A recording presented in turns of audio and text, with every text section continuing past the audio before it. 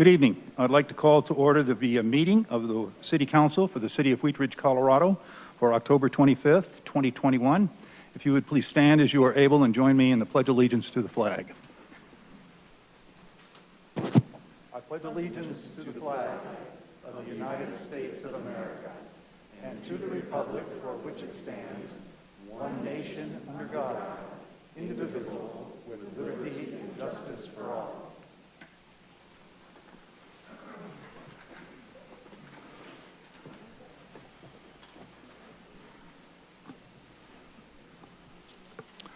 Thank you. Would the clerk please call the roll of the members? Councilmember Hoppe. Present. Councilmember Hutchinson. Present. Councilmember Urban. Present.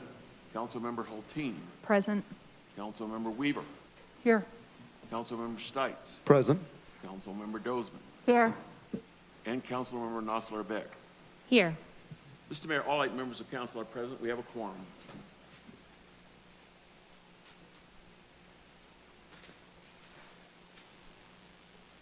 Thank you. We have 2 proclamations tonight. The first one is a proclamation in support of Native American Heritage Month, November 2021. Whereas, during National Native American Heritage Month, we celebrate the rich tapestry of indigenous peoples and honor their sacrifices, which we recognize as inextricably woven into the history of this country. And whereas Native Americans are descendants of the original indigenous inhabitants of what is now the United States, and have moving stories of tragedy, triumph, and perseverance that need to be shared with future generations. And whereas Native Americans have enriched our heritage and continue to add to all aspects of our society through their generosity of culture and the continued practice of teaching economic, environmental, and cultural sustainability. And whereas our country is blessed by the character and the strength exemplified by the Native Americans who have answered the call of service in our armed forces in greater numbers per capita than any other group in the United States.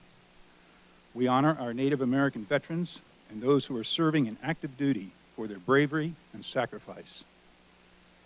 And whereas the City of Wheat Ridge is committed to protecting the tribal sovereignty and self-determination of Native American peoples and recognize 6 primary tribes with connections to the city: the Northern Cheyenne Tribe, the Northern Arapaho Tribe, the Cheyenne and Arapaho Tribes, the Ute Mountain Ute Tribe, and Southern Ute Tribe, and the Northern Ute Tribe.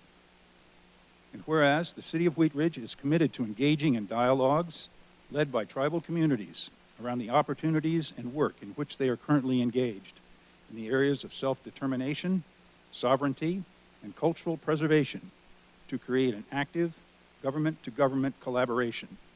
And whereas, during the month of November, we honor our Native people in this their ancestral homes and recognize their continued contribution in strengthening the diversity of our society. Now therefore be it resolved that on behalf of the City Council and the people of the City of Wheat Ridge, I, Bud Starker, Mayor of the City of Wheat Ridge, Colorado, do hereby proclaim November 2021 as Native American Heritage Month in the City of Wheat Ridge. Signed this 21 day of October, 2021.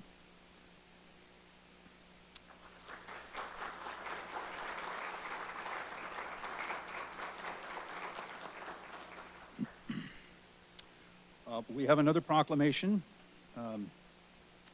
for taking community action with teams in partnership with Jeffco Communities That Care Coalition. And I would like to invite the following individuals to the podium for this. Sam Taylor with Jeffco's Community That Care Coordinator in the Jefferson Center, if you'd come forward and join me. Pamela Gould with Jeffco Communities That Care, Coordinator from Jefferson County Public Health. Susan Anderson with the City of Wheat Ridge Recreation Center, and June Beth with the City of Wheat Ridge Recreation Center. If you all would join me here, and thank you so much for being here.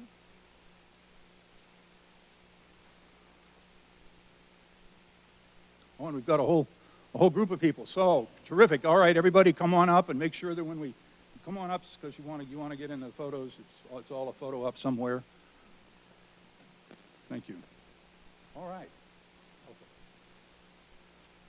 All right, this is a proclamation taking community action with teens in partnership with Jeffco Communities That Care Coalition. Whereas the City of Wheat Ridge is a community that looks out for teens, mental health, gives positive resources to unite teens and adults, and promotes positive social connections. And whereas the City of Wheat Ridge values preventing problems, including substance misuse, homelessness and anxiety, and interpersonal violence, particularly given the challenges and opportunities that have been revealed and magnified by our pandemic. And whereas the City of Wheat Ridge strives to increase protective factors and decrease risk factors for all our young people through policies and systems changes. And whereas the City of Wheat Ridge aims to share Jeffco Communities That Care tools to help adults become even more supportive to our youth, to better understand teens and increase their tools for good communication. And whereas the City of Wheat Ridge and Wheat Ridge community partners have been key Jeffco Communities That Care Coalition leaders for many years and intend to continue to expand this collaboration to benefit Wheat Ridge youth. And whereas the City of Wheat Ridge is specifically taking action by offering new teen nights out on the third Friday of every month for ages 14 through 17, a new youth program called Breakaway at the Anderson Building on the third Saturday of every month for ages 11 through 14, and paid internship opportunities for Wheat Ridge High School teens. Now therefore be it resolved that on behalf of the City Council and the people of the City of Wheat Ridge, I, Bud Starker, Mayor of the City of Wheat Ridge, Colorado, do hereby proclaim that the City of Wheat Ridge is taking community action with teens in partnership with Jeffco Communities That Care Coalition. In witness thereof, on this 25th day of October, Bud Starker, Mayor. Thank you. And would you like to speak? Yeah, sure. Mayor, City Council, and in fact, City of Wheat Ridge and City of Wheat Ridge Youth, I just want to say on behalf of Jefferson County Communities That Care that we value your partnership and value how much you care about your teenagers, that you're willing to partner and share resources with your parents and guardians in the community, as well as supporting our teens. I want to have our teen interns from Wheat Ridge wave. They're amazing. They just started last week and have been doing all kinds of projects already. And then I also just want to do a shout out for the Wheat Ridge Rec Center, who is really supportive of teens and is doing such an amazing job in our community. Thanks. All right, thank you very much. I want to meet everybody coming down here. If you all stay here, nice to meet you. Thank you so much for coming. Thanks for coming. Hi. Good to see you guys. Good to see you. Behind us. Mr. Goff, do you have a photo coming for us? All right. Oh, they have, okay. Okay, thank you all so much. I appreciate it. All righty.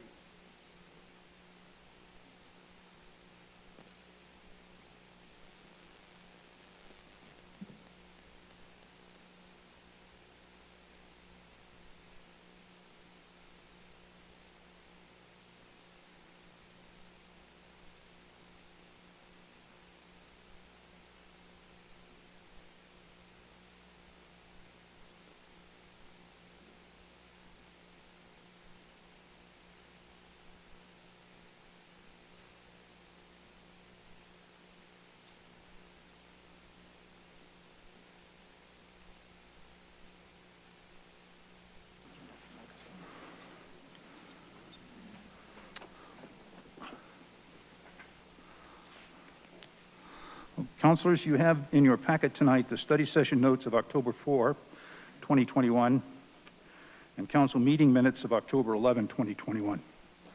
Are there any changes or modifications to these documents before we note them approved? Seeing none, they'll stand approved as noted or as presented.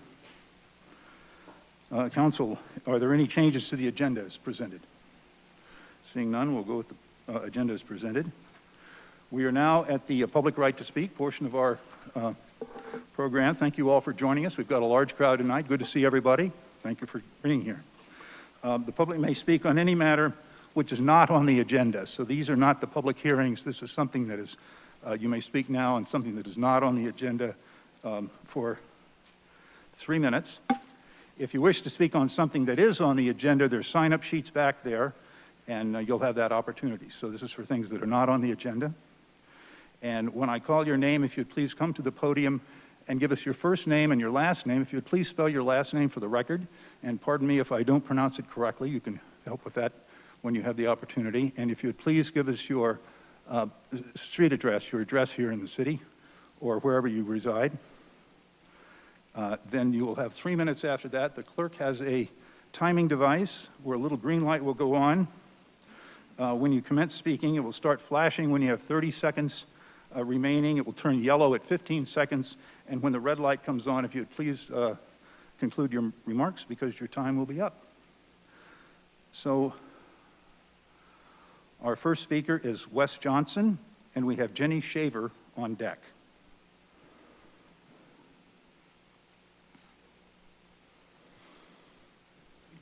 And I'll try to give the on-deck person so you'll have an opportunity to get positioned by the podium. So, and you're free to take your mask down during your time at the podium. My name is Wes Johnson. Last name is Johnsson. Address is 3595 Quail Street in Wheat Ridge. I'm a District 3 resident. City Council, I would like to speak briefly about my experience with Amanda Weaver as a council person. I needed some guidance to assist me with finding information on whether I had water rights on a creek running through my land. Amanda, with a little research, gave me the names and phone numbers of the individuals that could help me. I recall her calling me and asking me if I had heard anything yet and assuring me that they were working on it. Amanda also introduced me to a new neighbor after finding out that we shared some alike activities. I am not a developer. I'm not a part of the housing industry. I am not financing her campaign. She did these things for me just because it was the right thing to do. I have been a member of District 3 for about 15 years. She is the only member of City Council 3 that has helped me and been neighborly. I feel there is more to being at City Council than just voting on rezoning. And that's why I will support Amanda in her reelection to council. Thank you very much. Thank you. Our next speaker is Jenny Shaver and George Pond on deck.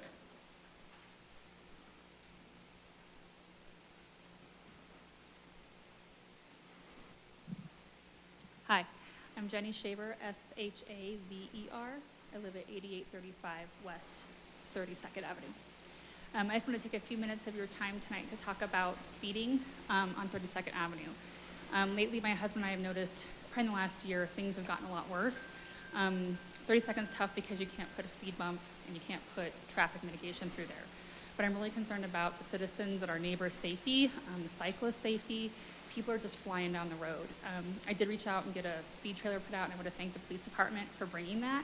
They came out like the next week and dropped it, which was great, and also the Councilman Stites for having dialogue with me, because I'm really trying to just figure out how to keep our community safe. One thing that popped into my mind, I'm not really a punitive kind of person, but I know that Boulder, Denver, and I think it's Glendale have speed cameras to try to mitigate that, and I realize 32nd has a lot of community traffic, but it's a thoroughfare. There's a lot of people coming from Denver to go to Golden and vice versa. And I just think as our city's growing and changing, we need to look at how do we keep our community members safe. So it's more just a dialogue that I'd like to start thinking about what can we do to protect our people. And those other streets as well. But 32nd just really struck in my mind, especially with the recent, there were two, I think both fatalities that really, I went to Wheat Ridge High School. It hit me hard when I found out a child was killed. I know that wasn't the speeding area I'm talking about, but it just really is becoming more prominent. And so I want to just see what we can do to put that on the forefront as we look at our growth in our community. So thank you. Thank you. Our next speaker is George Pond and David Land on deck. Thank you. George Pond, 1 Rangeview Drive, and that's P-O-N-D. I didn't know I was going to take my mask off. I apologize. Thank you, council, mayor, clerk, staff, and everyone for keeping the lights on and really continuing to adapt in these times. I'm proud District 3 resident and grateful to have had my chance to serve the district and this city. And service is what I want to talk about tonight. The city, from its very origins, has relied on citizen servants who have committed their time and their minds, perhaps their souls, to the business of building a city. And so many of them have done it from a place of humility, prudence, and balance. I'm here tonight to support our District 3 council member, Amanda Weaver, as she runs to serve again. Amanda's both a throwback and an agent of thoughtful progress. Many of you may know her for her work, her stewardship of a historic farm in District 3, the very land of one of our founding mothers, Louise Turner. And I know Louise would be proud of you, Amanda. I know that because I sat with her, and I know what her expectations were. Amanda answered the bell when it was her time to serve, more than once. First on the Planning Commission, and then on this body. And she's conducted herself with those qualities of humility, prudence, and balance. Humility, because this is bigger than all of us. This is bigger than her, and she knows that. It's bigger than our petty squabbles. It's bigger than just what's happening in this room in one night, and she knows that. And prudence,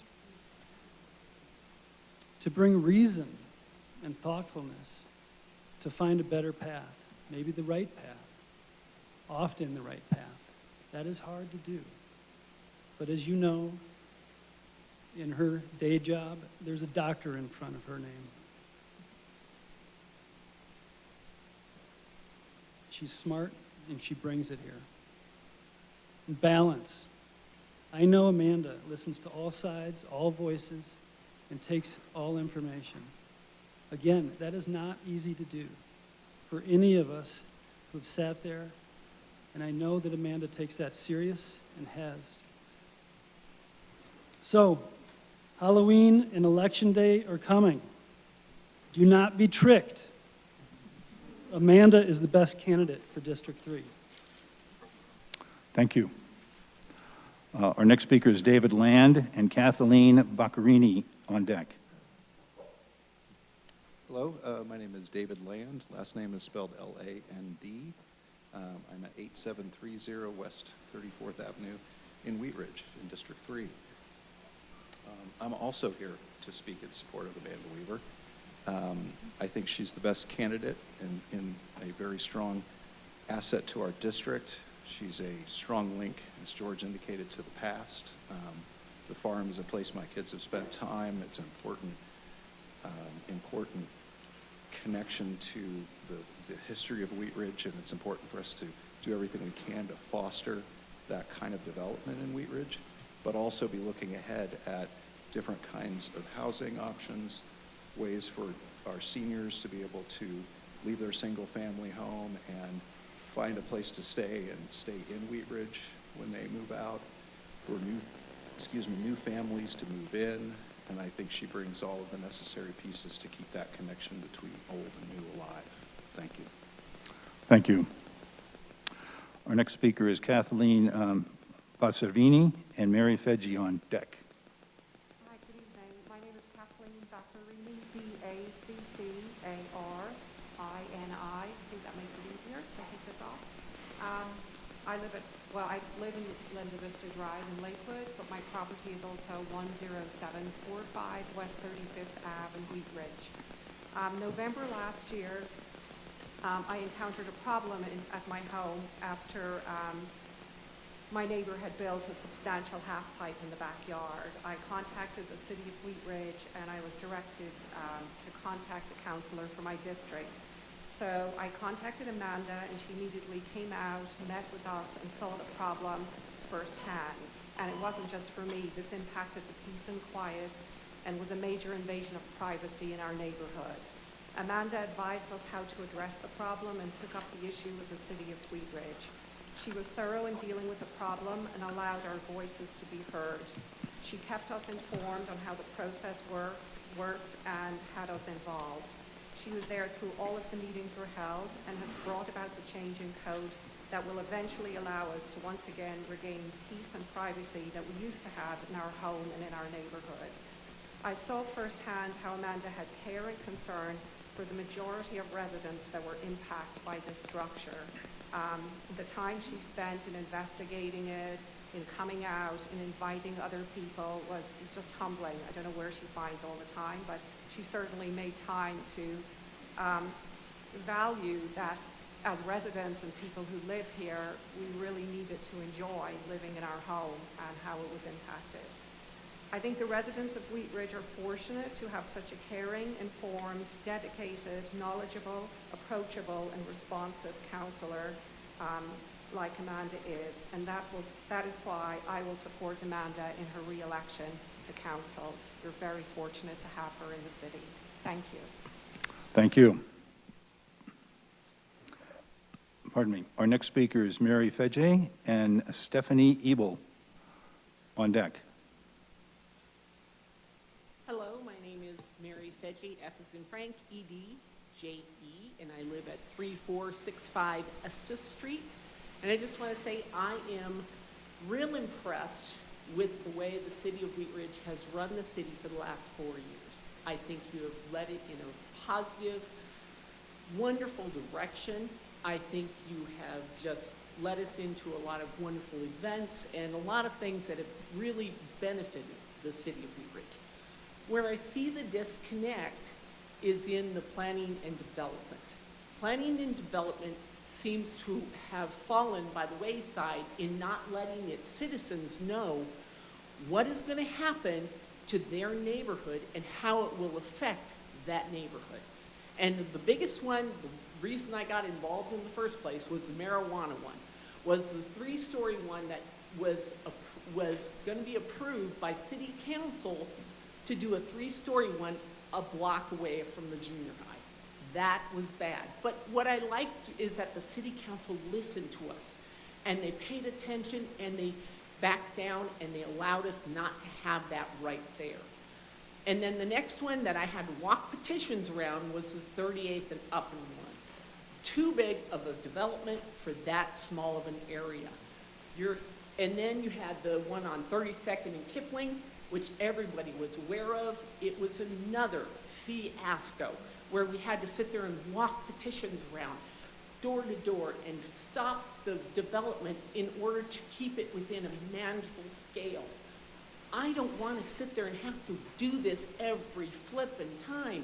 I think it is time that we trust you. We don't want to babysit you. We want to trust the people that are leading the city to guide us in the area that we need to be guided.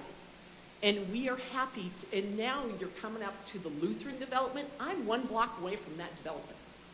And I have to admit, that is a concern for me, because if it turns out like the Highland area, I mean, that is a disaster. They left it to be as many stories as they wanted to. It is a horrible area. It turned out just horrendous. And I don't want to see that for the city of Wheat Ridge. You have an opportunity here to take this 100 acres and develop it for the next decades to come. And I'm looking forward to it. And I want to see our city developed in a proper way. I don't want to see us have to go backwards every time and have to keep fighting the same fights. It's like, I want to see us go in a positive direction. And if people are taking money from developers, why would you take money from developers? Because then you know that your vote, the first vote that you do, has to go to that developer because you have to pay them back. I don't want to see that. So I want to see Wheat Ridge continue to go in a positive, forward direction that I've seen all along. I think this is a great city. I've lived here for 35-plus years, Thank- and it's excellent. Thank you. And I love the direction you're going. Thank you so much. So I would like to see you continue that and see what we can do to get us going in that direction. Thank you so much. You're welcome. This is not an applaudable event, please. Stephanie Ebel and Joy Opp on deck. Hi, I'm Stephanie Abel. Thank you for letting me talk. I live on 3225 Parfait Street. I'm a resident of District 13, District 13, District 3, sorry. So this is the first time I've had any involvement with local politics. I get this flyer in the mail from Amanda Weaver, and she indicates that one of the bullet items is the environment, sustainability. And a while back, I made a vow that I was going to support candidates that were pro-environment. So I do something unusual for me. I send her an email. She is there. I mean, she comes right to my door. She leaves a note. I'm not there. So I call her up. She follows up. She spends an hour talking with me about what the city of Wheat Ridge is doing, what she has been a part of, how different parties are coming together to come up with common solutions that they can both agree on. And I just found myself so struck by the idea of politics, of listening, of actually responding to individual people, of individual people being able to make a difference. That responsiveness is, it's really, I don't have the right word, but it's very profound. And throughout the course, so at that point I decide to put my efforts behind Amanda. And I see the same thing in other areas. I see integrity, I see honesty, I see responsiveness. And I'm sure I'm preaching to the choir here, but so be it. Anyway, that is why I am supporting Amanda Weaver. So thank you. Thank you so much. Our next speaker is Joy Opp and Julie Scarlatta on deck. And if our clerk would hit the light when they're ready to go. My name is Joy Opp, 46 Hillside Drive, District 3. I wanted to speak very briefly to express my gratitude for Councilwoman Weaver's support for the sustainability efforts that I'm involved in. I serve as the co-chair for Sustainable Wheat Ridge, and I'm on the leadership committee for my neighborhood's Sustainable Neighborhood Program. Amanda Weaver has been an outspoken advocate for the betterment of Wheat Ridge's sustainability efforts, and not only walks the talk, but encourages others to do so as well. She recognizes the challenges in our community and knows that neighbors working together is the best way to solve them. I'm just very grateful for Amanda's support and advocacy on City Council. Thank you. Thank you. Our next speaker is Judy Scarlatta and Amanda Rebel on deck. Hi, my name is Julie Scarlatta, and it's Scarlata, and I reside at 10662 West 35th Place in Wheat Ridge. And I wish to speak and go on record in support of Amanda Weaver, who is running for re-election in District 3. I am a resident of District 3 and have gotten to know Ms. Weaver as she has listened to my concerns and has been available and responsive when anything comes up. Here is what I have learned about who she is and what she stands for. Ms. Weaver is the proud owner of Five Fridges Farm, and she should be proud of everything that it stands for, as I believe it is absolutely representative of her integrity, her values, and her commitment to this community. When I think of farming, I am reminded of my great-grandfather back in Kansas. I am reminded of him working in his fields, growing crops, tending to his animals, and lots of hard work. I now also think of Ms. Weaver and how her farm is a symbol of how she sees and works for the broader community of Wheat Ridge. She not only tends to the crops that she grows, but her entire model of keeping her farm running is about cultivating and encouraging community, listening to others, and caring for the citizens and the city of Wheat Ridge. She brings people together. She listens to everyone in District 3. She is enthusiastic, kind, caring, and smart about how she handles issues that arise. Farming is not easy. It is complex and dynamic. The role of councilwoman is also not easy. It is complex and dynamic. She educates herself on the issues that we face and seeks to understand the intricacies of each and every issue. She believes in Wheat Ridge, and I believe in her. I also have a statement that was written by my neighbor, Nicole Ortiz, who resides at 10745 West 35th Place. She is also a District 3 resident, and unfortunately, due to her son's being sick, she had to stay home with him. Nicole writes, I am a District 3 resident and would like to speak about my positive interactions with Amanda Weaver, who is running for re-election for City Council in District 3. I met Amanda when I contacted her regarding a complex issue that negatively impacted my neighborhood and our daily quality of life. Amanda listened to my and other neighbors' concerns and took the necessary steps that led to an effective resolution. While there are many big issues facing our city that Amanda is more than qualified to manage, it's her ability and willingness to also handle smaller neighborhood issues that makes her so suited to being our city councilor. I find her to be extremely accessible and approachable. She sincerely listens to her constituents' concerns and responds back in a timely manner and with helpful solutions. If she doesn't have the immediate answers, she takes the time to find them. She understands the importance of community and bringing neighbors and neighborhoods together, and she is a problem solver who can focus on local interests and neighborhood concerns. She genuinely serves the community in which she works and lives and is truly invested in the success and future of Wheat Ridge and its residents. Thank you. Thank you. Our next speaker is Amanda Rebel and Kathy Plummer on deck. Hi, my name is Amanda Rebel. It's spelled R-E-B as in boy, E-L as in love, but you can call me Rebel if you want. My address is 10762 West 35th Place in Wheat Ridge, Colorado. I am a proud District 3 resident and am very excited to speak about my experiences with Amanda Weaver. When I first met Amanda, I had a complicated District 3 concern involving a half pipe. I immediately felt heard and listened to.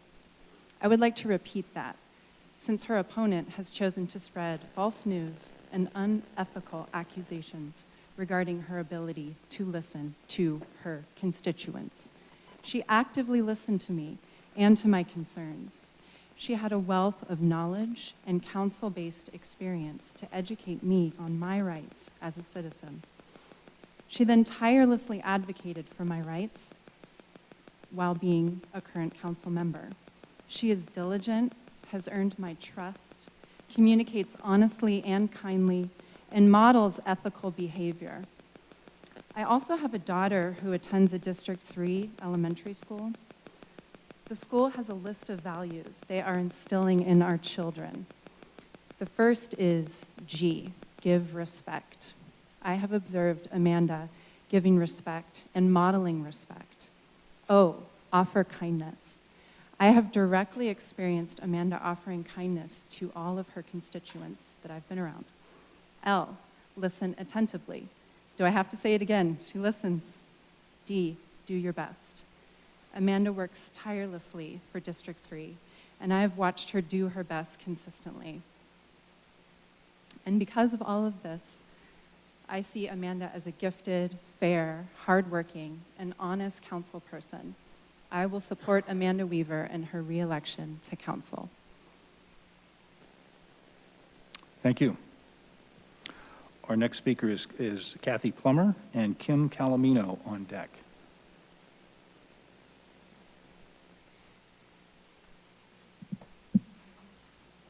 My name is Kathy Plummer, that's P-L-U-M-M-E-R. I live at 3 Twilight Drive in Wheat Ridge.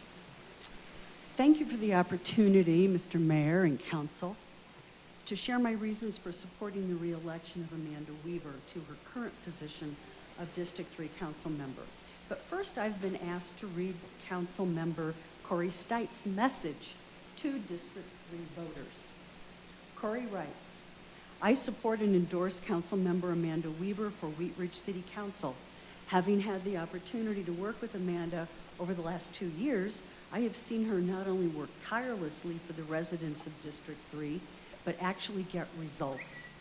working to change ordinances and reducing the impacts from group homes in neighborhoods, strengthening neighborhood privacy, and helping to create the Dead Tree Removal Grant Program, just to name a few of her initiatives. Even through the pandemic, she and I have been able to collaborate and continue to host frequent District 3 meetings.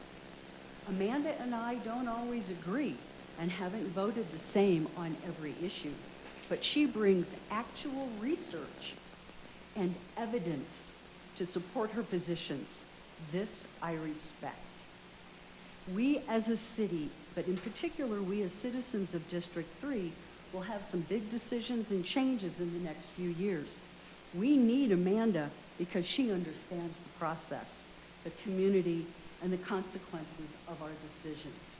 Signed, Corey Stites, District 3 City Council Member. Councilmember Stites is correct. Amanda Weaver's integrity and experience have been integral to the success of many city initiatives in the last 2 years, but her service to Wheat Ridge began more than a decade ago with her appointment to City Planning Commission. She sees the bigger picture of how District 3's unique needs fit into the city's planning. Amanda is known for being a straight shooter and an independent thinker who listens to the voices of her constituents. Her approach to a problem or conflict is to see it as an opportunity to find compromise with dignity for all parties involved. This is something I personally really value in my council rep. Her empathy and sincere concern for her constituents has given her a reputation for being a problem solver who listens. Fun fact, she was our 2019 Carnation Festival Contessa. I didn't know we had a Contessa. That's cool. As one of my neighbors so perfectly phrased her decision and reasons for voting for Amanda, and I'm quoting, "I'm voting for Amanda Weaver because she is not right, she is not left, but she's in the middle and trying to accomplish what is best for everybody right now. And she does this with compassion and respect for everyone." I'm voting for Councilmember Weaver because my family has enjoyed living in District 3 for 30 years. Thank, Some of the best of our lives. thank you. And with Amanda to represent us, I'm looking forward to a bright future for another 30. Thank you. Thank you so much. Our next speaker is Kim Calomino, and it looks like I have Kelly on deck. Thank you. Kim Calomino, Calomino, 4070 Dover Street. Hello, Mayor Starker, council members. It's nice to see you in person. It's been a while. As we approach an election in which 4 of you are seeking re-election, I would like to thank you for your service. As individuals and as a body, this council has proven to be collaborative problem solvers, attentive to the constituent voices, and conscientious in your approach to serving the community together.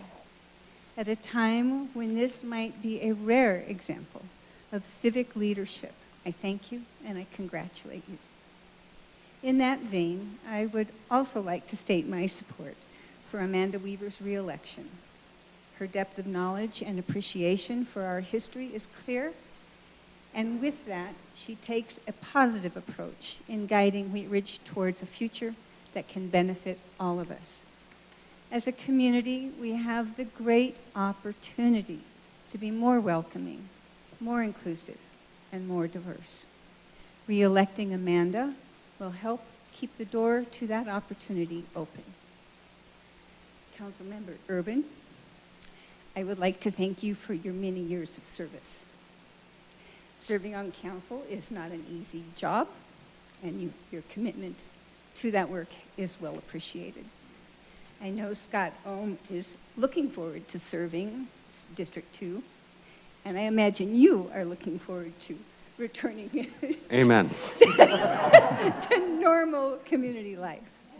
Thank you for your work, and thank all of you for your service. You're doing a fine job. Thank you. Thank you. I'd like to respond. Thank you, Please. Kim, for those remarks. Coming from you, that means the world. Appreciate it. Thank you. Our next speaker may not be Kelly, it may be Raleigh. So as Raleigh is in the house, it's your turn to come to the podium.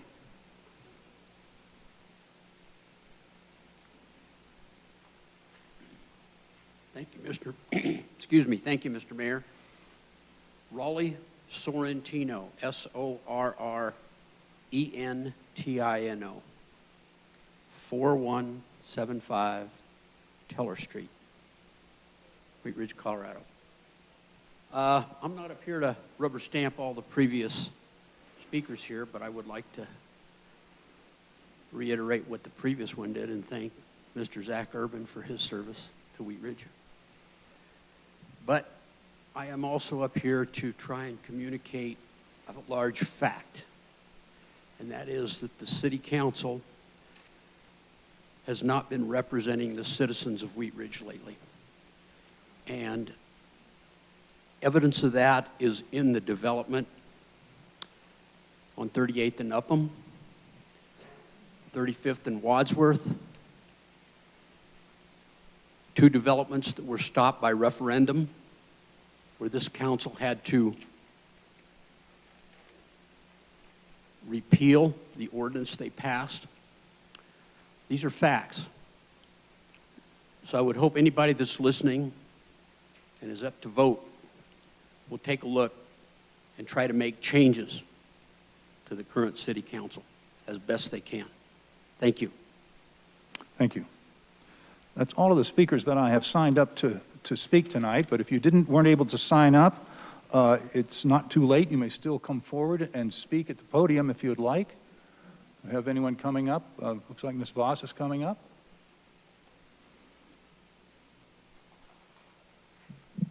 Good evening. My name is Vivian Voss. That's V as in Victor, O S as in Sam. I live at 6920 West 47th Place. I had the time spent on Planning Commission at the same time, as a commissioner at the same time that Amanda did. We've heard a lot about her works and what folks are considering good works in the city as a city council member. I personally reapplied for Planning Commission 3 years after my first term, and I was not approved to be a commissioner. Publicly speaking was Amanda Weaver from the dais, and she said I was unfit, unbecoming a commissioner, and she was the only one on the dais that had anything personally to say about me. No one asked for any reason as to why I was not approved, but she felt with a lack of integrity, a lack of honesty, and a lack of respect that she had to call me out. I then asked her what the deal was that she was calling me unbecoming a commissioner for. And she gave me a reason, and I said, that's not true, I never did. And she said, I will look it up, and if I find that I can't find what I'm basing my opinion on facts, I will apologize to you. She never apologized to me. It's been over a year. I don't even know what the time's been. It's been over a year. She's not publicly or privately apologized to me for calling me out in public as an unbecoming a commissioner with no basis. And let's leave on a good note. I live in District 2. I have enjoyed all the time that I have spent here in this council listening to Mr. Zach Urban. His integrity, his honesty, and his respect has impressed me as long as I've known him. Thank you for your time. Thank you. Do we have another speaker wishing to come forward?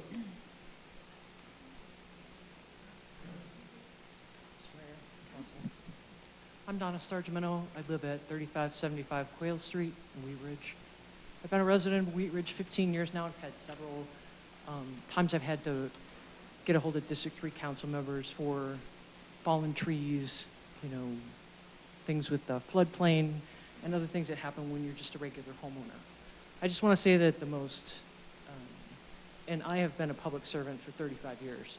So I know how difficult it is to balance all those hats, and the communication is part of one of the hardest and part of the biggest problem that we have, whether it's notifying citizens or returning calls or emails or whatever it is. And I know anybody who sits on this council or works in public service knows that those things go on forever, and they never stop, and you never get a break. I did want to say thank you to Amanda Weaver for returning my calls, returning my emails, and being very communicative about all the issues that I've faced since I've been a resident of Wheat Ridge, and to thank the council for their support and their hard work during these trying times. Thank you. Thank you. Looks like we have another speaker who'd like to speak. Please come forward. Yes, sir. Thank you for giving me the time, Mr. Mayor, City Council. And that was my wife. We do live at 3575 Quayle Street. Been there we're going on 16 years now. And we've had some issues. We discovered that Amanda Weaver was on the City Council. We found out that we had an actual conduit that would listen to us and respond. Having come from other cities, we had found that the City Council people or people that were supposed to help us were so aloof, they couldn't return a phone call, they wouldn't listen to us, they wouldn't give you the time of day. We just weren't important enough. But that's not the way with Amanda Weaver. As an example of this, we did have a fallen tree about 30 feet tall that was on the adjacent property, and it was leaning, it was caught by another tree by a couple branches, listing by about 20 degrees perhaps. And when those branches would break, if they did break, they would take out part of our house. And I had called code enforcement, and I talked to a lady there, and she said, I told her this tree is dead. It's been dead since we moved in, and it just rotted out and fell. And she says, can you prove it's dead? And I said, well, it's a dead tree. There's nothing on it. She said, well, you'll have to hire an arborist to prove it's dead. And I thought, man, I'm in Denver again. This is the way things operate out there. Since I couldn't get through to this code enforcement officer, I called Amanda Weaver, told her this is what the situation is. She said, send me some photographs, I'll see what I can do, which I did. And later that day, I had an Officer Schroeder contacted me. And I explained the very situation to him, and he said, well, check it out. The next morning, he was there with 2 code enforcement officers. And the reason I called them is because I didn't want to fight with a neighbor about getting things done. These are very expensive things to do, and I understand that. And he told his code enforcement officer, once he just took a look at it and it's dead, the tree obviously dead, said, find the property owner and have it removed. And about a week later, Amanda Weaver called me, asked me, was this thing resolved to my satisfaction? And I did have to say yes. And I thanked her profusely. Otherwise, it would have never gotten done. It would have had to have been handled through bickering of insurance companies when the tree did come down. Anyway, thank you very much. Thank you, sir. Before you get away from the microphone, may I have you give us your first name and your last name? Oh, I'm sorry. That's okay. I'm just her husband. Well, you know, that means a lot. Fred Gimeno at 3575 Quayle Street. And spell your last name for me, please. Oh, Gimeno. Thank you very much, Mr. Gimeno. Thank you very much. Appreciate you coming.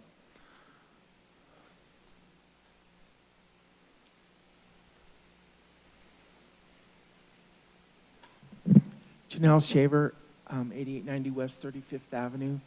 I just would like to encourage the staff and the clerk's office to get together and figure out a way to use the timestamp for candidates' petitions and informations and reports that they turn in. I think a lot of the controversy that has developed over the last week to 10 days in the District 3 election would not have even happened had things been equally time-stamped when they were received by the machine, and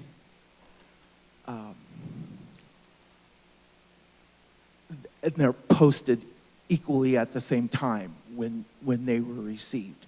It's not meant as a criticism, it's meant as a encouragement to prevent controversy in the future. So with the new glassware out there and restrictions to getting in, it seems to me that the timestamp is there, but it wasn't being used for the election. So I just wanted to encourage that. Thank you. Thank you. Is there anyone else that would like to speak under public comment? Please come forward. My name is Kim Ortel Hardy, O-R-T-T-E-L-H-A-R-D-I. I live at 10240 West 34th Place, and I'm here to show my support for Amanda Weaver. I, like Amanda Weaver, have experienced from her opponent the contortion of the truth and lying to obtain his desired outcome in a situation. I, like most people, don't want anyone telling me how to live, least of all how big my yard should be. And I'm not sure why the opponent thinks this should be his privilege. I will be voting for Amanda Weaver. Amanda is for diverse housing that would benefit young families, seniors, and the city of Wheat Ridge. Unlike her opponent, who I believe is most concerned about his own personal interests, Amanda's concerned about the community's best interests. I'll be voting for Amanda Weaver, who's for the many, not the few. Thank you. Are there other speakers that would like to speak under public's right to speak? Any item that is not on the agenda, you may come forward now.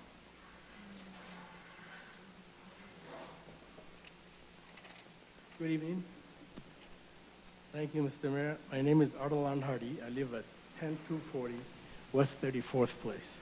And can you spell your last name for me? H-A-R-D-I. I was looking at Amanda Weaver's opponent's website, and these are the two things the platform states: that he is against small backyards and for small businesses. First of all, I would like to ask, who is he to tell us how to live and what size backyard we need? Secondly, many of the developers that he's against are small businesses. It just doesn't make sense. I believe we should elect a decent, honest person like Amanda Weaver to represent us in the city council, and we should re-elect her. Amanda is for increasing housing diversity and affordability, and we all know the city of Wheat Ridge is in need of more housing options. Her views on housing are for benefits of the community and not herself. Amanda, you have my vote. Thank you. Thank you.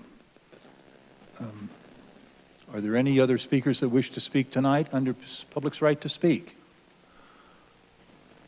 It's not too late?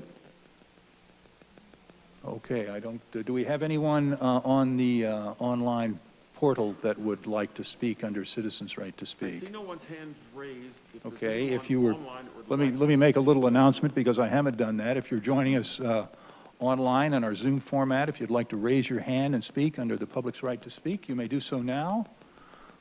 I don't have a good screen in front of me, so I'm going to rely on our clerk. Or do we have anyone?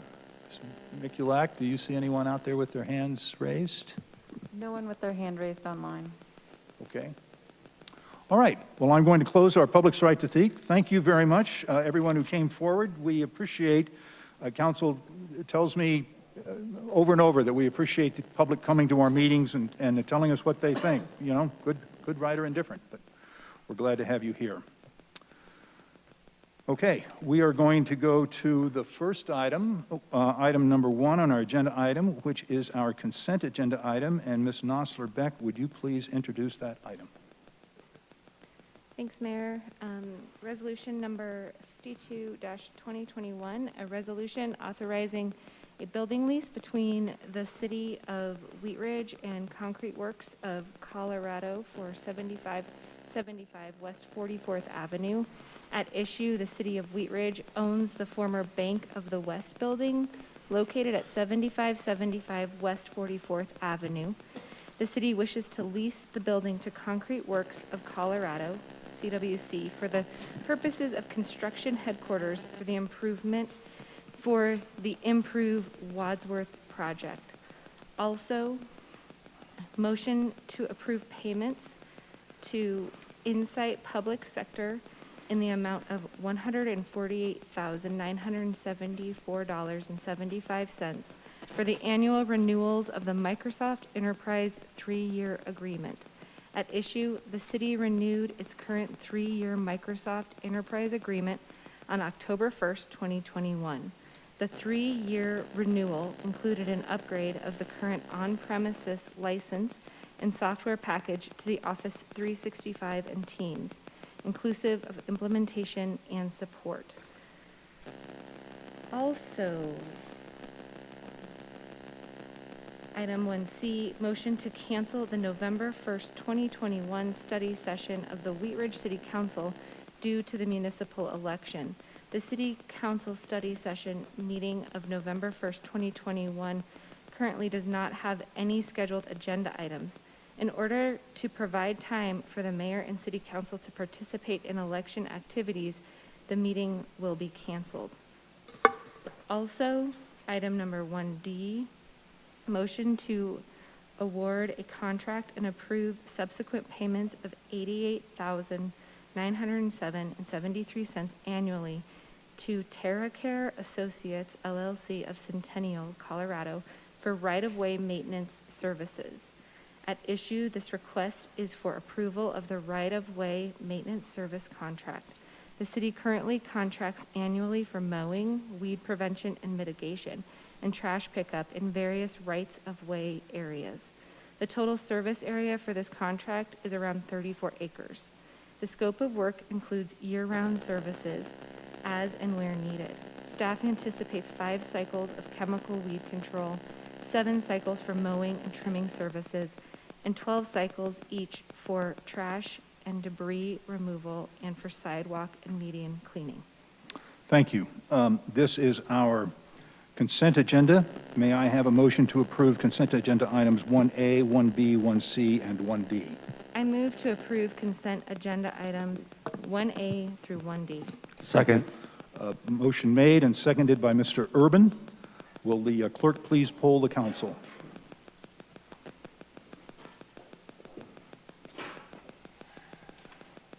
Mr. Mayor, the motion has passed unanimously. Thank you. We will move now to agenda item number 2. Hang on just a moment, please.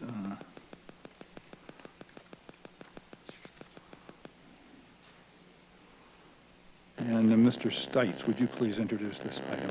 Yes, thank you, Mr. Mayor. Resolution number 53-2021, a resolution adopting the Lutheran Legacy Campus Master Plan as an amendment to the city's comprehensive plan, Envision Wheat Ridge.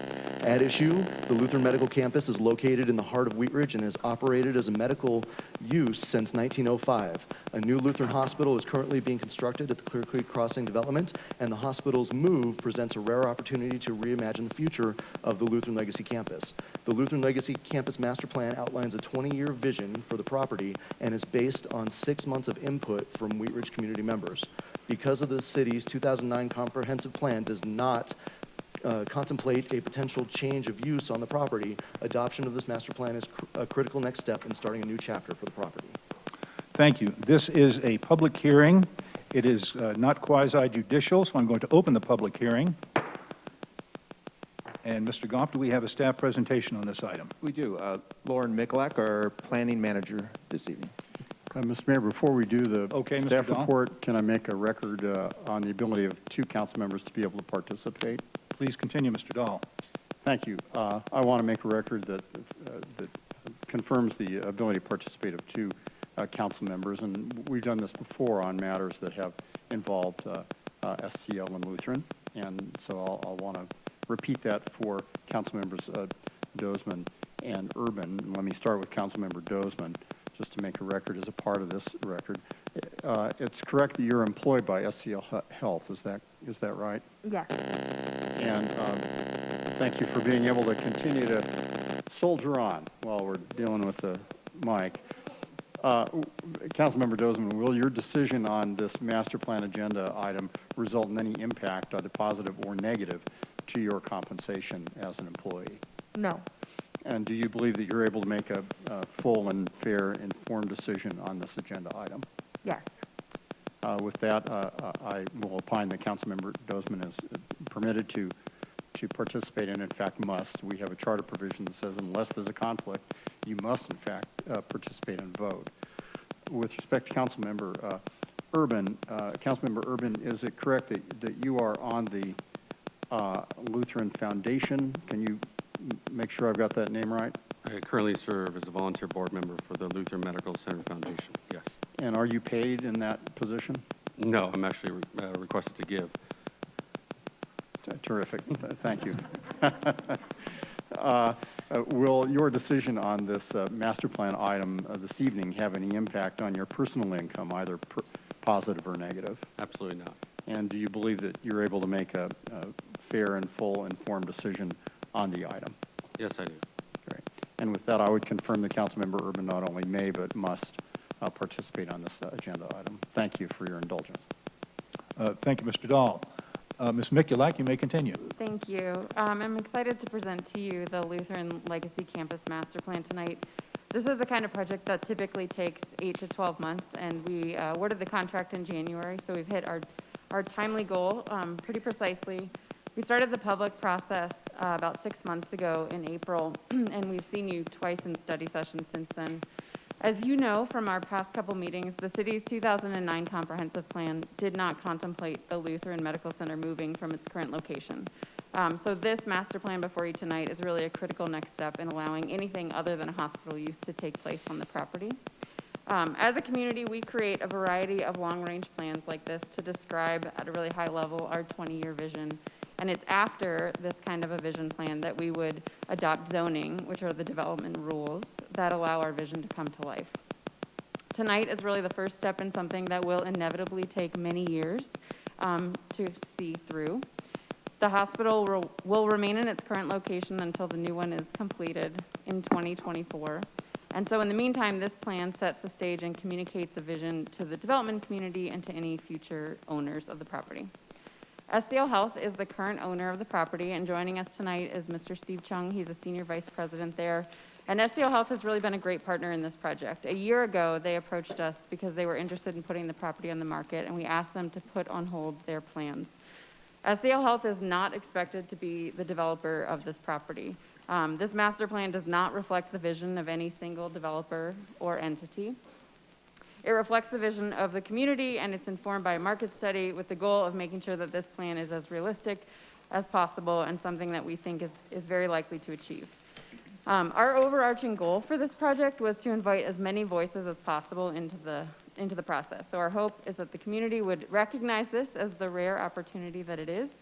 It's been a project of citywide interest, so we've utilized a diversity of different outreach methods and a diversity of different engagement formats. We included for you tonight in your packet the many different ways that we engage the community, from direct mail to email, social media, to traditional media, word of mouth, and What's Up Wheat Ridge. We were in every mailbox in the city through 3 issues of the Connections and in thousands of email inboxes. Our ability to use online tools with in-person activities is really relatively new in the last several years, but it's designed a more inclusive process, a more robust process, and really a better process than how we used to do our long-range planning. For a plan and a process of this scope, we typically engage a consultant.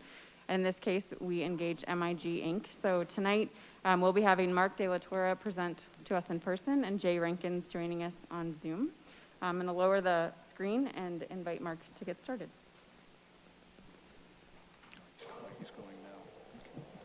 Did you get it? Okay.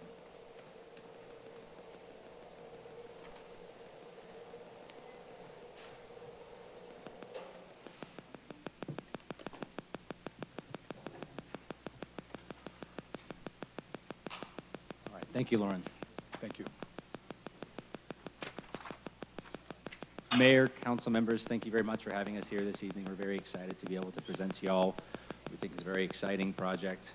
As Lauren mentioned, my name is Mark de la Torre, 4345 Brentwood Street, Bel Air neighborhood.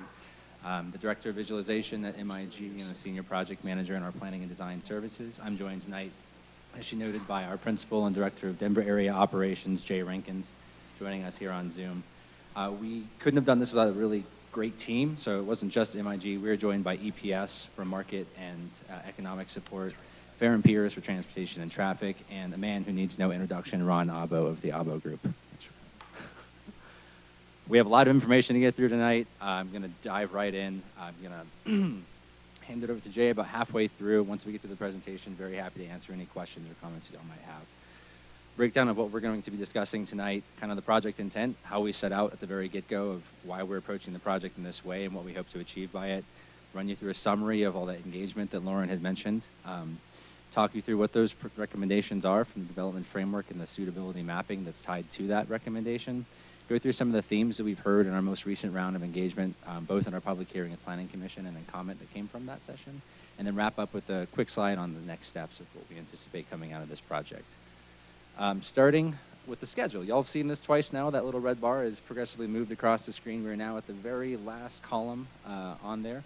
As you can see, the purple dots there indicating all the different touch points we've had with the community throughout the process, the regular project management and coordination with city staff and so forth, and the technical quantitative analysis, which paired with the community engagement was equally important, right? Making sure that our decisions are grounded in kind of sound recommendation from a technical standpoint as well. This slide here is actually something that we started with at every single meeting that we had in the very first phase of our engagement about the approach to the master plan, what we'd set out to do with a framework, which is a little different than a true master plan where you might see a road here and a building here, and the building is this tall with this many square feet. A framework's really trying to articulate what those expectations and parameters are for both the community who experiences the space and then the future owners and developers of the property. So the goal of that being in that second bullet there, really focusing on the trade-offs of it, knowing that there's a lot of things that could happen to the site. There's a lot of things that maybe should or should not happen. But we want to make sure that as we're thinking about how best to deliver on all those various aspects that community members have said they wanted, that we know the development community can provide, we do so with trade-offs in mind and striking that balance, which is that last point there. And striking that balance is based on not just the value of the land, but the values of the community, and neither one really taking the lead of the other, but finding that kind of harmony in between those two. Key components of the plan itself are, again, based in the structure plan. So the adopted structure plan was part of the 2009 Envision Wheat Ridge Comprehensive Plan, kind of governs the land uses and kind of thoughts around primary corridors and areas throughout the city. So that structure plan is the core of what we're recommending to update. The baseline understanding of land use and zoning are certainly some of the things that the recommendations touch on, and we'll see that later in the presentation. But it's not just the baseline of land use and the physical kind of nature and characteristics of the campus. It's forward thinking. It's looking to the vision of what future land use might be to better support the growing community in Wheat Ridge while being cognizant of the past in which it was born out of. The last piece there, again, knowing that this is a framework and not a physical master plan where we're saying these buildings are here, these buildings are not here, which brings me to one slide. It's the only slide I'm going to read verbatim because I think these are very important points. So this plan does not identify specific users. It does not lay out or lock in a specific site plan with building footprints. It does not require existing buildings or uses to either leave or stay, but it does summarize the overall vision and goals for the process. It outlines those key parameters and considerations for future development and potential change on the site. It identifies the appropriate locations, right, for those uses and the different compositions and adjacencies to one another. And it creates expectations for when future zone changes are requested, there is something to look at as either support or opposition against. That's kind of how we started, why we approached the project the way we did, and what we're hoping to get out of it. So this next piece here, I'm going to talk through the engagement that we took part in throughout multiple phases, starting with phase one, which, as y'all can see up here, began with a self-guided campus tour. Part of the engagement strategy, as Lauren noted, was multi-pronged. Not one strategy works best for every person. It's not just a public meeting. It's not just a survey. It's every single tool in the toolbox. So there were stakeholder steering committee meetings. We obviously had study sessions with y'all. We had different types of focus group meetings, from neighborhood members, community members at large, the business community. We had another public meeting on the virtual side, knowing that a campus tour might not be the right flavor. We did have an online survey and other aspects of it that kind of built to that first part of the vision. So starting with the campus tour, multiple stations, it was really about conversations with the community. We had about 80, 90 folks attend that. It was a Saturday morning. Tried to trick my neighbors into early morning math questions. Y'all heard that joke many times over, but I was successful for a neighbor or two. Most folks did call me out on that. But as I mentioned, we wanted to start the project with conversations. We wanted to make sure we were understanding at the highest level what the history, the buildings, the traffic, all that it was about the campus from the community perspective. The virtual meeting, we had another 50 members there, really focused on visioning and launching an online survey that ran for about a full month there. That online survey then was aggregated with the folks who showed up in person. So if someone can make it at 7 o'clock on a Wednesday, that's great. If you got kids at home or if you work evenings, we want to make sure that their voices are heard as well. So the online survey and every aspect of engagement was aggregated with in-person attendance and folks who were able to contribute at What's Up Wheat Ridge to make sure we had the largest range of folks being able to contribute to the process. The common themes we got out of that first send was compatibility with adjacent neighborhoods, being really respectful neighbors when we think about our edge conditions, thinking about a mix of uses really to support the overall community, safe multimodal connections, the idea of free public amenities, right? We want our parks, we want our plazas, we want our civic and cultural elements, and thinking about how best to achieve those led us into the next conversation around trade-offs. Like, okay, we have these great things we want as a community, how best do we arrive at those? And the last point was actually mentioned by a number of community members here tonight was the need and desire for a variety of housing that served a diverse kind of group of people. Second phase of community engagement. So more stakeholder steering committee meetings, more focus group meetings, more public meetings. So this was our first in-person public meeting. We were back here in the chambers. I actually stepped out briefly here for a new kiddo, but this third one was here in the chambers that also had an online component as well to, again, aggregate all the input we were hearing from the larger community. And at that session, we've created, I think, 3 of the most confusing concept plans from what I've gathered from some community input, so I'm hoping to provide a bit of clarity. None of these concepts are actually being proposed on the site. We started this exercise with, okay, we understand it's large civic areas, it's single-family residential buffers, it's mixed-use areas, it's retail, it's Main Street. So we started with a baseline concept that we knew the market would support. Again, this is all about trade-offs. It's about balancing that value and those values. And then from there, we tried to geographically co-locate some of those themes that we were hearing from the visioning standpoint, just to vet, okay, what does the community like about certain aspects? And there wasn't one of these that a community member said, oh, that's the one. None of these got it right, but there were certain aspects of those that we were able to extract moving forward to make sure that we understood what was working about those concepts, what was not working about those concepts. Third public meeting, over 100 attendees. We were really focused on preferred concepts and trade-offs. Took that online, 160 plus more people, taking 250, 260 folks input to that. We had a diverse range of individuals who've lived here for 50 years, who've lived here for 5 years, who just moved in and are really excited to raise their family here. Through that process, we learned that trade-offs were something that the community was willing to entertain, and they were most appropriate kind of in that middle density range, so not your high rises, but kind of your mid rises in the appropriate locations if that allowed the community to then achieve some of those benefits we talked about, those open spaces, those civically oriented pieces. And those were most appropriate in zones 2 and 3, right inside the wishbone there, not adjacent to kind of the neighbors to the east and the west, knowing that there is already 100-foot development along that northern edge in zone 2. Last round of community engagement, more stakeholder steering committee meetings, another focus group meeting, a 4th public meeting. It was an open house format. We had another large representation here, about 120 individuals, continued representation on What's Up Wheat Ridge, resulting in over 2,400 people being aware of the project just through that web platform alone, 1,100 people actively engaged on that website, about 400 of which came from social media. So kudos to the blasts on social media from the city and all the neighbors and folks sharing how people could contribute to the process. Similar themes actually to that front end of the process, keeping that height and that bit to the center of the site, really respectful of our neighbors to our edges, and then using that to then taper to create more diverse community by creating more options within the site itself. As I mentioned, minimizing those impacts to the edges, ensuring that affordable housing of all the different flavors of housing, right, senior housing, market rate housing, affordable housing being prioritized. Thinking about, again, homeownership opportunities, ways to create a destination for not just folks who live and work in Wheat Ridge, but folks might be visiting Wheat Ridge. And then lastly, and probably most importantly, with the historic elements of the site, and really thinking about how the history of the site, not just in a single building, but the site itself and the role that it's continued to play and evolve over the years, continues to evolve to respect the needs of the future of Wheat Ridge. With that, I'm going to hand it over to Jay. Great. Thanks, Mark. I'm Jay Rankins, principal with MIG. Last name is Renkens, and I reside at 6137 Everett Street in Arvada, Colorado. So as Mark said, we really wanted to, as we shift towards the recommendations of the plan, really take all the community conversation into consideration.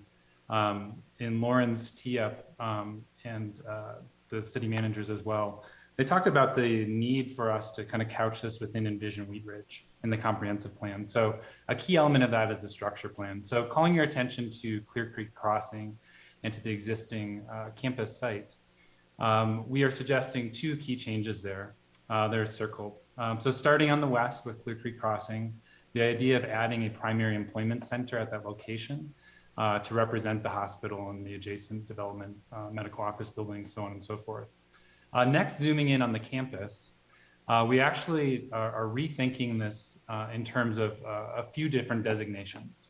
And so the first that I'll call your attention to are neighborhood buffers. So these are meant to basically typically be along arterials or between the development that would be along an arterial and lower density residential. But the comprehensive plan actually articulates these as appropriate for a transition between lower density residential neighborhoods and higher density, higher intensity development and or redevelopment.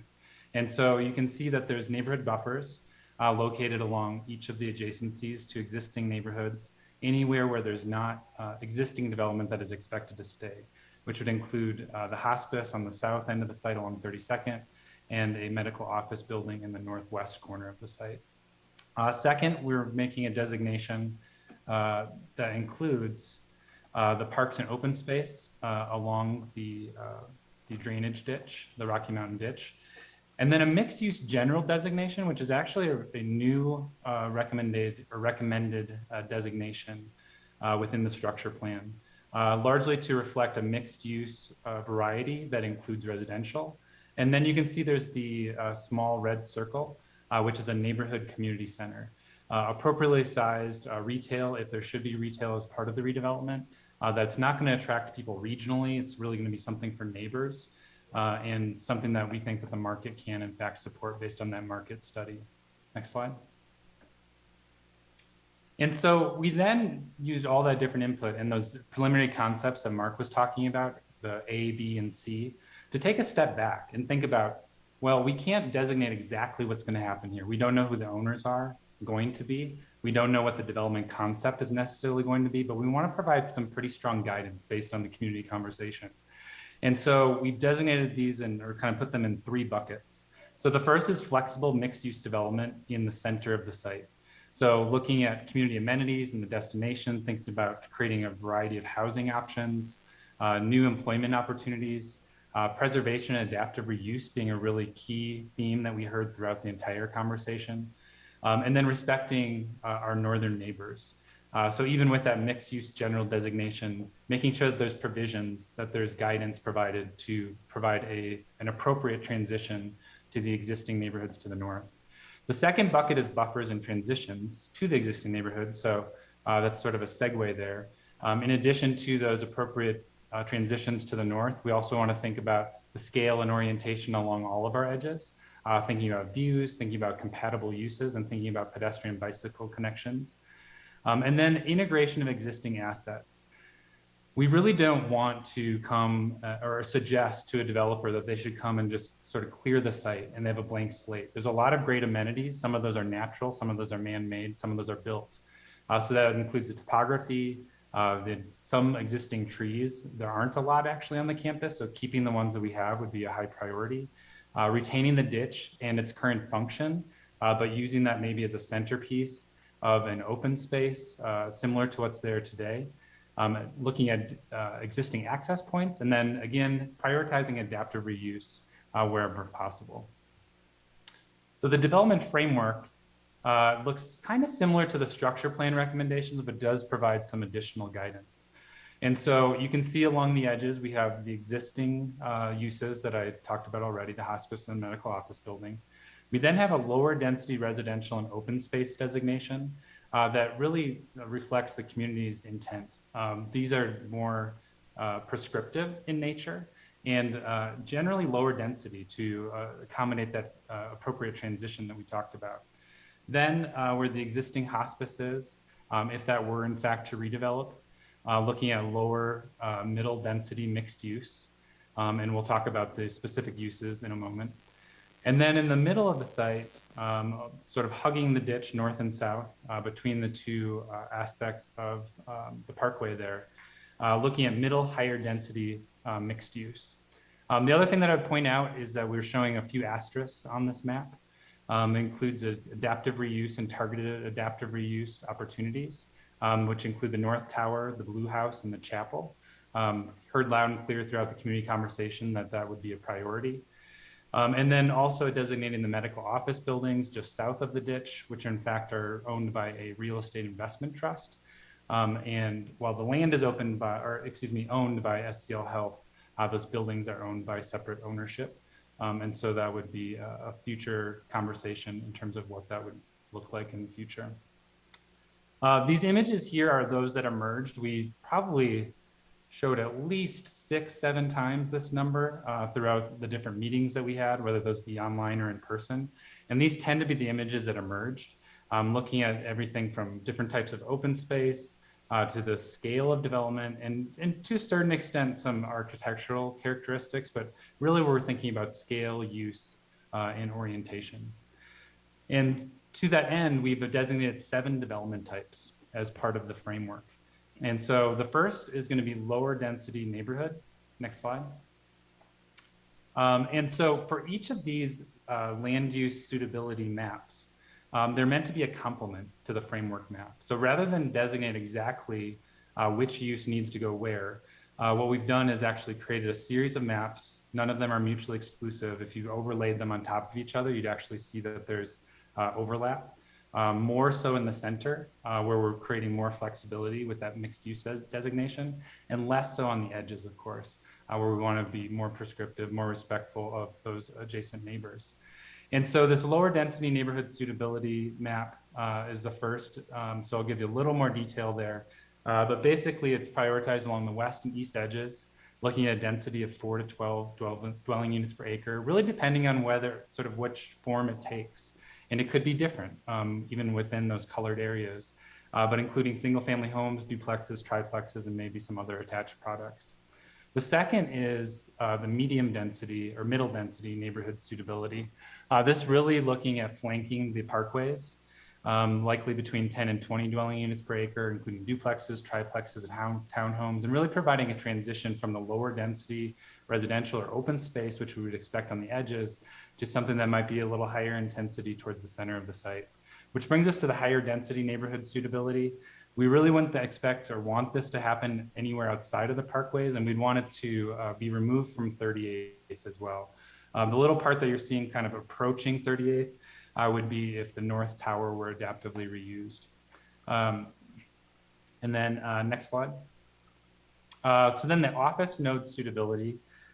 Interestingly, the office market without the hospital as the anchor, the market study actually showed is not especially strong. And so this is showing a pretty large area as office. And could we land a big fish and perhaps a corporate campus, locates here? Yes, that is absolutely a possibility, but less likely than a smaller footprint, maybe similar to the footprint currently occupied by the existing medical office buildings. But office is something that doesn't necessarily need the visibility along a major arterial, but we wouldn't necessarily want to butt that right up against the neighborhoods either. So you're seeing that in the center of the site along the parkways and in the existing hospice location. Which then brings me to civic campus suitability. Again, a larger scale than what we would expect for a civic campus. Even I think if we put all of the existing needs of maybe Jefferson County, maybe some other partners and the city together. I'm not sure if we would necessarily occupy this much space, but people really liked the idea of having a civic presence on the site. And so we wanted to ensure that we included that in the land use suitability. Some people liked that in the center of the site, thinking that it really was a sort of central anchor drawing people into the site. Some people felt that was less accessible, so they actually liked it along 38th. And most everyone liked the idea of tying it to the ditch open space in some manner. And then retail and restaurant destination suitability.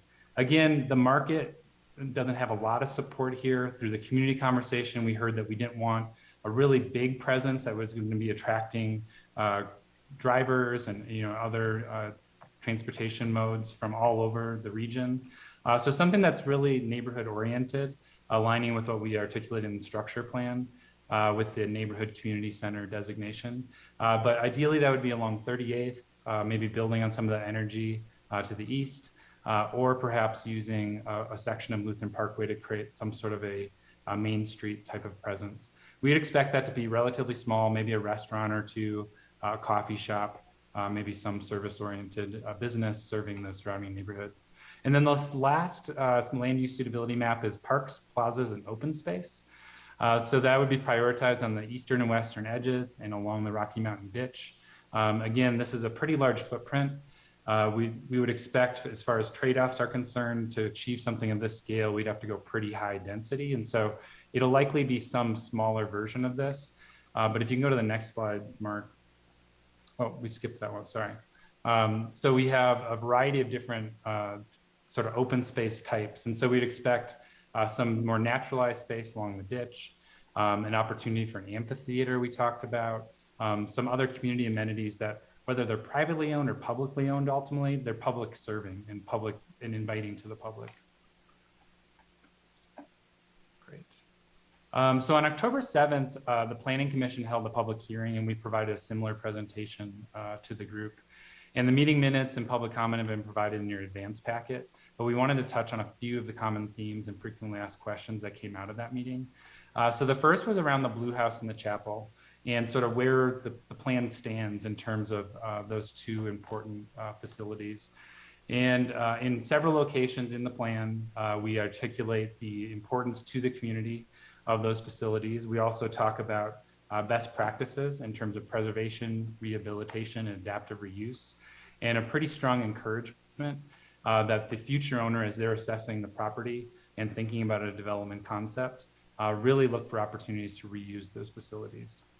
The next is the Rocky Mountain Ditch. We realized that in some of the public comment during the Planning Commission hearing that we weren't clear enough on what we meant by creating an amenity around the Rocky Mountain Ditch. In no way, shape, or form are we suggesting that the Rocky Mountain Ditch become a water element that you'd splash around in. It definitely needs to be retained and should be used in the future in its current state. But we do think that there's an opportunity to at least sort of embrace and maybe even build upon the existing open space that's along the Rocky Mountain Ditch. So again, sort of it's a both and.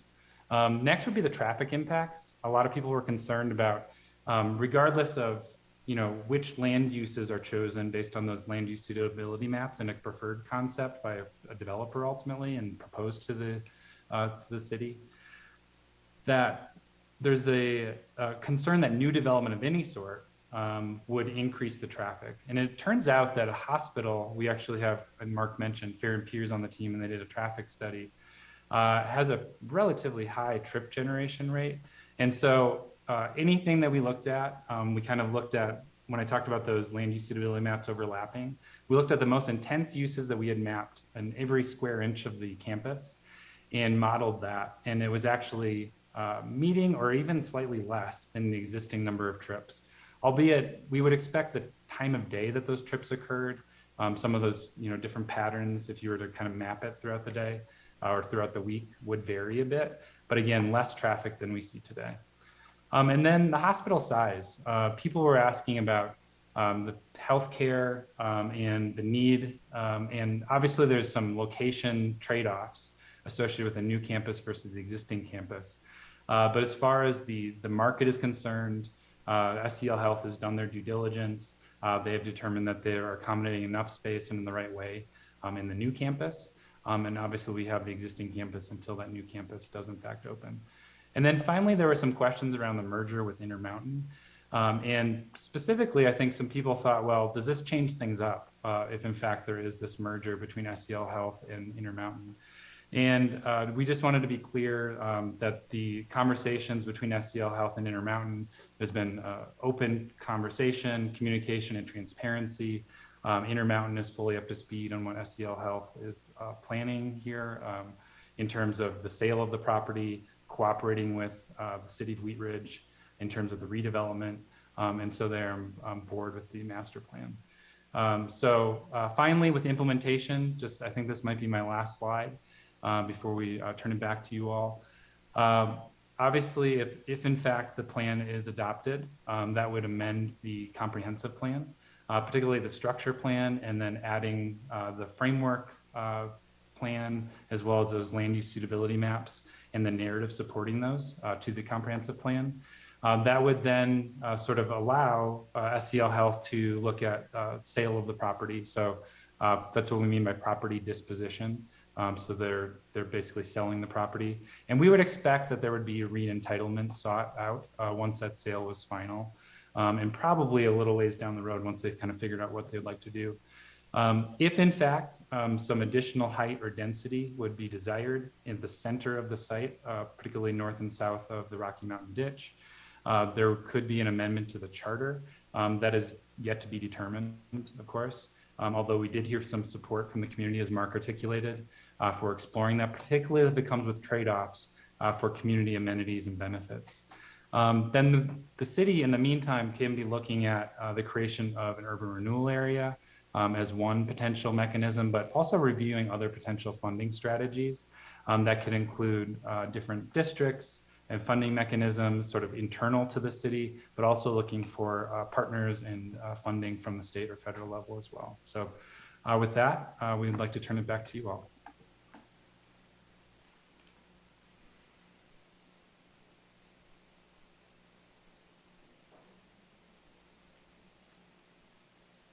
Mark, is that going back to you, I believe? Oh, the end. Oh, okay.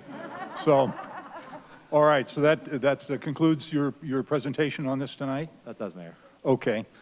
Before we, thank you very much for that presentation. Before we go into questions from council on the project, I want to open this up for the public's right to speak on this. I have a sign-in sheet that I have in excess of 20 people that are signed up to speak. In accordance with the council rules on public hearings, I'm going to limit speakers' time to 3 minutes each, similar to our opening public's right to speak. When I call your name, if you would please come to the podium, give us your first name and your last name. If you would please spell your last name and give us your address. The clerk will start the green button at that time, and you will have 3 minutes to speak. Thank you. Okay, so we got the lights up. So our first speaker is Zoriana Morozevich, and Elise Brown is on deck.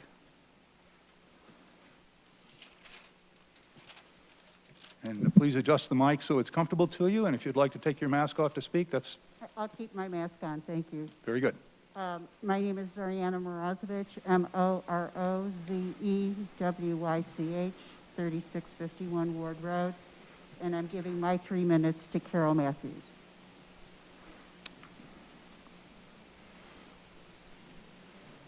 Is Carol, I'm sorry. Oh. Okay. So I guess Carol Matthews, are you going to come now and speak for 6 minutes? Beg your pardon? The screen, did you know it's up there? Whatever. My name is Elise Brown. I live at 3545 Allison Court. There is only a single concept, Lutheran Legacy Campus Master Plan, that is presented by this MIG Incorporated, which the city hired at a cost of $175,000 so far. Why did the city hire a consultant instead of presenting amendments to the comprehensive plan by the planning department? Why is there just one concept of a plan presented? when there should be many concepts. For example, the land is presently zoned for hospital and associated medical campus use. So this use could be continued with enhanced rehab facilities and addiction treatment. The converted Beth Israel Hospital became intensive care rehab and rehab, which is used for patient referral by Lutheran Hospital. Who doesn't know someone who has been in rehab? So is there a definite need for these facilities? Recently, the city has had successful citizen resistance to several increased density zoning in incompatible lower density areas. The City Connections newspaper stated 1,522 units had been approved by spring of this year. These structures cover the land with asphalt, concrete, and buildings almost completely. The citizens said enough of this such developments, and the city must start honoring the lot coverage, setbacks, units per acre, and building height protections in existing zonings in the city. The Lutheran property is completely surrounded by the low-density housing.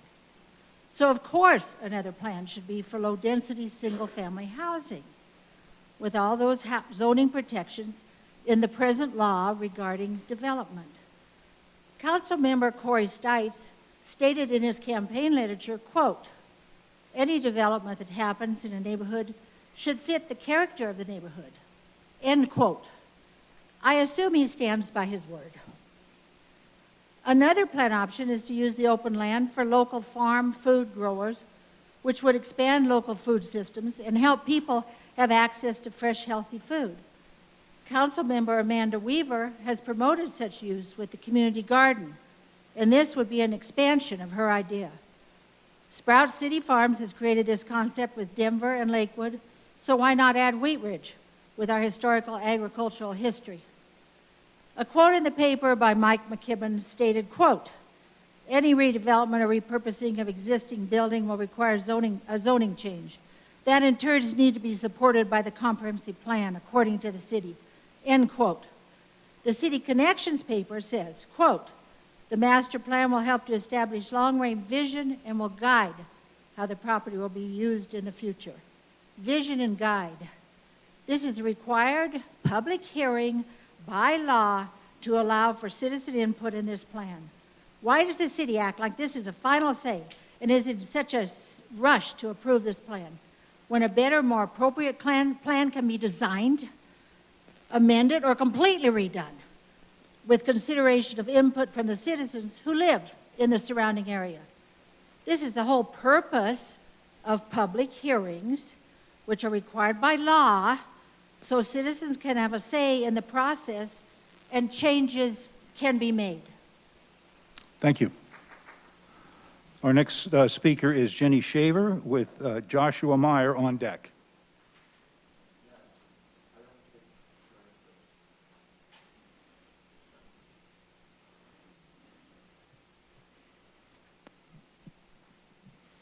Can you guys hear me okay? All right, I'm Jenny Shaver, SHAVER, 8835 West 32nd. I wanted to start by saying I was on one of the committees, the groups for it, and I really enjoyed this. I enjoyed working with Mark and the whole team on kind of collaborating with neighborhoods, and I really looked forward to the meetings and kind of relating to our neighborhood, what's going on. And I live just a couple of blocks west of the property. So I'm a Wheat Ridge native. I love it here. That's why I chose to buy my house here and stay here. What I would like to say is on those Zoom calls on the Zoom piece that I was on, majority of the meeting, the people wanted single-family homes, lots, things that would match the neighborhood feel. That was something that was echoed quite a bit. There were some that wanted the higher density, but I would say the majority wanted the lower density homes. This plan that they presented has a huge amount of high density right in the middle. There was a lot of great ideas offered, things for like little water parks, small parks in between subdivision areas. I was kind of shocked when the final plan had that much high density housing. That's not what we were talking about. Residents to the east, west, and north really weren't informed. They talk about the connections. Well, some people read the connections, some don't. They say they posted flyers at the rec center and the senior center. Well, it's COVID. A lot of people at the time weren't going out. And a lot of our folks that are seniors don't use the internet. I'll be honest, they don't. They are not on Wheat Ridge, whatsupwheatridge.com. They didn't even know about what's going on. I know this because my husband and I walked the 2 blocks west of the property. No one really knew what was going on. They thought there was a second hospital being built. Some people thought it was going to be all Section 8 housing. I was like, no, no, no. You know, there was just all this confusion. No one had a clue what was happening. So I asked twice on our Zoom meetings, please, can you guys mail some sort of just flyer, mailer? Told me, no way, we can't do that. Well, I asked why. Well, this is a citywide initiative. It's involving the whole city. Okay, I get it. You're moving the hospital out west. However, this involves a lot of people. Why wouldn't you just mail a postcard to the people that are neighbors to let them know what's going on, where to speak up, where to reach out? Whether my opinion varies from theirs doesn't matter. Just give them that chance. People didn't know. As far as the specifics of the Blue House, you know, I'm glad that they kept the point about having history. My grandmother was a nurse and lived in the Blue House, so it's a lot of history personally for our family. But I think just keeping the history of our city is important. If we get rid of everything, then what's the point? If we have no history of what our Carnation City is and what we were about. Traffic, I spoke to that earlier, but on 32nd, traffic is a huge mess. I do think it'd be a problem. If you have a max of 2,100 units, they talked about at one point, that's 4,200 cars. Now, that's the worst case scenario, they say, but anything's possible. This doesn't delineate what that would be. And lastly, I was speaking with Councilmember Stites and Weaver at a District 3 meeting, and I loved that they were listening, and I love what Amanda had to say about maybe looking at orchards and sustainability and food. That was really great. I think we have a unique opportunity to make Wheat Ridge stand out. I thank you for your time tonight. I respectfully ask you oppose this plan, and I would hope that more citizens can be engaged further in Districts 2 and 3. Thank you. Thank you. Our next speaker is Joshua Meyer and George Pond on deck. Greetings. As I start off tonight, I just want everybody to know up here and out here, I have utmost respect for the officials here, the process, the entire process in the city here. With that said, I would hope that each one of your minds aren't already made up about this issue. I'm hoping that this isn't a foregone conclusion in your mind already, and that this is an exercise in futility to even go through this process here. All right? I really hope that this is still open in your minds. I had the privilege, the opportunity to attend the planning session for this that was passed previous step to this. Those folks, unfortunately, weren't very listening towards everybody here. In fact, I believe her name is Disney, Christine Disney. She referred to Wheat Ridge as the donut hole of the metro area. She said it in a negative way. I almost took umbrage to that. Very high offense, because basically she's saying, well, we're just, not a part of the metro area. We're, this hole in the middle. So she wants, and I hope that you're different-minded, this homogeneous, everything looks the same in the metro area feel.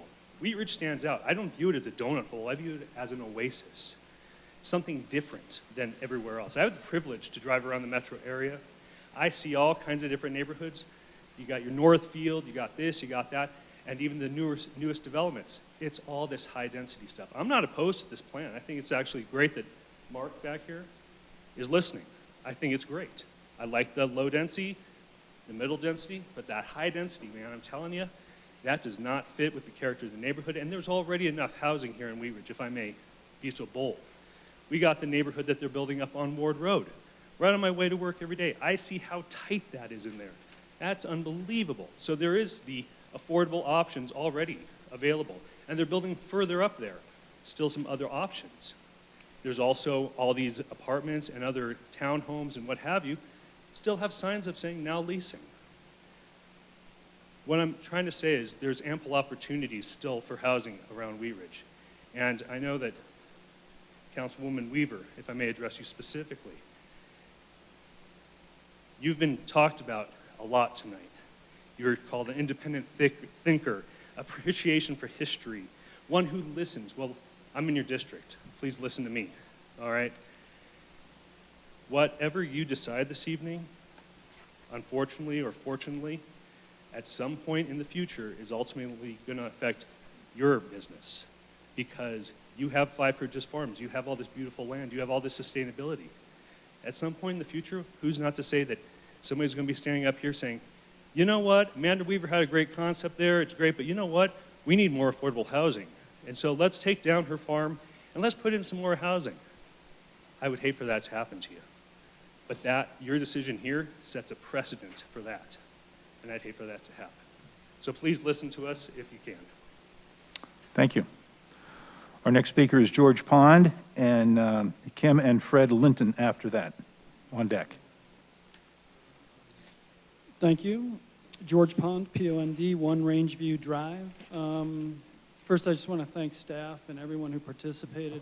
I want to thank SCL actually for coming forward and bringing it to the city and allowing this process to take place. They didn't have to do that, but I think they respected the city. They know us and what we want to argue about and what we want to talk about, and allowed us to do this, and thank you for that.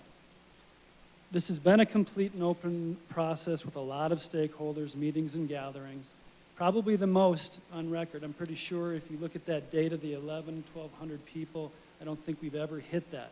Many of you may think it wasn't enough. Many of you may think you weren't contacted. I'm sorry, but I'm sure that this is as robust as it's ever been. And it's a great plan. Hold on. It's not a plan. It's a framework. We've only said that 10 times tonight. This is not the end of this. There'll be more discussions. There'll be more times to talk about this. There's more entitlements to gain, more arguments to be had. That's fine. Let's do that. Let's approve this framework because it's a good framework. I think the thing that I like the most is the simple 3 things that are in this plan. The flexible mixed-use center. Most importantly, perhaps for everyone, the buffers and transitions on the edge. And the integration of existing assets, being smart about this. That's it. That's this framework. That's smart, it's timely, and it makes sense. And oh, by the way, it's thoughtful of history, it's thoughtful of context, and it's thoughtful of the present and the future. You can argue that if you want. I believe that strongly. I hope you do too. And let me just say, we don't have enough housing. And I get to be up here selfishly and say, I'm here for my future. Because I can't live forever in my ridiculously large house that's ridiculously expensive. But I don't want to leave this community. Where am I going to go? What housing is going to be available for me when I decide that I want to transition and let someone else have the opportunity to live in the beautiful neighborhood that I live in right now?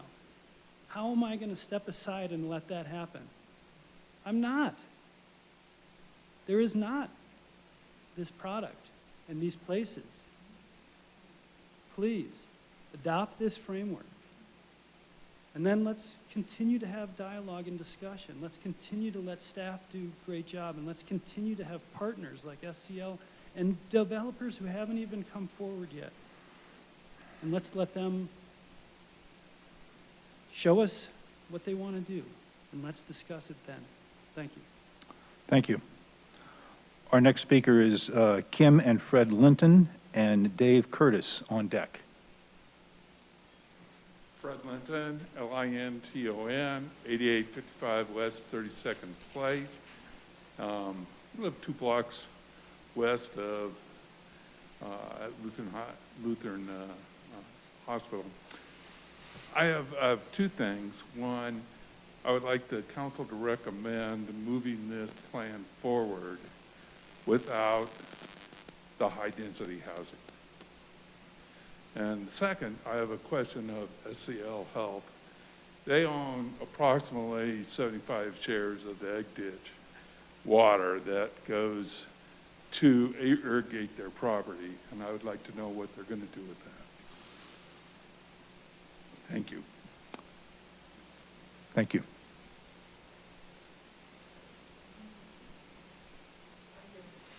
Thank you. Then our next speaker is Dave Curtis and David Land on deck.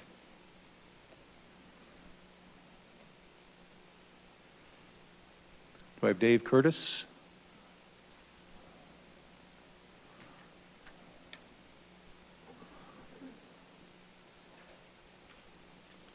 again. My name is David Land, last name Land. I'm at 8730 West 34th Avenue. My family and I moved into the neighborhood there, just one house away from the edge of the Lutheran property 20 years ago. It's always been a great neighbor. My kids have wrecked on their skateboards and gone to the emergency room for Band-Aids, and we're going to miss the hospital. We like it there. It's been a great neighbor. Some of our neighbors hated the hospital when we first moved in, and they just wanted something else to happen there. And we were always kind of wondering about that. It's been a great asset, honestly. Our kids walk over to get their orthodontist appointments, and the space has been great. But obviously, SCL has determined that they need to go into a different space, get some better modalities developed, and their new campus is going to be great. We fully support this resolution as neighbors in the area. The reason we moved to Wheat Ridge 20 years ago was because we needed to get a bigger house, and we could afford something a little bit bigger. That's not a possibility for people moving into Wheat Ridge right now. Without some other housing options, this could turn into, let's play a different scenario for a minute. Let's just say that we take my house with 2,000 square feet, a quarter-acre lot, and just spread that across this entire 100-acre campus.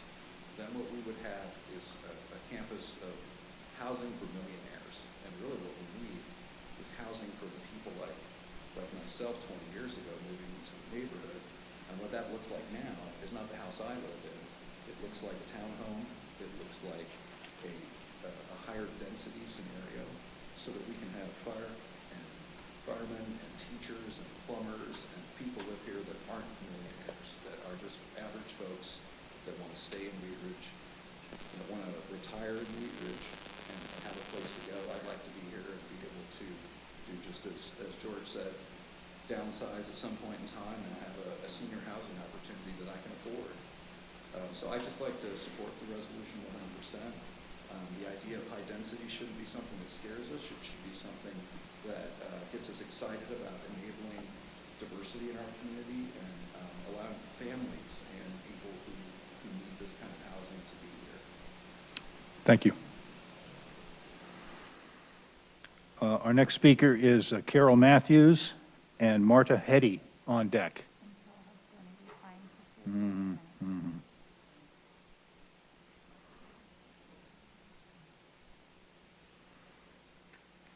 And I'm going to ask the clerk to put 6 minutes on the clock because Zoriana Morozevich donated her 3 minutes to you.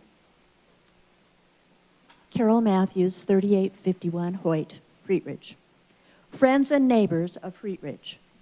Wheat Ridge City Hall has put Wheat Ridge up for sale on the developer's market. They're not just selling our land, they are selling our freedom, our property rights, and our personal rights. Government should be of the people, for the people, and by the people. Many of our city council candidates' campaigns are being paid for by developers, giving them campaign advantages unmatched by independent candidates. What do the developers expect in return from the people who are making the decisions for our city? 72% of the citizens of Wheat Ridge from the Neighborhood Revitalization Study said no high-density housing in our neighborhood. Lutheran campus is in the heart of our neighborhood. At the moment that we allow City Council to pass the multi-use zoning change for Lutheran campus, the sky is the limit for the developer. There are no rights for surrounding homeowners or property owners, only the prospect of increased taxes and fees for property within a 5-mile radius to pay for necessary infrastructure and improvements to accommodate the developer's plan. We have witnessed this at the corners and at Clear Creek Crossing. Have we seen the things they promised us? These are the same pictures we're looking at. We're seeing high-density housing and profits for the developers. We see an overpass and high-density housing. The consultants running this project have promised this, that the plan would be offer public amenities to citizens of Wheat Ridge. The plan may house 5,000 people or more residents. They have said there must be high density for these amenities to be possible. How many people can occupy a park? 5,000 people could easily mean 10,000 cars, bearing permanent placeholders. In the hospital, cars come and go. The same parking place is used over and over again. In high-density housing, the car stays. It's permanent. How many people can occupy a park? How many people walk in a park? How many people? Where will they park? Can we walk or bicycle down neighborhood streets lined on both sides with parked cars?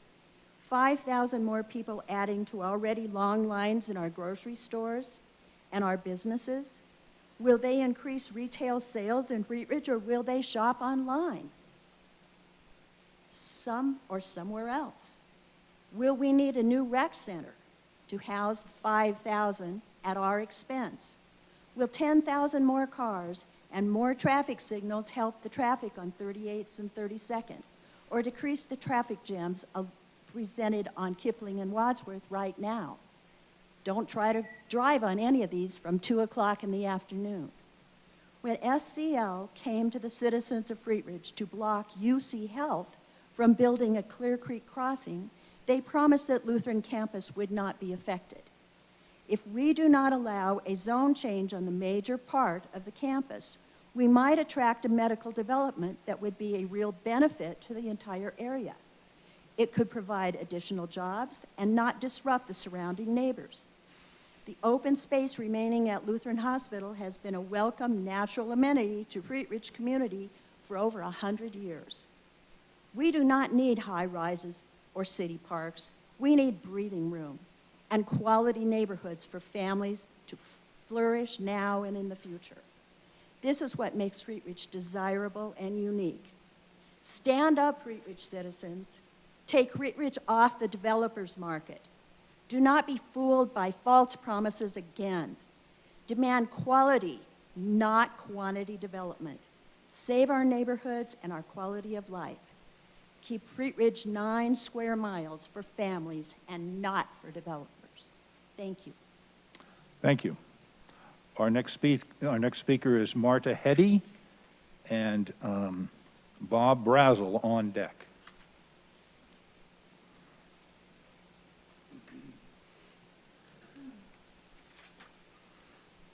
Good evening.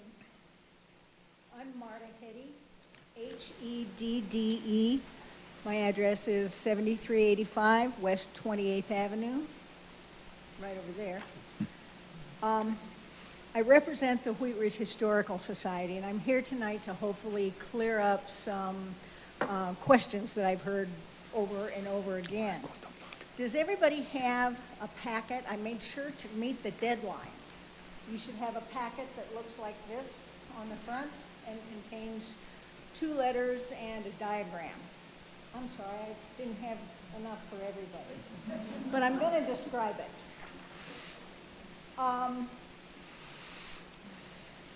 The last few meetings that I've attended, at least one person has said, well, none of these buildings have been recognized on any historical platforms.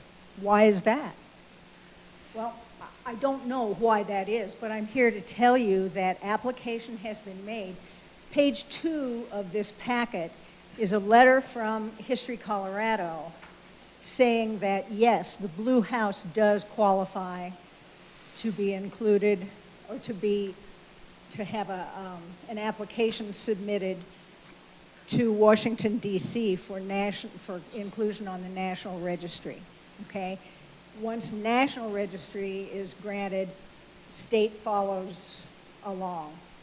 And it says in the municipal code of Wheat Ridge that if those 2 designations happen, automatic landmark is granted. okay? So that's the first letter. It qualifies on two different fronts. One, it was the Blue House was a medical research center, of course, for TB. And also, it qualifies architecturally because it's a beautiful example of Queen Anne architecture, okay? The second letter is from the Jefferson County Historical Commission, and I think they were doing cartwheels when they wrote it because it is so exuberant. They are so in favor of saving everything, the ditch. There's lots and lots of detail about all other historical buildings, not just the Blue House and the tent and the chapel, okay? The last page kind of is our dream. We got to looking at a Google map, and the Google map is represented there on the last page. It's an aerial view, and we started thinking, boy, that looks like a park. And if it looks like a park and it quacks like a park, I would say, please, make it a park. Think of the possibilities of a park, a cultural center. People could come and go to events and then walk right next door to a restaurant and have dinner or maybe do some shopping. It would blend in so well, okay? That's all I have to say. Thank you. Thank you. Our next speaker is Bob Brazel, and we have Lucille Ray on deck.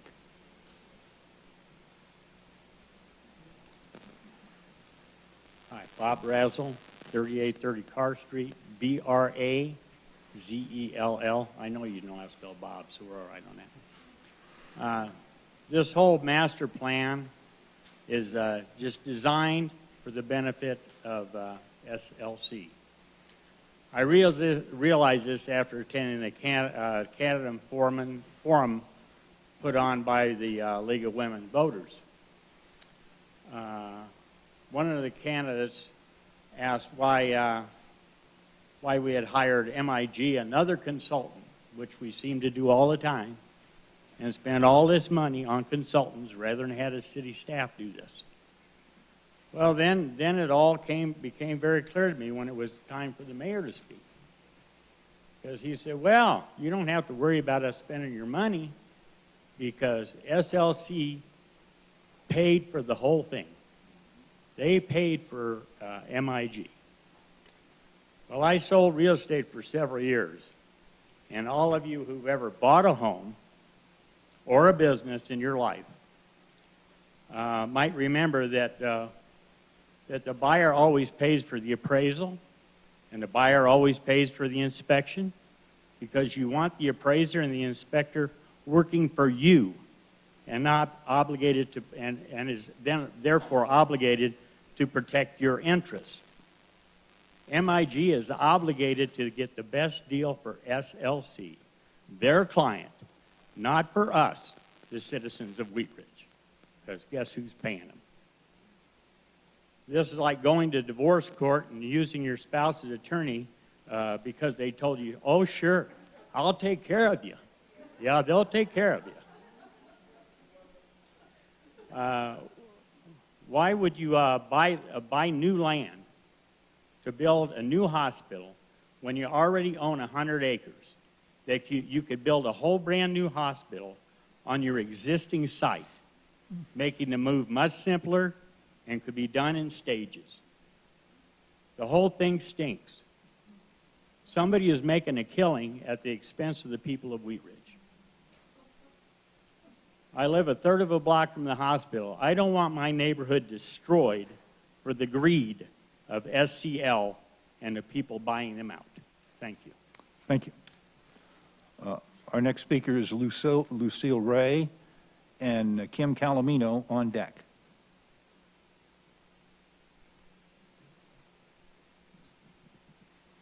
Good evening. My name is Lucille Ray, and I live at 3230 Balsam Street in Wheat Ridge. My last name is R-A-Y. My first name is L-U-C-I-L-L-E. I was one of the people that weren't informed about the situation.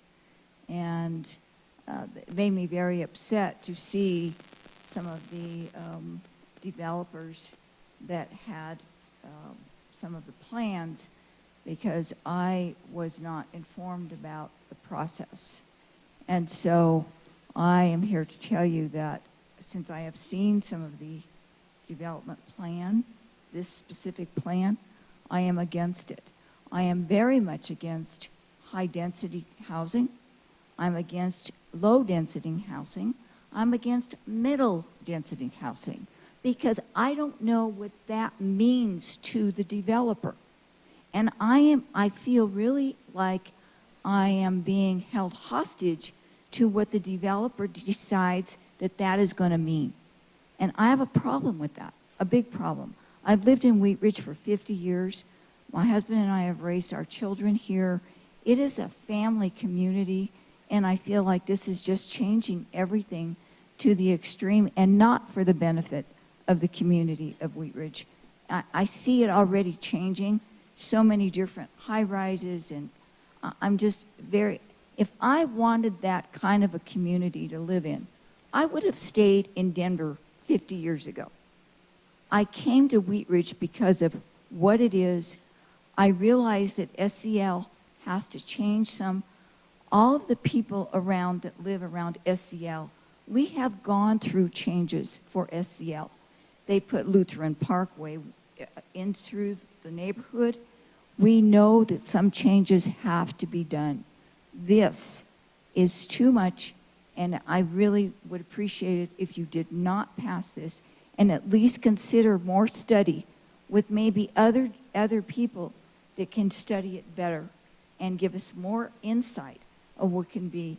I would like to see all of the zoning remained as medical until that is done and not jump into this. I just think this is too much, and I think it's a bad thing for the community of Wheat Ridge. And like I say, I'm not against more medical. I think medical office buildings, medical research, so many things that we could really help the community in the medical process. We knew that was there when we bought our home 50 years ago, and we were willing to do that. I am not willing to settle for this in my community. So I appreciate your help. Thank you. Thank you. Our next speaker is Kim Calomino, and Sandy Nance on deck. Thank you. Kim Calomino, Calomino, 4070 Dover Street. Thanks again for the opportunity. I've lived about 2.5 blocks from the Lutheran campus for 25 years now, and I have enjoyed its presence in our community. But I appreciate their decision to move for reasons that are probably well beyond my understanding, and I appreciate the opportunity the community has to consider carefully what we do with the last, really the last piece of land to craft something for our community. I support the adoption of the Lutheran Legacy Campus Master Plan as an amendment to our comprehensive plan. I would like to say I think you all made a great choice in selecting the well-respected consulting firm, MIG Inc., and I think they and city staff have done a terrific job of leading the community in a robust and important conversation of gathering and responding to extensive public input through an iterative process of broad outreach, review, and response, an iterative process of which I was pleased to participate in. I believe what is proposed is an excellent representation of the community's vision and will provide the right framework and guardrails for the site's future development, while also advancing Wheat Ridge as a welcoming, inclusive, and diverse community with amenities for all. I had the opportunity to serve on the steering committee, and I thank my councilperson, Rachel Hulteen, for asking me to serve along with a lot of other great community members who live in the area, have vast knowledge of the community, and listened carefully to the neighbors that we all spoke to and to the various focus groups who provided their feedback. So that the idea that there wasn't robust outreach, I think, is ill-founded. I do want to share 3 specific points that the steering committee, on which I was pleased to serve, discussed repeatedly and heard from the community. I think these are well addressed in the plan, but I want to provide emphasis. 1, let's not cannibalize the retail and entertainment synergy we've created on 38th Avenue. We've worked long and hard on that. We have more work to do, but we've had great progress, and let's create something that builds on that, not cannibalizes it.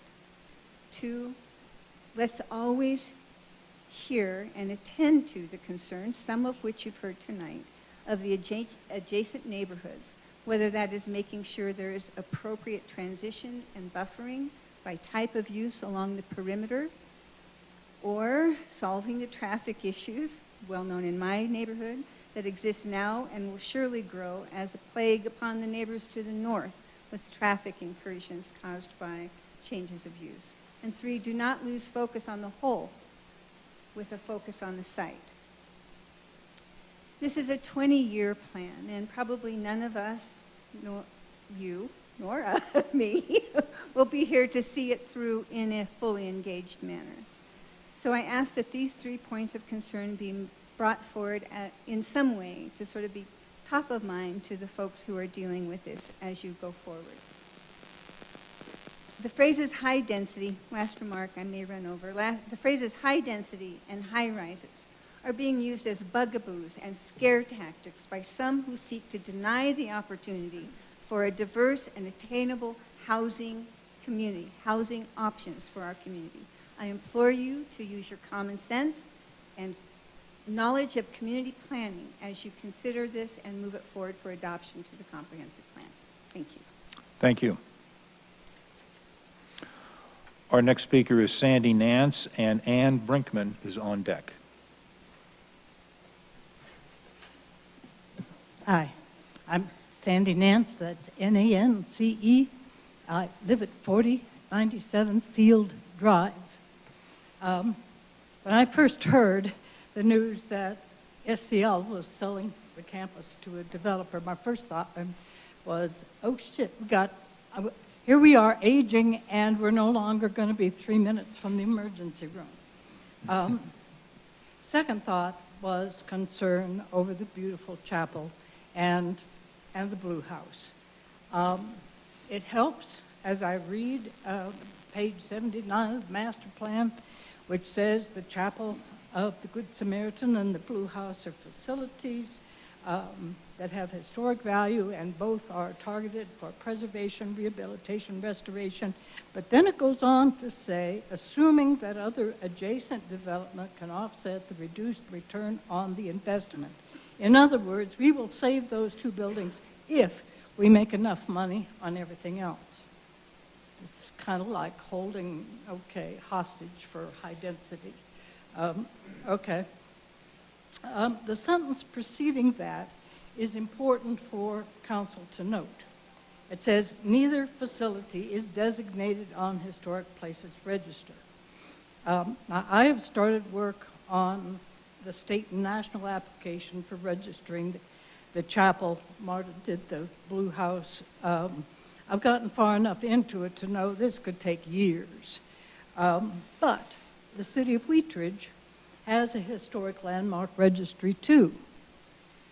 Article 9 of the municipal code is kind of vague on how you make an application to the city, the city's community development department to schedule a public hearing on a public historic designation. Can a private citizen make that application? Or does it have to be the owner?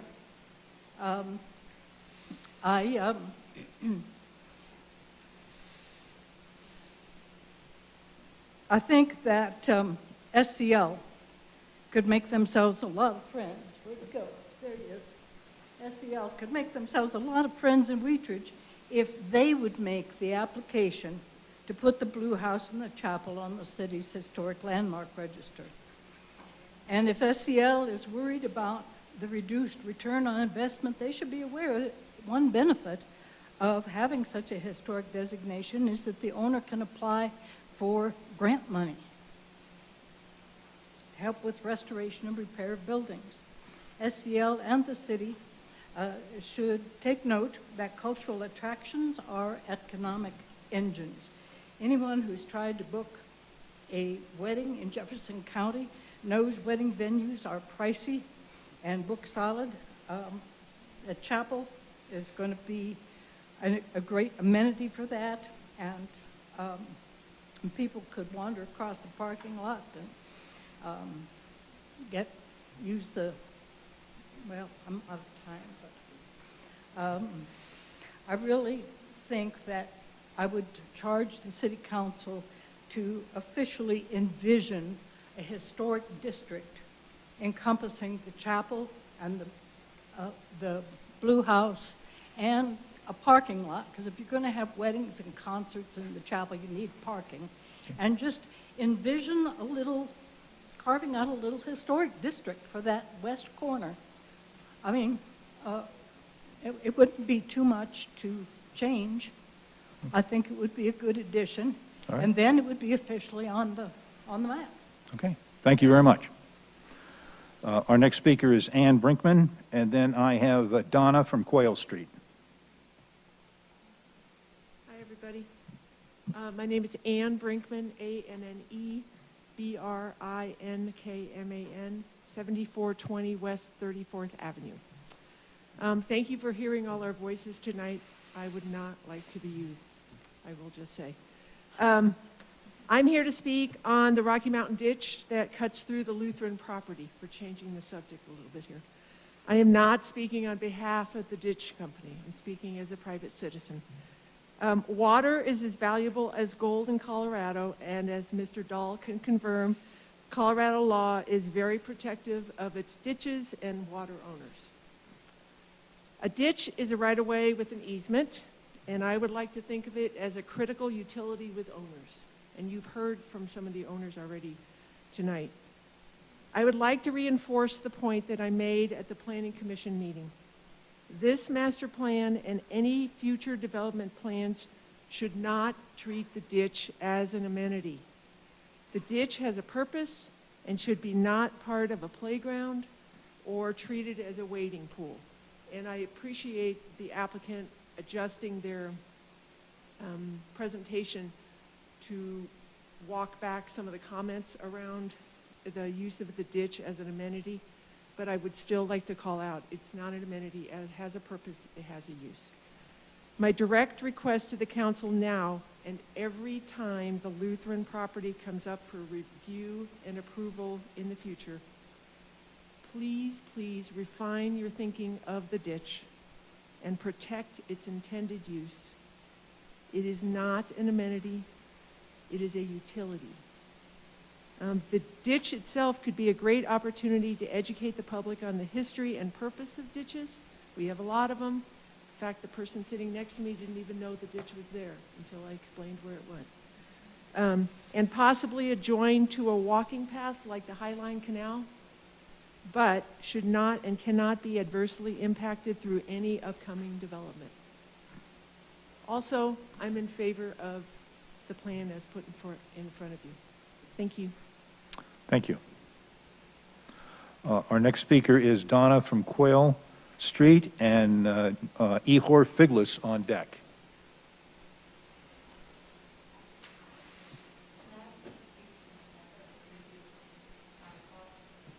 I'm sorry, I'm sorry, I can't understand.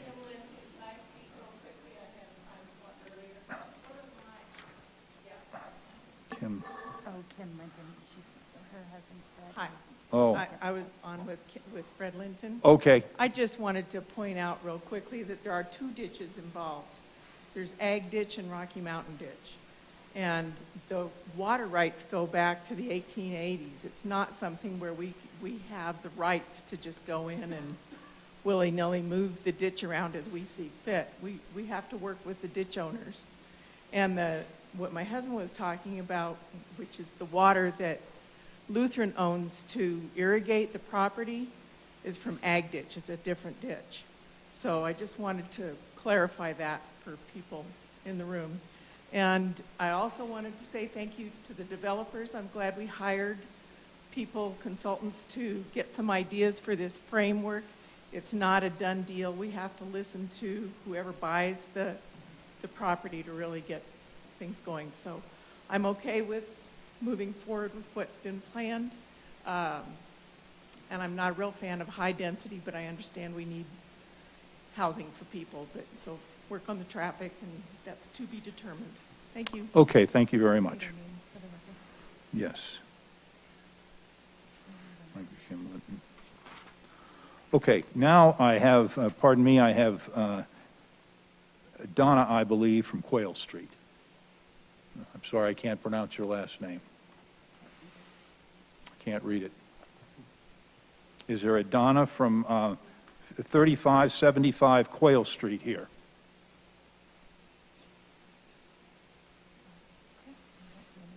Okay. Okay, I don't see anyone. Our next speaker then is Ihor Figlis and Janelle Shaver on deck.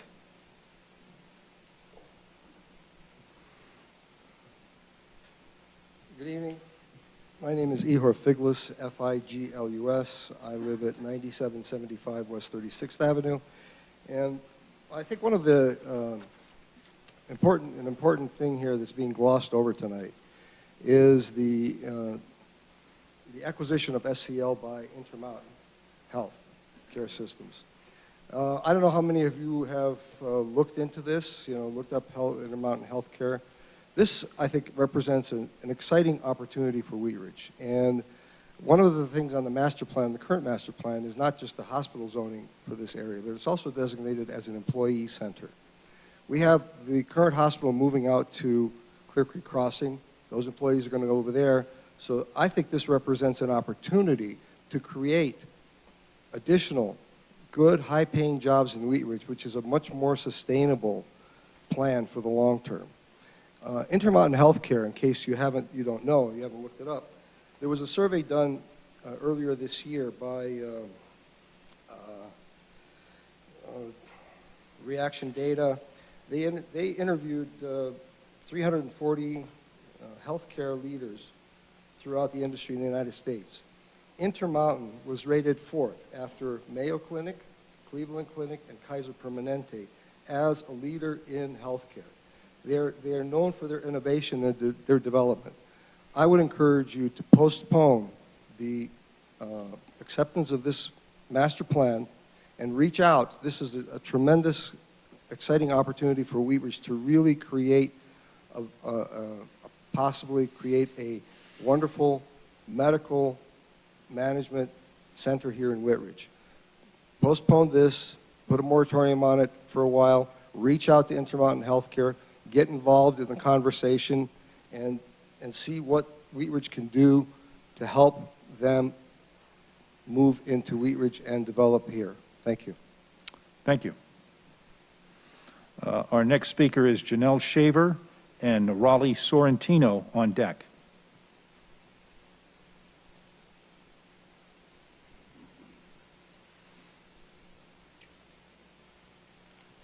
Mr. Mayor, Walt Bowden is in the audience, and he arrived late, and he didn't get a chance to speak up. I will take any other speakers who want to speak. He would like to donate his 3 minutes to me. Is he here tonight? Can you come to the podium, please?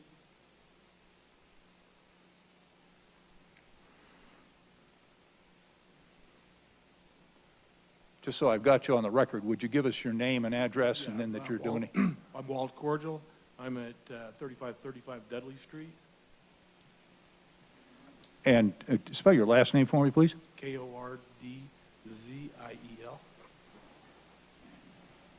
And you're donating your time to Ms. Shaver. Thank you so much. So if the clerk would please put 6 minutes on the clock for Ms. Shaver. Janelle Shaver, 8890 West 35th Avenue. It's S-H-A-V-E-R. I would really encourage you to either reject or postpone approval of this plan, for the comprehensive plan, for a number of reasons. One of them is, I'm going to point out some flaws. This public process, it was not a robust public process. To just put it on the city website and a couple of social media places and call it good. Do you know how many people don't even know that What's Up Wheat Ridge exists? And how many people don't look at the city website? Focus groups, God bless them, they serve a purpose, but what about the neighborhood? They weren't informed. The fourth meeting of public meetings, there was something like 120 people came, but by then, the plan had already been decided and they weren't allowed to put any input. And Mr. Pond is left, but this is not the biggest outpouring of public input we've ever had. The biggest one I've ever seen in all my years is the rec center. And we had meeting after meeting after meeting. We had meetings in each district. We had several meetings in this building. And everybody was welcome, not just some hand-picked focus groups. And from that, of what the people wanted, there was a giant list made of all the things that everybody wanted. Budget restricted some of that, and we couldn't do everything. But where's there a list? I know there's some things that I put in my survey that I haven't seen anywhere in that 100-page report. Several ideas. Amanda, you and I had a conversation about urban agriculture, and you spoke very positively about it. I'm aware of the Mackenzie farm it's either Broomfield or Boulder, I'm not quite sure. They're losing their land, and it's a food security farm, and they're looking for new land. They should be pursued. Another thing, Amanda, you said one of the first things that's going to happen is deciding the density. Do you know who decides the density? You guys do. Not SCL, not the staff, not really even the neighborhood.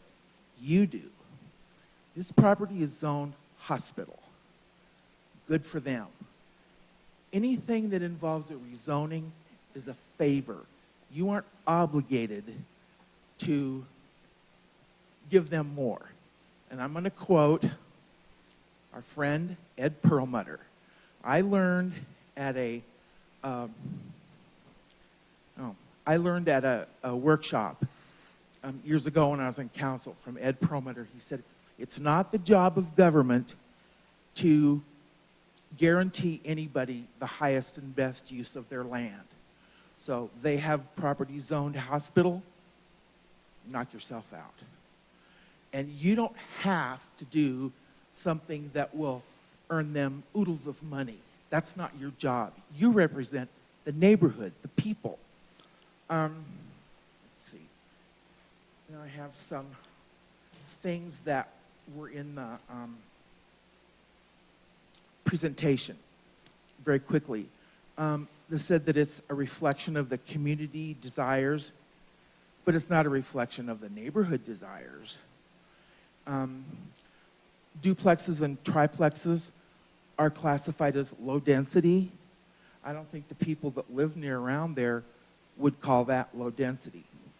I know there's talk about moving City Hall over there.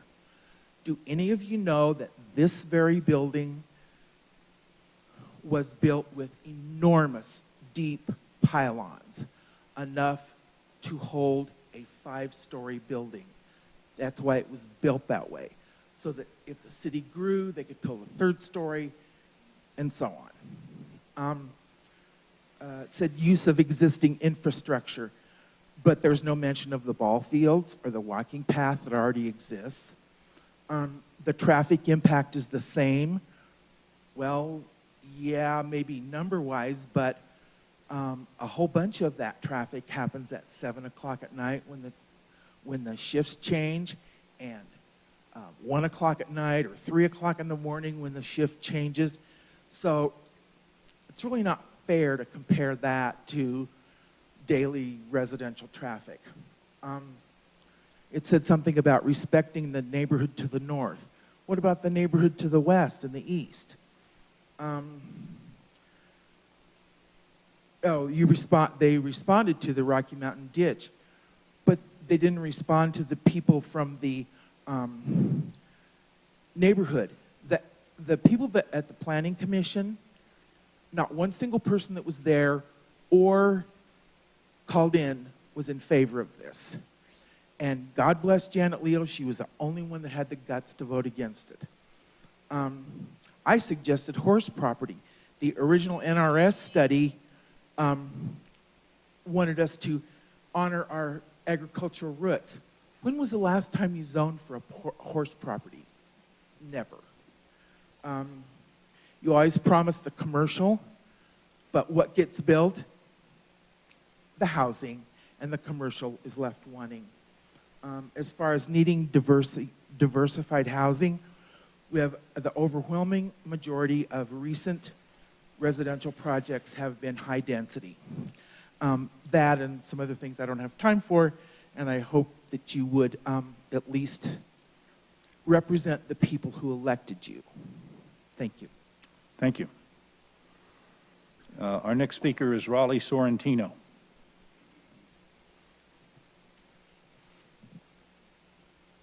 Good evening again. Raleigh, R-O-L-L-Y, Sorrentino, S-O-R-R-E-N-T-I-N-O, 4175 Teller Street, Wheat Ridge. Well, changing the tone a little bit. I'm getting too old.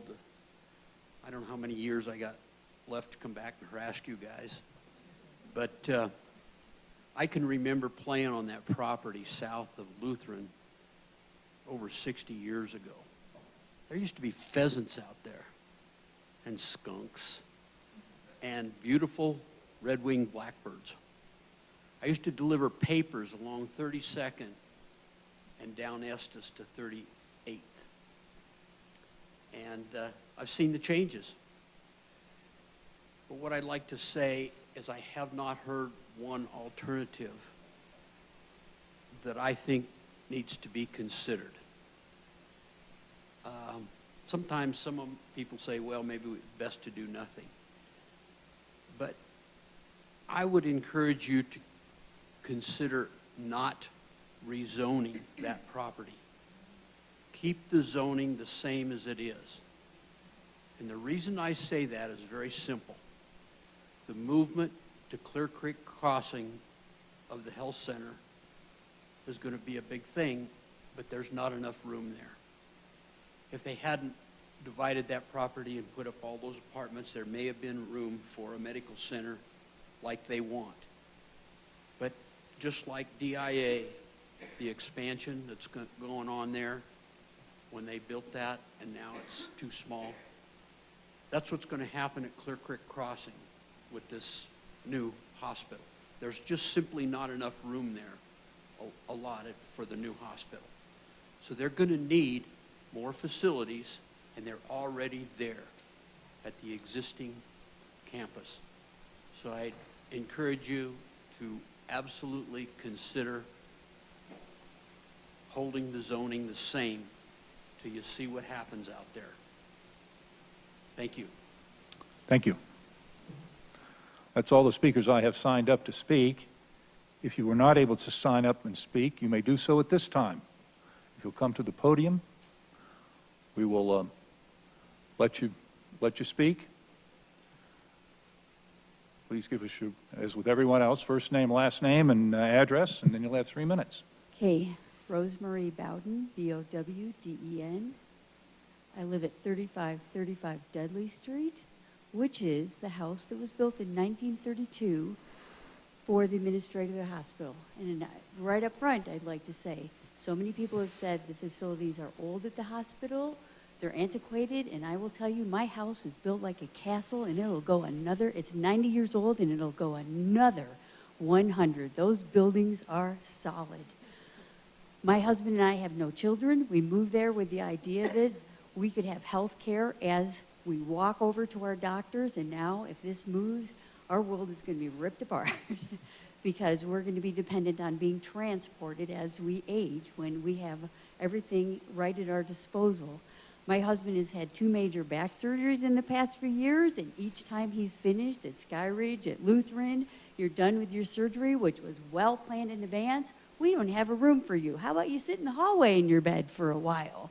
We see this over and over. I hear people go to Lutheran, and they say that they're so backed up, they'll send them over to St. Anthony's. I've had a friend, I said this at the Planning Commission, last November, went to St. Anthony's, waited in the emergency room for 3 to 4 hours, and went to the bathroom and had her heart attack and died. I don't think we have enough hospitals. If you want the population to grow, then how are we going to shrink the number of beds and number of hospital care?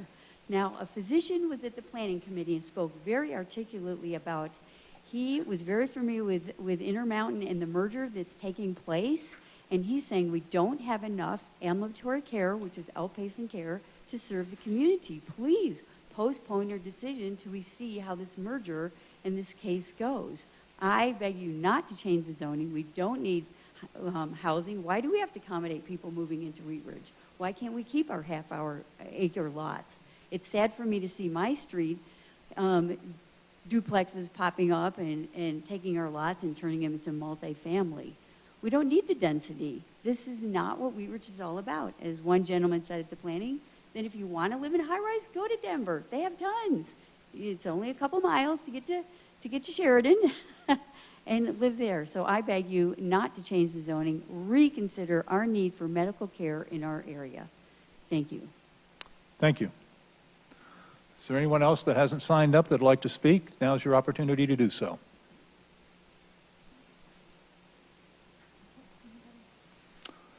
Okay, I'm going to close our public's, oh, do we have anyone online? Excuse me, yes, I'm sorry. I get wrapped up here. Are there speakers online that would like to come in and speak? If there is anyone online, there are 3 people who have raised their hands. The first one is Daniel Finley, and I will now recognize Daniel to speak for 3 minutes.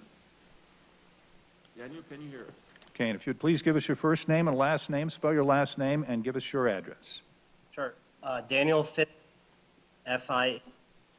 I live at 3375 Dudley Street with my wife.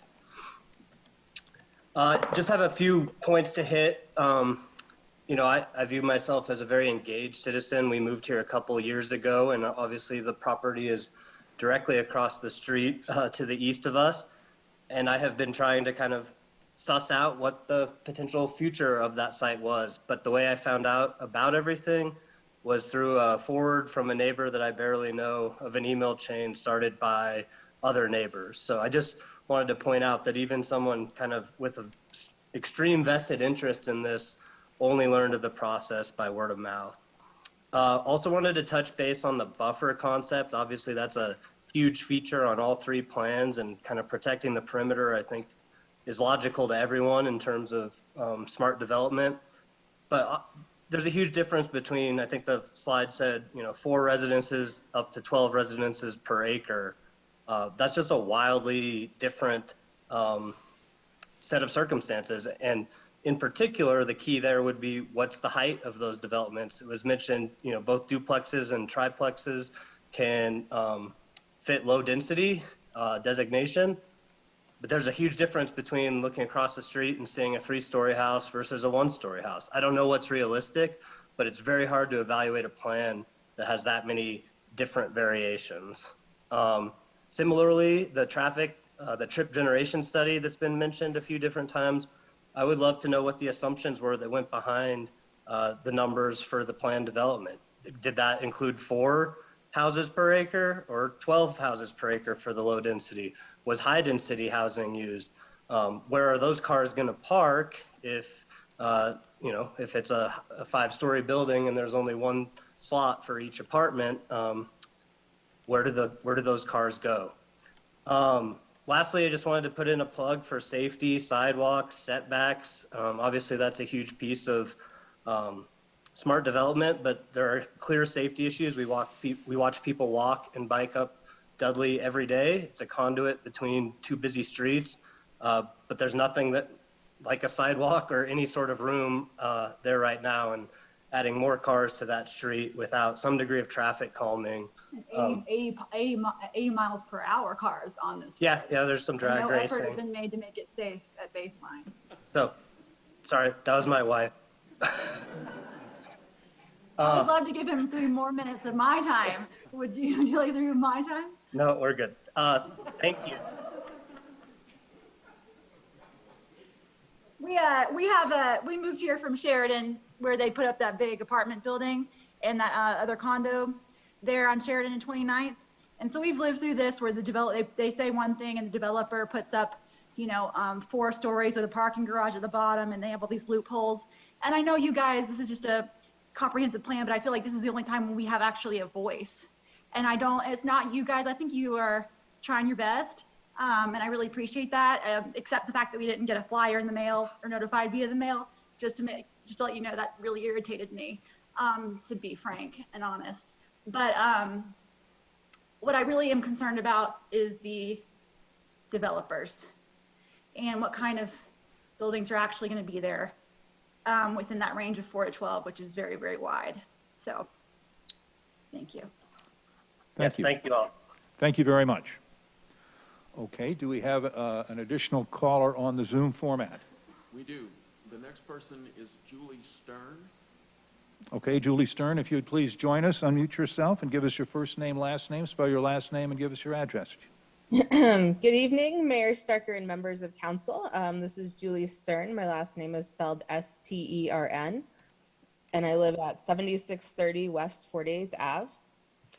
I'm speaking tonight to commend the effort led by the City of Wheat Ridge and SCL Health to bring intentionality to the redevelopment of the Lutheran campus, which is really a once-in-a-generation opportunity to reimagine land uses in the heart of our community. Bless you. Thank you. The proposed plan creates a framework that welcomes new uses that will enrich our life as a community. New civic uses in parks, as well as inviting retail and especially a diversity of housing options. I've lived in Wheat Ridge for 6 years, which probably sounds like a short time to many of the speakers in the room, but I'm committed to raising my young family here. And I'm actually participating remotely tonight because I'm expecting my second little Wheat Ridge native any day now.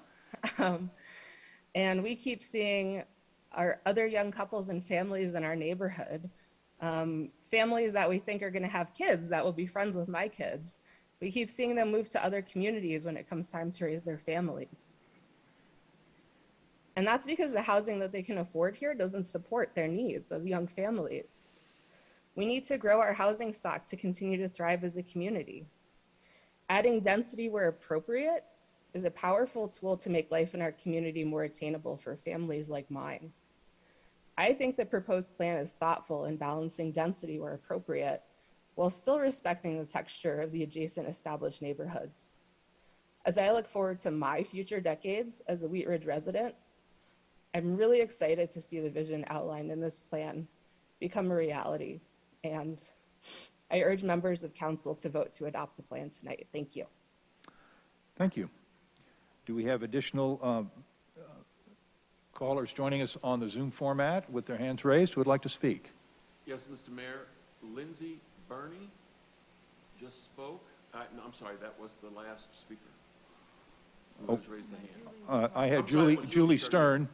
Lindsay Burney, please Okay. sign in. Lindsay Burney, please join us. If you can unmute and give us your first name, last name, and an address. All right, can you hear me? Yes, ma'am. Perfect. Lindsay Burney, 3880 Garrison Street. Change can be scary. There are a lot of people in this room that I heard tonight that are scared and nervous about what the change to their community could be. But change can also be really exciting. And my family and I are really excited about the possibility of what lies with this redevelopment of the Legacy campus. You know, as a resident of Bel Air, we're a 2-minute drive from the campus, 10-minute walk.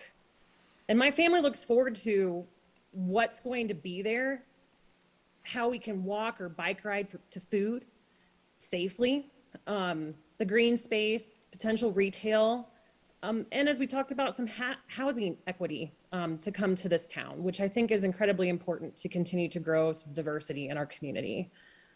I believe that this master plan that's been communicated is very thoughtful, and I have really appreciated the opportunity to provide feedback to this, and I have felt like I've been listened to. And I felt like a lot of the community members, even in opposition, I feel like a lot of that's been listened to as well.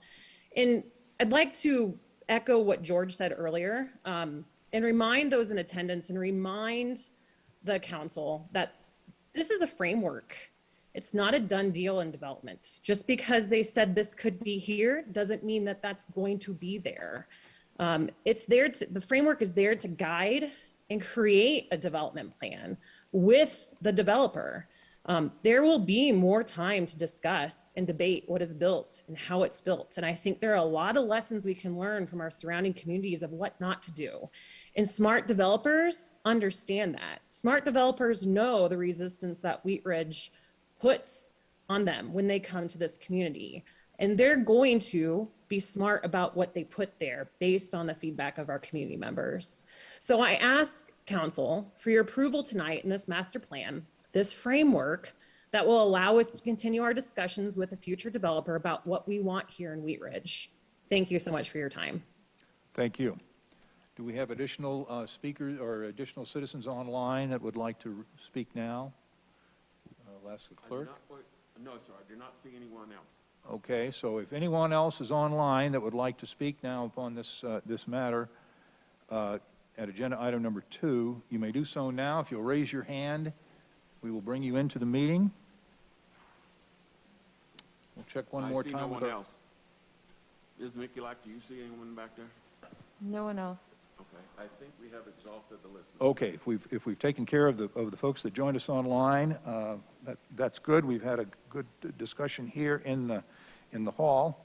I'm going to close our public comment, but I want to thank everyone for coming and expressing your opinions and telling council what your preferences are and where we are. So with that, we've been at this, myself and my colleagues, for almost 3 hours. We're going to take a break until the 10 o'clock, and then we'll be back. So we're going to stand in recess. Thank you.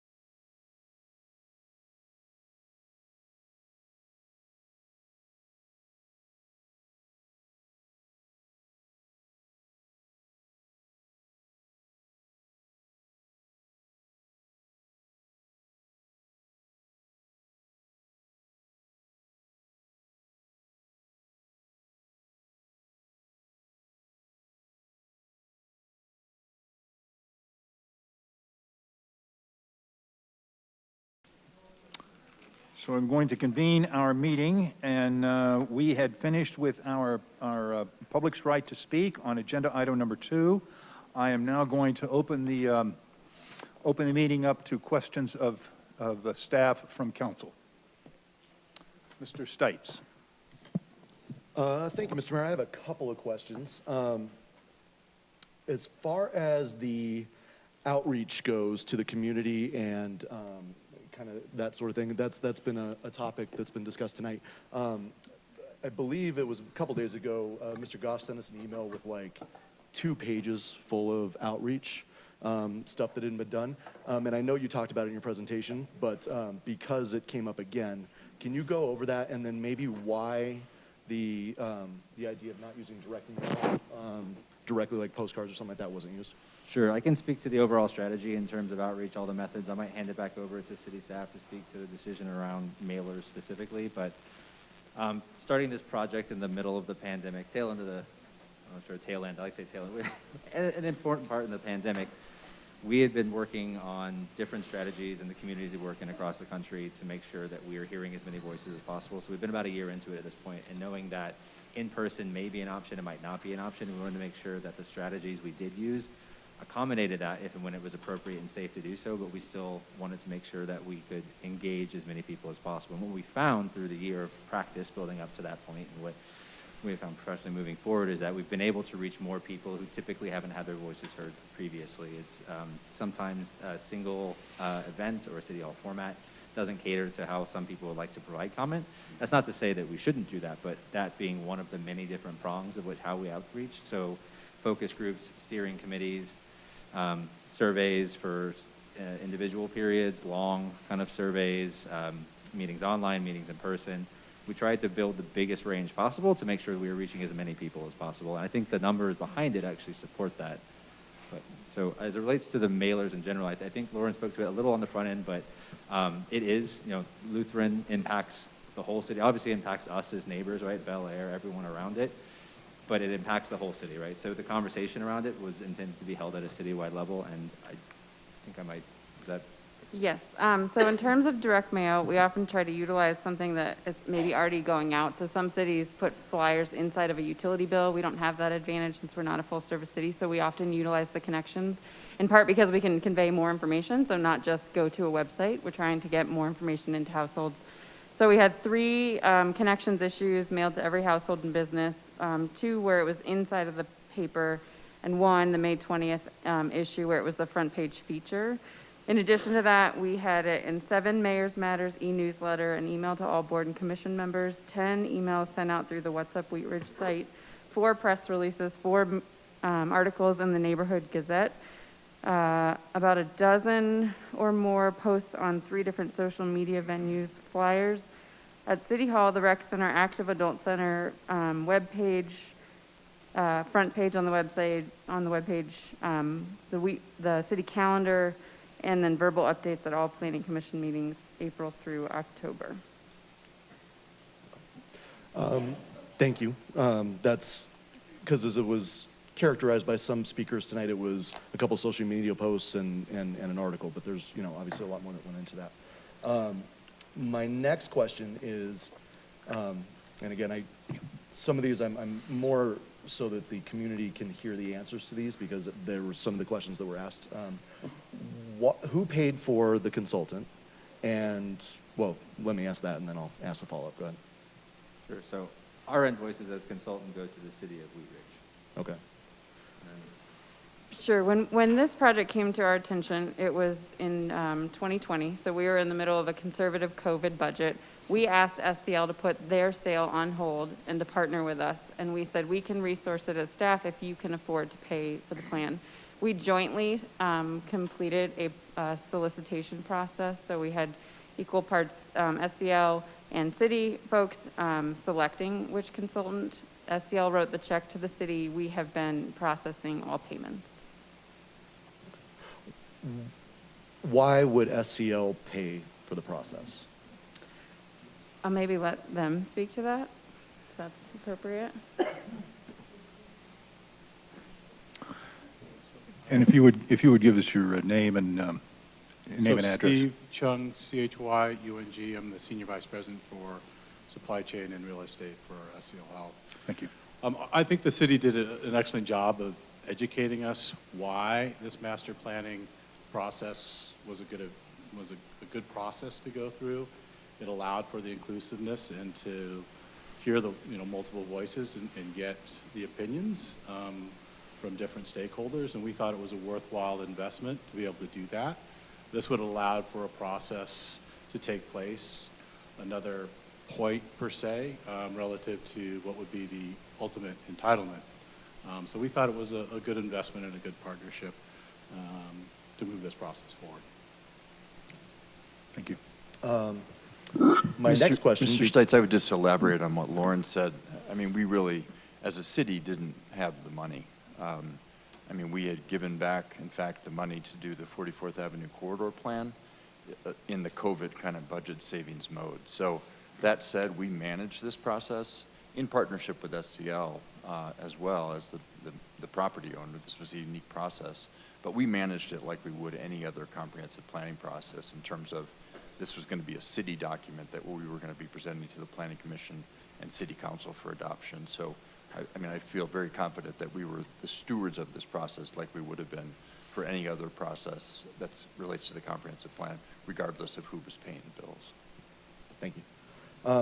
My next question, because there's been feedback from several District 3 residents, mostly coming from one person that's sort of an expert in the field that's been speaking at several meetings. But does this plan, if we adopt it tonight, affect the use if SCL or their merger partner decide to keep it as hospital uses or anything like that? Can they go back and just continue to use the property as is, essentially? So the zoning on the property is a planned hospital district, and we are not changing that zoning. What this document will do is inform a decision on any potential future zone change. So the zoning remains as planned hospital, then medical uses will be allowed sort of in perpetuity. Additionally, there is still a chance that medical uses or research uses could be a part of a redevelopment scenario because office uses are also allowed under potential future zoning. Thank you. My last question, sorry, and I know that I'm monopolizing the floor here. Can you give me two scenarios moving forward if the plan is adopted tonight? What's the timeline for the first, say, rezoning hearing? And I know there was talk in there about some sort of charter amendment. I'd be interested to hear about that as well. And then maybe, because I've been knocking on those doors in those neighborhoods. I was on Zephyr Court yesterday, and they're also concerned about losing their views and having neighbors. When would the first bulldozers, say, start to build a new neighborhood? How long ago is that? I don't have that particular magic 8 ball, so the next step coming out of this would be the sale of the property, right? And then the future owner, and working with the development partner, collaboration with the city, would think through the appropriate uses based on ideally the guidance provided in this document here, and then from there, then rezoning requests would come in. After that, it goes through the same approval process y'all do with any rezoning, whether it's for the entire campus, one of the zones identified within the campus, and then from there, pending approval of that would be then the next step. So in terms of timeline, I might defer to Lauren if you have a ballpark on that.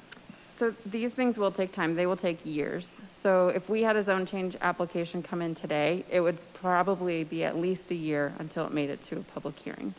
The property still needs to go on the market and find the right developer. The purpose of this document is to sort of weed out some of the people who may have interest in this property.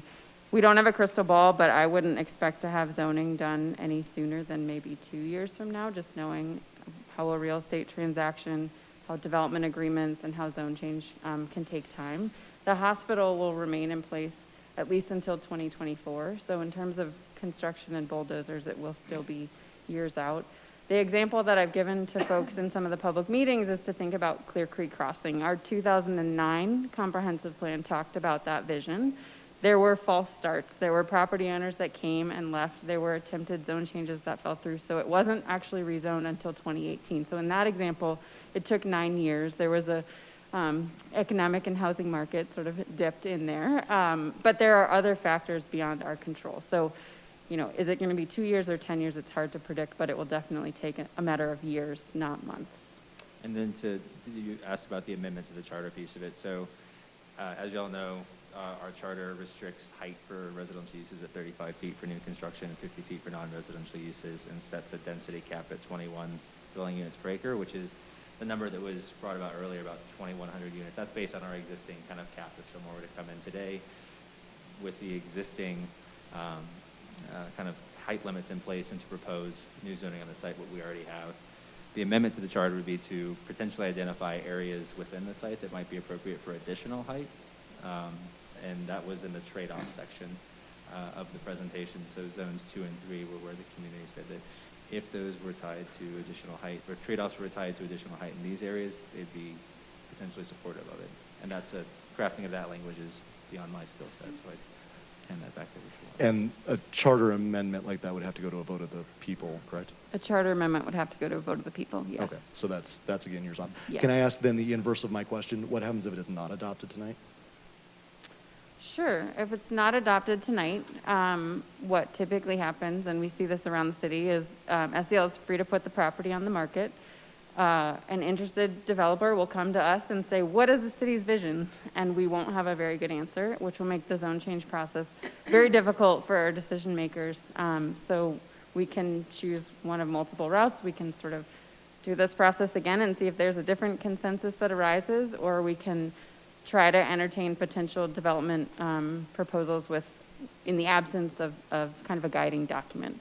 Or we just wait until somebody may be interested in developing under the current zoning, which is that medical uses only. So that would leave us at the mercy of the developers, literally. Thank you. Thank you. Ms. Dozman?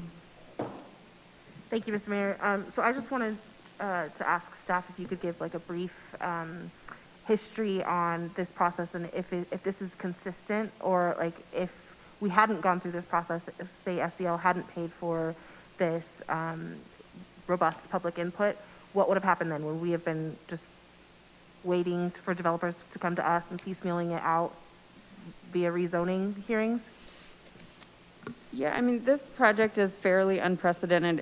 It's a rare opportunity. We actually talked to folks in other cities to say, what do you do when you have a development parcel of this size and potential impact, and you need a guiding document? And this is really the custom. So there are several examples in Denver. The Broncos Stadium is a good example. The Broncos were ready to sell the property, and Denver said, we need to do a master plan.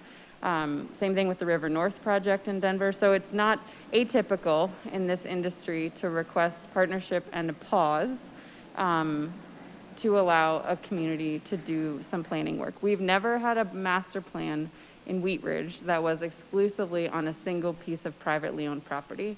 Many of our sub-area plans include groups of smaller properties like the Northwest sub-area, or a corridor like the 38th Avenue corridor. So I think, you know, we didn't play that tape forward if SEL hadn't been a partner. We were pretty clear on why we thought this was a really important process for our community. So I don't know what the hypothetical would have been, but I think we were all really committed to needing to have a community vision on this piece. Thank you. Thank you. Ms. Hoppy?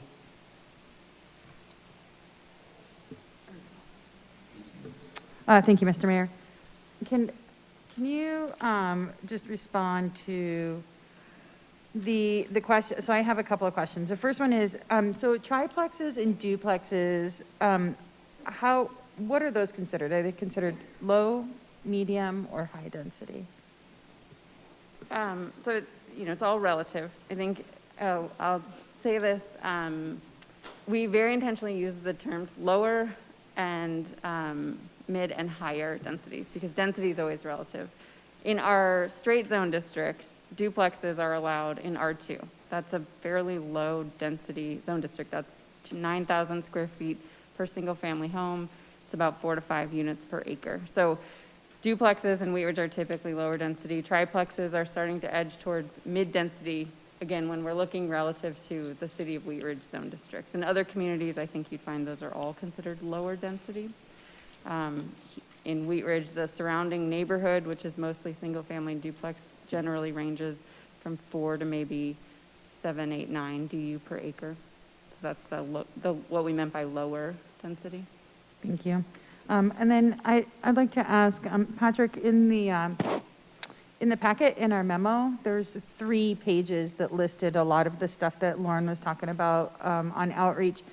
Will that be posted anywhere other than on the packet? Will it be on the What's Up Wheat Ridge under the Lutheran thing, or, where will people be able to reference that information? The actual attachment 2 that talks about the outreach. Yep. Yeah, it may, a lot of it is on What's Up Wheat Ridge right now, probably not in this great detail, but we can make this as an attachment on What's Up Wheat Ridge. It is. We It's on added there that now. the day that we emailed it. It's also Okay. on Wheat Ridge So Speaks. it's been added. Awesome, thank you. Thank you very much. Thank you, and I have Ms. Nosler-Beck, Ms. Hulteen, and Mr. Urban in that order. Either Patrick or Ken, can you explain the process of the historical designation that was brought up tonight about the Blue House and the chapel? Is that something that a private citizen can bring forward? So the way our code is written, the private property owner would have to request the local landmark status. So that was a change that was made to the code probably 10 years ago. So it does require the initiation from the ownership to get that local designation. Was that the specific question versus state or federal? So in this case, for the Wheat Ridge historical designation, that would have to be SCL Health making that request? Yes, Okay. or whoever a future owner might be. Okay. Thank you. Thank you, Ms. Hulteen. Thank you, Mr. Mayor. I've got a couple of questions. So we've heard from several people tonight in some of the online comments, really interested in what we'd be doing around like open space and green space.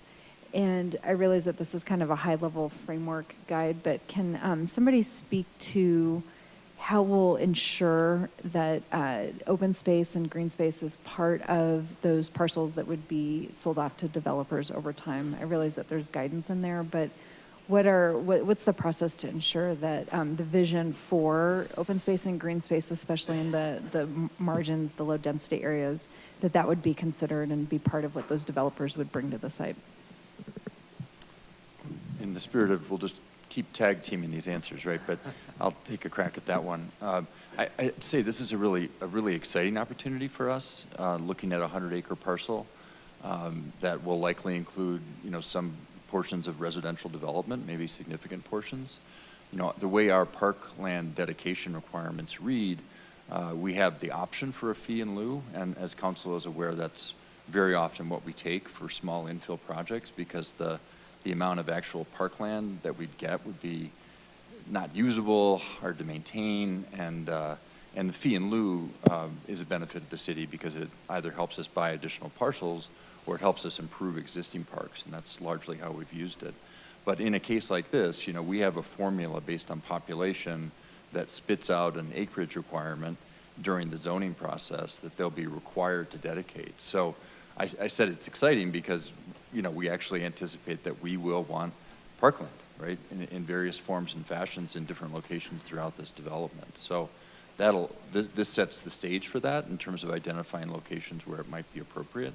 But that'll be a really important part of any rezoning process, and then ultimately the subdivision plating process is when it's actually dedicated to the city.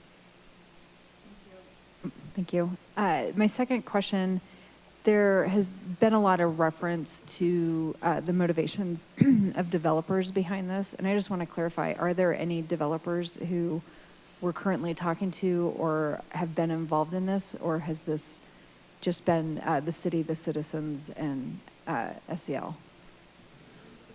There have been some developers as part of that focus group that gave kind of that perspective of, what do they think might be an appropriate reuse for this parcel.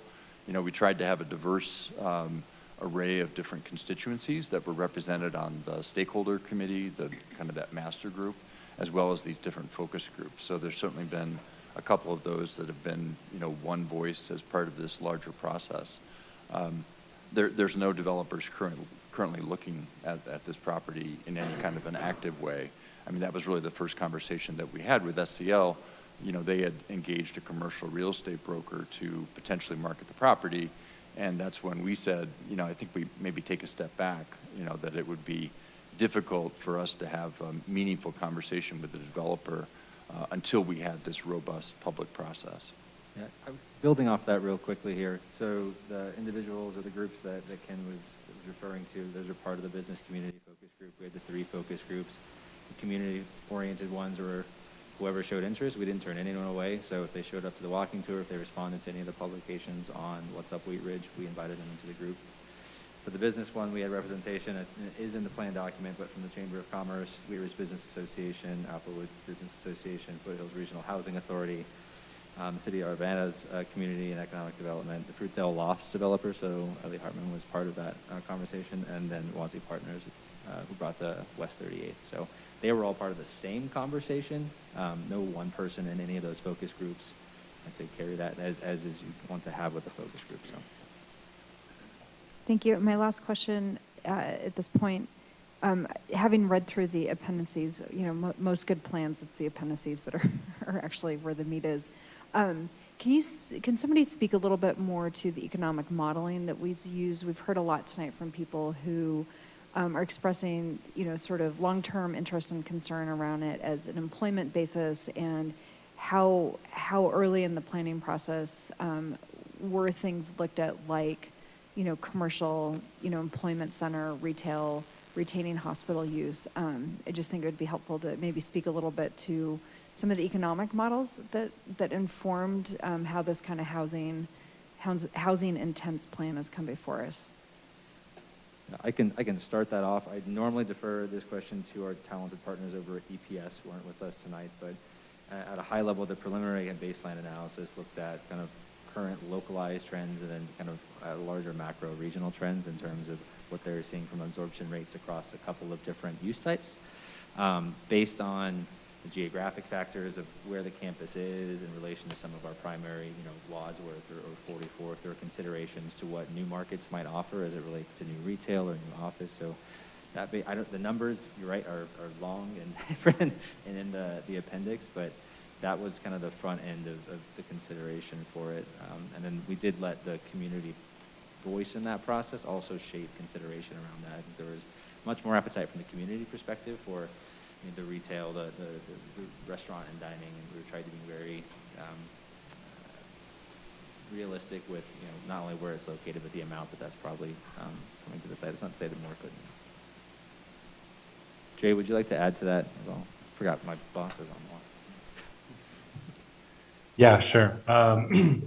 To Mark's point, there was really probably 3 levels that we looked at with the market analysis. So the first was simply sort of doing a market assessment. One of the tricks with that, of course, is we're in a pretty strong housing market cycle, as I think is demonstrated with some of the vacancies around retail and commercial space around Wheat Ridge and in the region, frankly. But this is obviously looking at a 10, 15, 20-year build out. And so tried to be realistic with thinking about different market cycles. So first, that market assessment. Second was what Mark was speaking to, is using the community inputs, looking at the various preliminary alternatives and studying and ensuring that those are in fact market feasible in that 10 to 15 year absorption. We didn't want to put anything forward for the community to react to that was infeasible, just pie in the sky and wouldn't work. And then ultimately looked at the development framework itself, ensuring that would have market support moving forward. Great, thank you. And am I remembering correctly that that the report does call out sort of specific tolerances for some commercial and some retail and some auxiliary uses like that? So it does identify that there's a market and a need for that, and that this plan supports that. Did I read that correctly?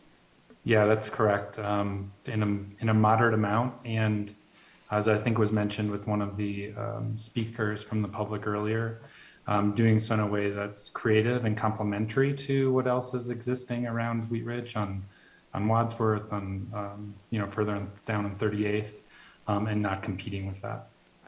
So one piggyback on that, just quickly, I think one important point to note though is that even though modest support might have been identified as part of our assessment for either office or retail, the approach to suitability mapping, as y'all saw, office could be appropriate anywhere, and I think as Ken spoke to at the Planning Commission, there's the unicorn, right? The corporate campus user wants to come in, that's not precluded as part of this. Great, thank you. Thank you. Mr. Urban. Thank you, Mr. Mayor. So in a normal real estate development deal as a private property owner, it would be beneficial to have that entitlement and that rezoning done prior to sale, correct? I'm not, as the property owner, Yeah, you as say a- generally? Generally. In theory, yes. So when we're looking at this situation, it seems to me that the current property owner is bending over backwards to make sure that the community is a part of this process and that we're engaged in this process, both the city and the residents. And what the alternative could be for them to put it up for sale or ask us to rezone it without any community input, which would probably not go very well for them. And I think they see that. And I think that's why we have this collaborative process working for us. So one of the sticking points I've seen is regarding the Blue House. I don't know if it's appropriate to have a consensus or some other kind of agreement on council that we want the Blue House, we like the Blue House. It's something that we want to see kept. It was there before Lutheran was there. It should be there after Lutheran leaves, if only to be a landmark for the area. So could we see would it be appropriate to do like a consensus to move forward on exploring the historical designation to see what that would entail, to work with the existing property owner? Let me, Ms. Sopi, would you like to? I think Work that on the answer was that the property owner has to do that. Mhm. But one thing that we could do on council is a resolution in support of maintaining the Blue House.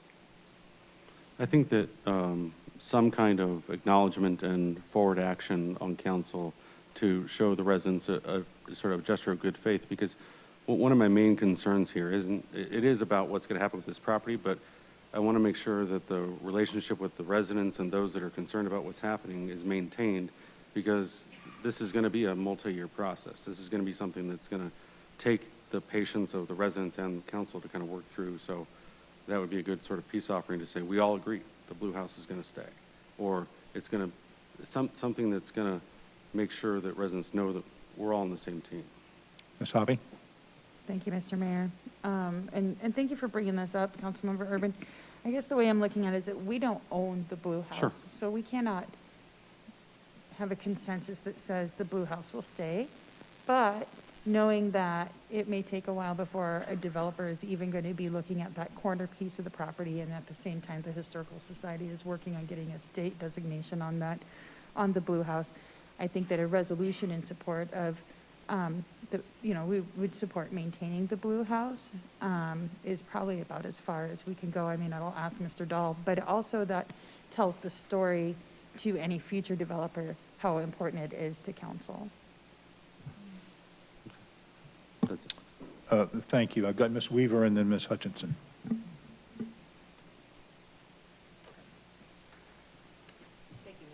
Thank you, Mr. Mayor. Following up on Councilor Hultane's question about parkland, there have been several comments tonight and conversations I've had with both planning and citizens about keeping some agricultural history as we go forward with parklands in particular. And Ms. Michalak, you and I have had lots of conversations around that. And could you just talk about the process of once parkland has been designated in the process that Mr. Johnstone was talking about, sort of what does that look like then to determine how the use of that park might unfold and happen? Sure. So once parkland is dedicated, if it's dedicated to the city, one of the things that we would typically do is confer. We actually have a parks master plan that identifies the needs of our community. This area is one that is identified already in the Parks Master Plan as needing a neighborhood park. There's Crown Hill, but there's not actually like a green space park.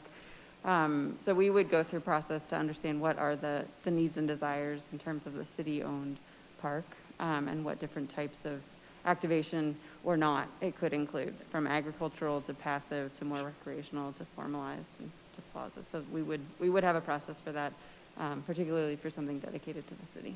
Is that something that the neighborhood is typically involved with, or the surrounding? I mean, is it more than just the developer, or is that a public input kind of thing? I believe so. The last public process on a park that I can think of was probably Discovery Park, and the sort of programming of that was certainly included a public process. Okay, thank you, I Yes. appreciate that. Oh, may I say one more? Yes.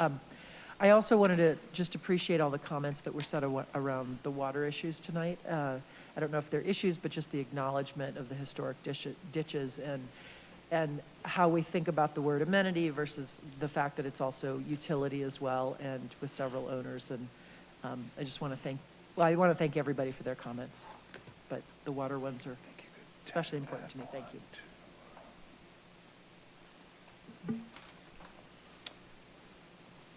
Thank you. Ms. Hutchinson.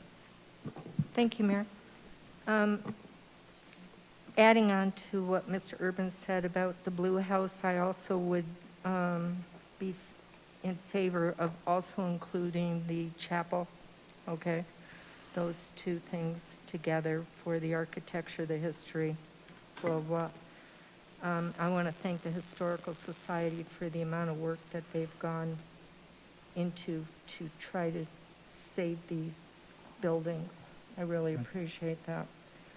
I do have a question. I would like to know if I could get a concrete definition of what is affordable housing.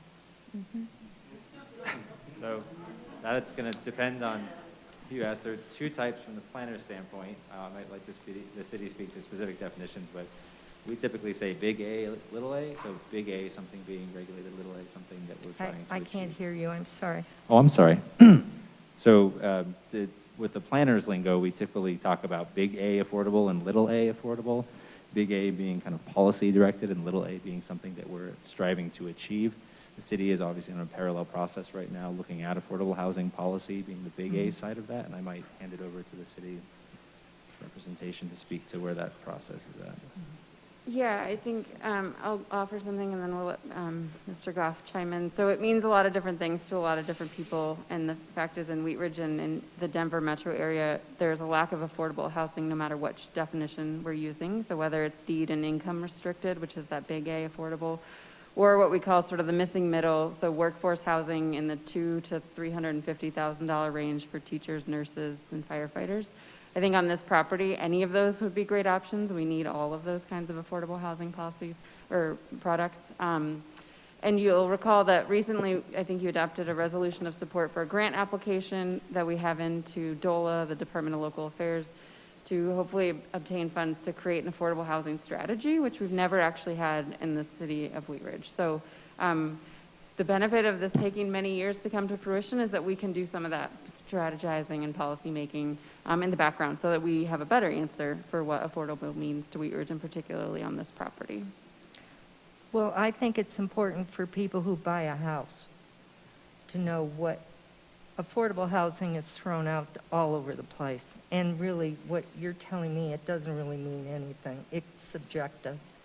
So it can be one thing in one place and another thing somewhere else. And if we want affordable housing, are you talking like, I don't know what the difference is for like workers or people who are starting a family or a single person buying a place? I mean, it should be the same amount of money. Why is it all different? Well, Ms. Hutchison, it's based on really on what the residents and the constituents are making, right? And we do have a presentation coming to City Council on November 15th that will give you more details about this, and it's really up to City Council to determine what type of affordability they want to bring into the community or what the gap may be. Some examples of that based on kind of just what you were asking on what people actually make. In Jefferson County, somebody who's considered to be at 100% of the average median income in Jefferson County is making about $73,000 a year. That could be a firefighter, a building inspector, a tax preparer. For a rent, this isn't for necessarily for a for sale property, but they can only afford about a $2,000 a month rent. Somebody that's at the 80% AMI, those are folks making close to $60,000 a year. That's a mail carrier, potentially a school teacher, social worker. They can afford about a $1,500 a month rent. So those are different affordability levels. And we need to determine, I think if we can get this grant and do the study, we can determine what the gaps are in Wheat Ridge for the people that live here. Or how many people do we have at the 60% AMI that can't afford housing and maybe need rents that are closer to 1,100 or housing prices that are closer. I don't have the housing prices in front of me of what they can afford for housing, but so it is different. It's different for every income level in the community. Mhm. Yeah, so I know that from what I see out there, what has been built, it doesn't look like affordable housing to me for like workers, maybe two people have to live together or something like that. You know, Wheat Ridge and Federal Heights have had the highest increase in renters for a couple years. I read that in the Post, so I don't know if you saw that. So we do have people who are coming here and things, but when you have rents that are like $2,000 or something, that's kind of high. It's true, and I agree with you. I believe Wheat Ridge has a gap in these middle areas for these different levels of average median incomes. And again, we really need to dig into it and see how big that gap is and where it lays in Wheat Ridge. And I did find a slide here too. So somebody in Wheat Ridge that's at the 80% AMI, making about $60,000 a year. Again, the mail carriers, school teachers, social workers, they can afford a home of about that's worth $317,000. And all the new homes that you probably can't find that in Wheat Ridge. And if you do, it probably needs a lot of work. So we do have a gap in Wheat Ridge, I believe, at that level. And when we're talking about high density in this parcel here, okay, is that rental, like the tall buildings and everything, those are for rent? Would that be? That's not specified as part of higher density residential. That is certainly one of the types of higher density residential. Rental ownership is also another one of those. Both of those are noted, but neither is specified as part of this. Okay, because I did read where also whatever would be built in there, compatibility with adjacent neighborhoods. Now that also sounds subjective to me. So, there needs to be some discussion on that too, I would think. So, and when I went, I've seen the ideas that have come up from the meetings and listened to things. There's like 30 or 40 ideas that have been thrown out there about what this property could be. So there's a lot of things out there to kind of weed through. Everybody wants something different, right? And when you talk about buffers, I mean, what is that, gravel? Is that like trees? Is it, I mean. Yeah, so what we heard from the community through that process, identifying lower density residential, so the single family homes, the lower density products, duplexes, triplexes, and parks and open space were the most appropriate buffer uses. So when we say buffer, we're specifically saying open space and parks and low density residential. Because all around there is low density, correct? Correct. Okay. Thank you. Thank you, Ms. Hoppy. Thank you, Mr. Mayor. I just had one last question. I know that we have a design book for when we have, like, our commercial properties are built. Would there be any, let's say if a developer bought let's call the southeast corner of that property, and they were going to build some of the single family homes in there along the buffer, and then some of the duplexes, kind of in there going towards the interior of the property.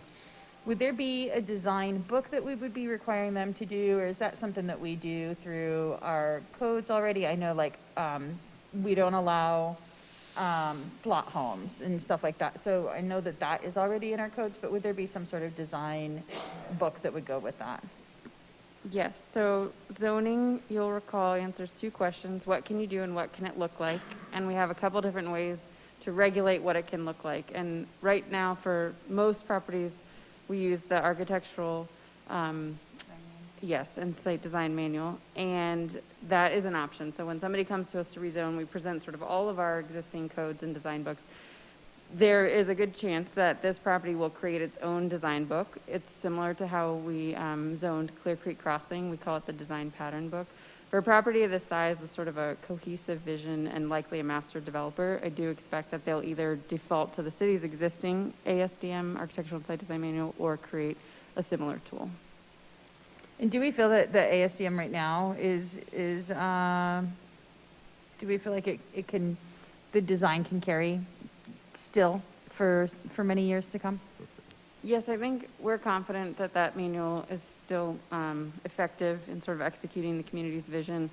I think, you know, for this project, you saw a couple comments on Wheatridge Speaks and from others that folks want it to feel a little different and feel a little unique. So I do expect that we'd have something that's more tailored to this project potentially to express that unique character.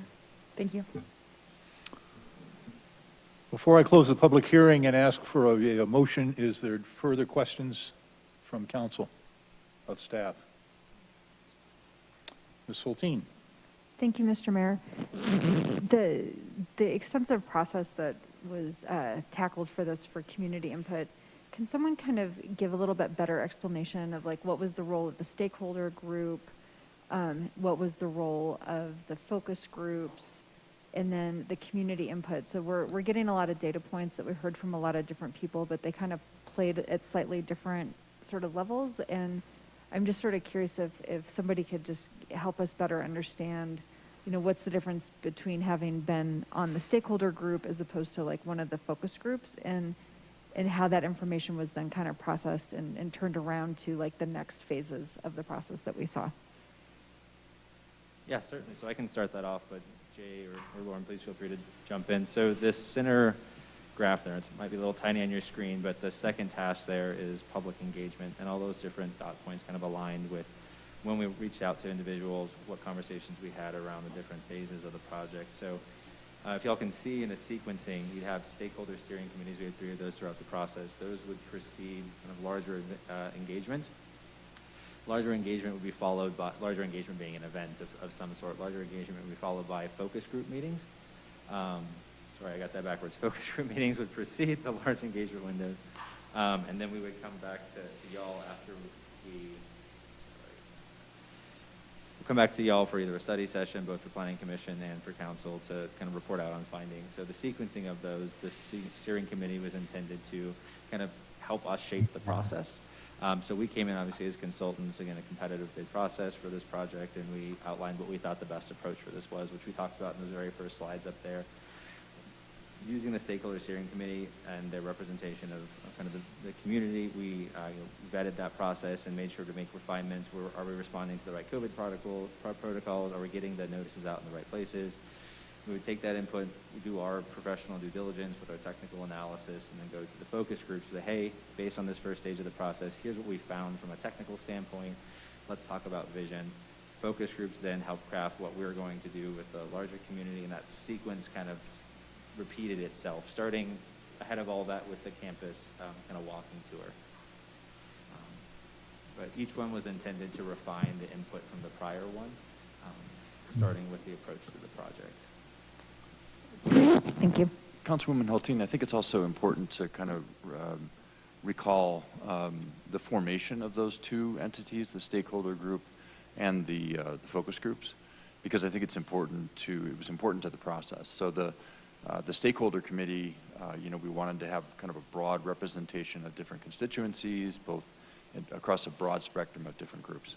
And we asked council members to give us names, right, of people that you thought could add to that discussion. And we selected people from those names. And I think, frankly, got a really good group of people that that met 4 times to contribute to this process. Focus groups were self-selected, right? Starting from the walking tour back in May, we had sign-up sheets to participate on the focus group. So anybody that wanted to be on a focus group could be on a focus group. And correct me if I'm wrong, we didn't turn anyone away, right? So 24 people said they wanted to talk to us at greater detail, and 24 people were. So I think those 2 kind of processes to get that representation and those 2 parts of the public input process was super important. Great, thank you. Mr. Urban? Thank you, Mr. Mayor. I guess before we go to a vote, I would like to take that first step to ask for consensus that City Council would put forward a resolution in support of the Blue House. I'm not going to be here for that, so I'm just going to leave it up to you to decide what that looks like, but I would encourage you to recognize the Blue House was there before Lutheran, and in my mind, it should be there after Lutheran. So I think that would go a long way. So I'll make that consensus. Ms. Hoppy? I just have my hand up for a consensus. Oh, Say yes. okay. Well, it looks like we have consensus on that. Can you repeat the consensus? I just want to make sure we got that. Sure. I move forward a consensus that City Council supports a resolution in support of keeping the Blue House. Does that include the chapel also, or is that separate? You know, I personally would like to see both kept. I know that that's a dynamic situation. So I would like to see that if everybody's okay with the chapel, because that seems like 2 parts to the whole, but, so I would amend that to include both the Blue House and the chapel if that's supported. Consensus on that? Can I ask a question? Question from Mr. Stites? Does the TB tent kind of count in that, or is that portable? I don't. Yeah, I'm sorry. Because there's 3 things that the historical I society. guess if we're talking about selling a house, then we're talking about, like, does Lombard come with it? Does Right. Yeah, I guess, I mean, I'm just looking at all 3. And I'm not the comparing Blue the House, the tent. chapel, and the TB tent, right?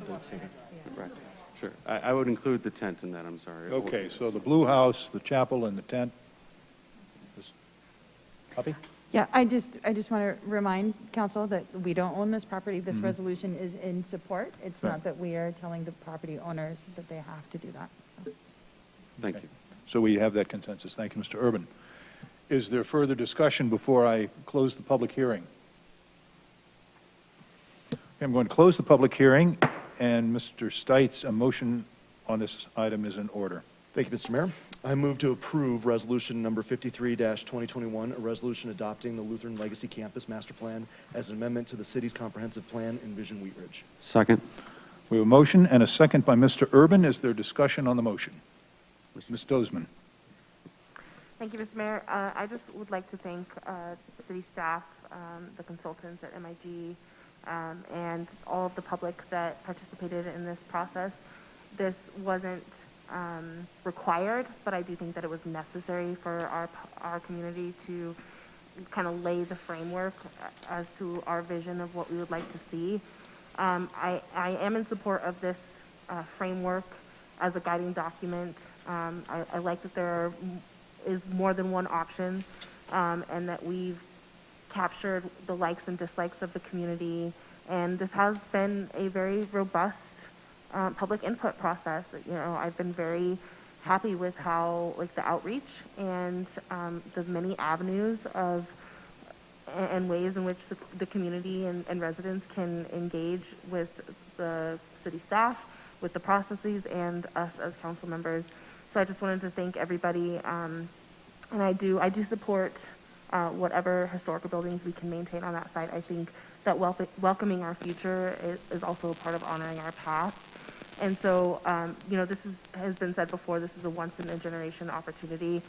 It's not very often that you get to see a state-of-the-art new hospital built in your community, as well as 100 acres of developable land. So I just really appreciate this process, and I'm looking forward. And I do want to stress that this is not a rezoning. That had been mentioned several times in public comment that we shouldn't rezone this property. That's not what we are discussing right now. And we can, you know, have that discussion later on down the road. Sounds like probably a few years in the making. And I just want to reiterate my thanks to everybody. Thank you, Ms. Hoppy. Thank you, Mr. Mayor. And thank you to Councilwoman Dozman for really emphasizing the point that this is not a rezoning tonight. What this is a guiding document of what are the possibilities. There are so many possibilities on this property, but this is what the community has said that they would like as possibilities. I would also like to mention that I had several members of District 1 reach out to me and say, I really want workforce housing on that property, and how do I convey that message? And that's when I would send them to the What's Up Wheat Ridge. A lot of that information, I'm assuming, ended up in the surveys, which then got combined in with the information. So would it feel strange for you to sit physically in a meeting and hear several people in that meeting say that they don't want or they do want a certain thing, and then also once they combine the online survey stuff into it, that it then, shuffles out to something that you didn't actually hear in that meeting because you didn't hear what was on the survey? Absolutely. But as part of our goals as city council has been, for as long as I've been here, is making the process, the ability to be a part of the process, more open and easier, and online surveys is one of those tools. And the Wheat Ridge Speaks and the What's Up Wheat Ridge. So I just want to say thank you to everyone who participated, whether it was online or if it was in person, if it was one time or if it was many times. I appreciate all your feedback. And one thing I do want to just mention is in the future, when we are looking at the potential rezoning of pieces of this property or large pieces as a whole or with the master developer, we do have tools in our toolbox, such as bulk plane and things like that, to make sure that we can make sure that this fits in our community the way that we want it to. And that is not what we're doing tonight, but that is something that we will be doing in the future. Thank you. Mr. Stites. Thank you, Mr. Mayor. And I do want to thank everybody who came tonight to speak. Whether you feel like you're getting your way tonight or not, we listen to you. And I feel like through this process, the voices have been heard. And if we were allowing these developers or this planning process to run roughshod over the citizens, we wouldn't see these buffering zones where there's low density parks, things like that. We would see, if greed run amok, we would see they would be looking for high density everywhere, right? That's not what I see here. I see a plan that's thought out very well. And that's somebody who's lived here in the city for 38 years. I grew up for the first 5 years of my life living on Allison Court, which backs up to this property. My grandfather and grandmother, who I spent every Wednesday with for the first 15 years of my life, live on Zephyr Court. And I used to cross the ditch and go down to Lutheran with my grandma and walk around the ponds and all that stuff. One thing I like about this is that's still possible for everybody in those neighborhoods. That conservation, that ditch, that's all going to be part of that park as this plan is laid out, which is good. And I know that this doesn't satisfy everybody, but understand that this is a rollout of 15 to 20 years, 10, 15, 20 years. So tomorrow, nobody's going to come in with a bulldozer and start building apartments next to you or houses even. This is something that's going to take 10 or 15 years for some of this stuff to happen. Some of us will not be here in 10 or 15 years, and most of us will not be on council, and other councils, other people will be making those decisions as these are rezoned, and the community that now knows about it, that didn't feel like they had enough of a say in the process to this point, as those rezoning hearings come, you will get a postcard because that's part of our code, up to 1,000 feet. Is that correct, Ms. McClain? 600? 600, thank you. So, and that's just been extended by this council as well. So all of our normal planning procedures, things like that we have in the city to protect our citizens and to protect the other, those will be applied to this property. So as we move forward, this isn't going to happen tomorrow. This is an outline for things that will happen and more discussions. This is a beginning, not an end. So I am going to support this, and I hope that our neighbors in District 3 understand that what we want to do is we want to make sure that we have a plan to help defend ourselves and to make sure that we have a vision going forward so that we are not at the mercy of the market and developers. We are deciding what we want, and we're going to move forward as a community. Thank you. Thank you. Mr. Urban? Thank you, Mr. Mayor. So back in 1902, when this property was first purchased, there was a streetcar on 38th Avenue. Let me repeat that. There was a streetcar on 38th Avenue in 1902. That is just a completely different environment and different market that we are today. And what the market looks like 100 years from now is going to be completely different than where we are today. And this property will continue to be a part of Wheat Ridge. We're not wholesaling it off to anybody. We're not asking for it to be developed into anything other than what is appropriate for the surrounding communities. If those in the surrounding communities do not feel that that is appropriate, then you have to stay engaged. You have to continue to be a part of this discussion. You cannot just take your ball and go home. I'll make the prediction here that we have future council members and people on Planning Commission and individuals will want to take this process and become more involved. And that's what I'm hoping, is that by our decision here tonight, it's a part of the process. It's not the end of the process. And if you don't like what we're saying here tonight, then stay involved and know that this is a multi-year process. And if you really don't like what's going on, then run for city council. Just kidding, don't do that. Just kidding. But I say that in jest because it is difficult being in this position, because it isn't a matter of, well, I kind of like it or I kind of don't like it. It's yes or no. I'm old enough to remember when Facebook just had one like button, not a slew of different options. And so the situation here is, do I hit like or not? And that's where we're at, is that I like what's being presented. Do I love it? No. There's some things I don't like. But I think that as a plan going forward, that we need to present something. And there's an old adage that says that success has 1,000 fathers and failure is an orphan. And that this process will go one of two ways. I'm hoping that it's successful. I'm hoping that this is just the centerpiece of Wheat Ridge moving forward. So I'm excited about it, but I know that this is going to ruffle feathers and people are not going to be happy about it. But that can't be a reason to go home or not participate. You have to stay engaged. Thank you. Thank you. Is there further discussion on the motion? Ms. Hulteen? Thank you, Mr. Mayor, and I'm aware we're at 11 o'clock. Do you need to do something with that now, or can I speak? Well, it's not quite 11, but so Okay, keep all right. talking. My clock says 11 here. Okay. So I just, several of the things I'd like to say have been said already, but I want to speak to the fact that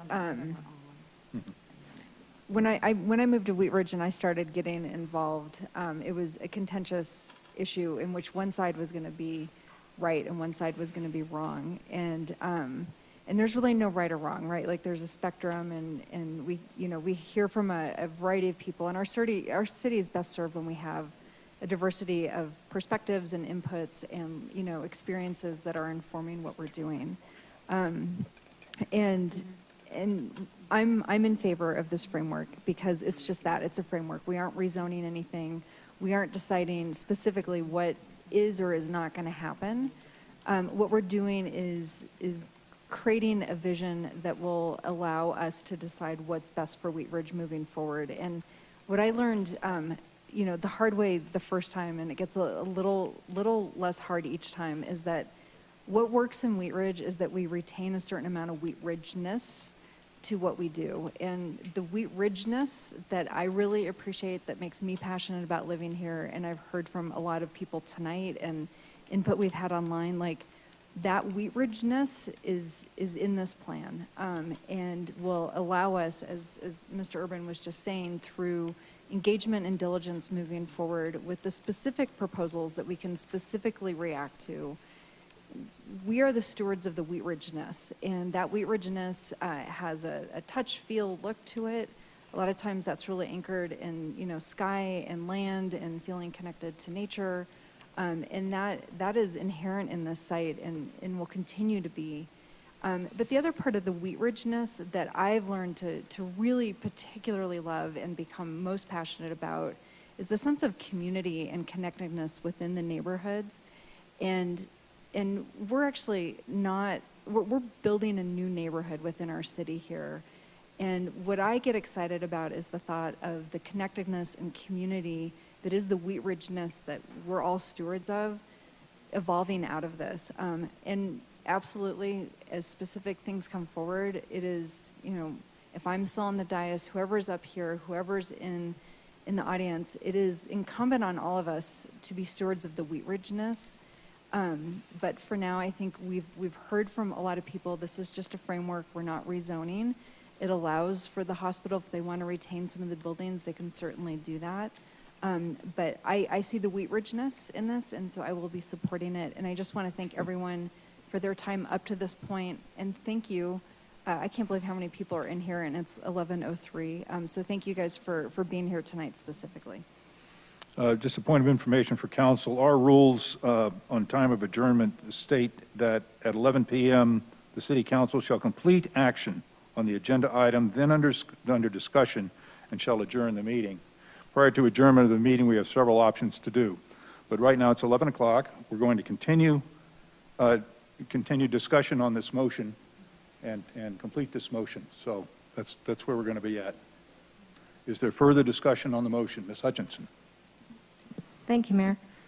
I have followed Wheat Ridge Speaks, the comments that have been made directed towards the Planning Commission. I listened to people who spoke at the Planning Commission. I looked at Wheat Ridge Speaks for tonight, and I listened to the people who spoke tonight.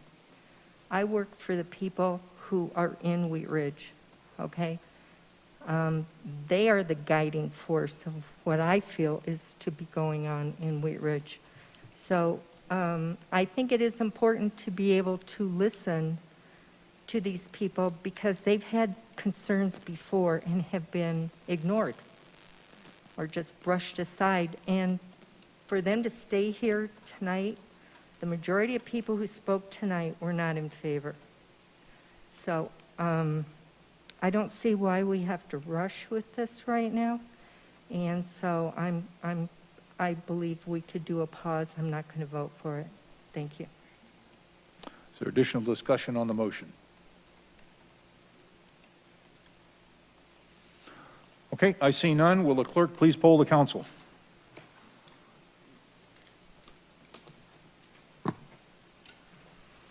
Mr. Mayor, the motion has passed 7-1 with Councilmember Hutchinson voting nay. Okay, thank you very much. Thank you, councilors, and thank all of the citizens who came tonight to speak on this item and those that are listening to us on a different format. I'd like to recognize Ms. Hoppy. Thank you, Mr. Mayor. I'd like to make a motion that we continue with the remaining items on our agenda for the rest of the evening. If we have a vote by 3/4 majority, then we will continue this item. Then we will continue with this agenda. Second. Okay, there's a motion to continue to work through the agenda. Is there any discussion on the motion? Seeing none, will the, oh, wait a minute, Rachel Hulteen? Yeah, thank you. Ms. Hulteen? Yeah, thank you. So I'm just curious how many people in the audience are here to speak on behalf of the remaining items. We have 3 signed up on this next agenda item on the sign-up sheet. Okay. All right, great, thank you. Okay, is there further discussion on the motion? Okay, would the clerk please clear the board and poll the council?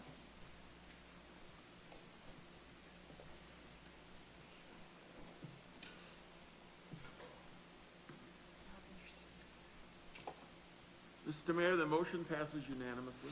Well, we may be here forever, okay? Not really. Zach's last meeting, we got to go big. But it seems like it. Okay, a little levity here. Sorry about that. Okay, we will move to our next agenda item. That is agenda item number 3. Ms. Dozeman, would you please introduce this item? Yes, thank you, Mr. Mayor. Council Bill number 18-2021, an ordinance amending Chapter 11 of the Wheat Ridge Code of Laws by the addition of a new Article 14 entitled Hotel Licenses and in connection therewith adding reference to extended stay lodging in Chapter 26 use schedules. At issue within the city of Wheat Ridge, there are presently 9 hotels with a total of approximately 972 rooms. While these 9 hotels represent less than 0.05% of the total number of households and businesses in the city, the calls for service from the city's police department to these establishments constitute approximately 10% of the total police calls. This ordinance will create a licensing program for hotels and require minimal amenities to provide safe and healthy environments for persons relying upon short-term and extended stay housing in Wheat Ridge. Thank you. This is a public hearing for an ordinance on second reading. It is not quasi-judicial. I'm going to open the public hearing. And Mr. Goff, do we have a presentation on this item? Thank you, Mr. Mayor. Yes, we do. We have a team here, so. Mr. Mayor, can we Mayor, point of privilege. Pardon me, okay? Yeah. Do I have a- I want to disclose my business relationship with Power Map LTD, one of the businesses hired by the American Motel located in Wheat Ridge. My business, Upstream LLC, does contract work with a number of companies. One of them is Power Map LTD, but I have no business or personal interests with the American Motel. Accordingly, there is no reason for me to recuse myself from tonight's public hearing and vote, and I've also discussed this matter with the city attorney. Thank you. Thank you. Ready, Mayor? Mr. Goff. Great. Thank you, Mr. Mayor. Good evening, Mayor and Council. We're here tonight, City Council's direction. Staff has drafted updated regulations to ensure hotels in the city meet certain standards of public health, safety, or welfare, and meet reasonable standards for accommodations and amenities for extended stay operations. These regulations will be considered this evening by City Council for adoption. So tonight we'll go through, the agenda for this evening is to look at the history of this proposed ordinance, the purpose of the ordinance. The police department will talk about the calls for service that we currently see at our hotels in Wheat Ridge, the proposed requirements of a hotel license that we're proposing as part of the ordinance, proposed requirements for extended stay lodging, and then the implementation schedule and licensing fees for this new hotel license. So looking at the history of this process, based on a long pattern of high calls for service and police department concerns, staff and city council have discussed options for additional hotel licensing and regulations over the course of several years. At a July 15th, 2019, City Council study session, staff presented a framework for the creation of an extended stay lodging regulations. City Council consensus supported proposing new regulations through an ordinance. That consensus recommendation aligns with the draft language that you see in tonight's proposed ordinance. Subsequent to that meeting, staff sent a detailed letter to various Denver area extended stay lodging owner-operators outlining the proposed framework. Only one response was received at that time, and this ordinance is responsive to the one comment in that response letter. Then more recently, on June 28th, 2021, City Council gave unanimous consensus to city staff to draft a hotel licensing and extended stay lodging ordinance and reach out to the business community to obtain feedback. Existing hotel and motel operators were invited to discuss the proposed ordinance and regulations with city staff in a virtual meeting on August 30th, 2021. In advance of that meeting, the operators were given a draft of the ordinance and a detailed FAQ fact sheet. 3 hotel owners operators were represented at the meeting and provided input on the ordinance.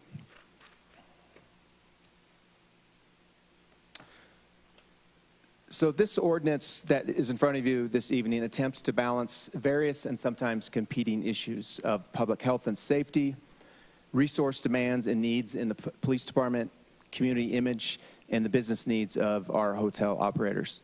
It's also designed to encourage hotel operators to operate in the best interest of their clients and the broader community. Whoa. Sorry about that. Okay. The city's interest in considering these new regulations is for the protection of the health and safety of the public, period. The intent of this ordinance is twofold. One, require motels that are providing lodging services of less than 30 days to meet certain minimum standards for public safety and health. And 2, require motels that are providing extended stay services of 30 days or more to also meet certain standards minimum standards for public safety and health, but also to provide certain amenities to ensure extended stay units are livable. Staff believes if these minimum standards are met, criminal activity and calls for service to these motels will decrease over time. Now I'd like to turn it over to Chief Murtha to talk about the history of the calls for service that the city has experienced with our motels in the city.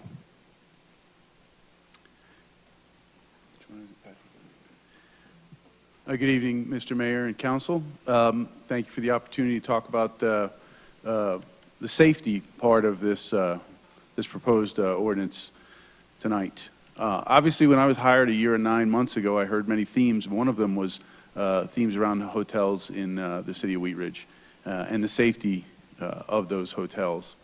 At the direction of the council, we certainly took time to look into this issue. This has been an ongoing issue for many years. It predates my employment here in the city. And this is not new to members who've been on the police department for a while.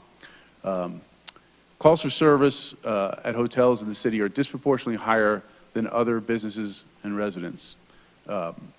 Calls for service right now in 2021 for the first half of the year are approximately 10% of all calls in the city. Those calls take about 53 minutes of police time per call. So you can understand that call volume and the man hours or person hours, excuse me, that are allotted to the hotels in the city of Wheat Ridge is really a resource allocation that is not sustainable for the police department. In 2020, that was 8% of calls, so it's increased between 2020 and the first half of 2021. Hotels with high calls for service evolve into nodes of illegal activity, including drug dealing, prostitution, and illicit behaviors. Adopting stronger local requirements to limit illegal activities in hotels is an essential tool to combat economic blight in the city. Those are not just statements that were made up. Those were statements that generally are based on a Department of Justice study that was done years ago on budget hotels and some of the criminal activity that surrounds them. We see that in Wheat Ridge as a hotspot map for criminal activity. Consistently see that around some of our hotel districts in the I-70 and Kipling corridor especially. Looking at calls for service at all of our hotels and motels, you can see the hotels highlighted in blue year over year are the ones with the highest numbers of calls for service. I think you can see there that some of those are very disproportionately represented. As a matter of fact, this year, of those 10% of calls for service for the first half, more than 6%, almost 6.5%, are attributable to the top 3 hotels listed on there. So safety is certainly a serious concern when you look at the numbers and you see how many calls for service we're answering and responding to at the various hotels. As you look at calls for service, we break that down by room number, so obviously it's not one size fits all. This is based on the number of rooms and the amount of calls, and then that's divided and gives us our total number of calls for service. Again, calls for service at motels by the amount of rooms. You can see our top 3 there, Super 8, Motel 6, and the American Hotel are the top 3 far and away, and well above the numbers of the remaining hotels. Half-year comparisons I discussed briefly, but you can see the top calls for service in 2021, again, with 504 calls already at the American Hotel, Super Motel 6, 312, and Super 8 at 432. You can see the rest of the calls there. The top ones year over year are highlighted in blue and tend to remain consistently pretty even as far as which ones are the high calls for service. The top reasons that police tend to respond to these, the hotels throughout Wheat Ridge, all the hotels, unwanted parties, suspicious vehicles, follow-up for calls for service, disturbance, that could be domestic violence, that could be a fight, that could be a verbal altercation, traffic stops, and welfare checks. That does not negate the fact that we have very serious crime that happens in the hotel district. When I was first hired, my very first call for service that I went out on midnight was at a hotel for a shooting. And we have incidents of human trafficking, drug dealing, and other nefarious activity at all of our, at many of our hotels in Wheat Ridge. Citizen-initiated calls for service, and when we talk about citizen-initiated, and I'll discuss that a little further in the next slide, but citizen-initiated are calls, obviously, that are not generated by the police. That excludes traffic stops, that includes suspicious person stops. The type of calls that we would self-initiate are excluded from that. And again, when you remove those numbers, you can see that remains consistent as to which ones are the least safe hotels in the city of Wheat Ridge. This, again, breaks it down. The city-initiated calls for service by the room numbers and gives an average. And that's important because we'll talk about calls for service as a metric and why we want to incorporate that into the ordinance as we move forward here. But you can see, again, highlighted in blue is our top average calls for service. That's calls for service per room. So if you look at, let's say, the top one, Affordable Inn, they have 1.2 calls for service per year per room. So of 113 rooms, they average probably, or they come to about 120, 30 calls, maybe a little bit more per year for that hotel. Calls for service at hotels, motels in 2020 unwanted party was the #1 citizen-initiated call for service at the hotels and motels, accounting for 16 to 20% of the calls respectively. 2019, 2020, 46 and 50% of the officer-initiated calls for service were suspicious vehicles in the parking lot. We consider the parking lot certainly part of the hotel, and we certainly have our fair share of calls for service in the parking lots and around there.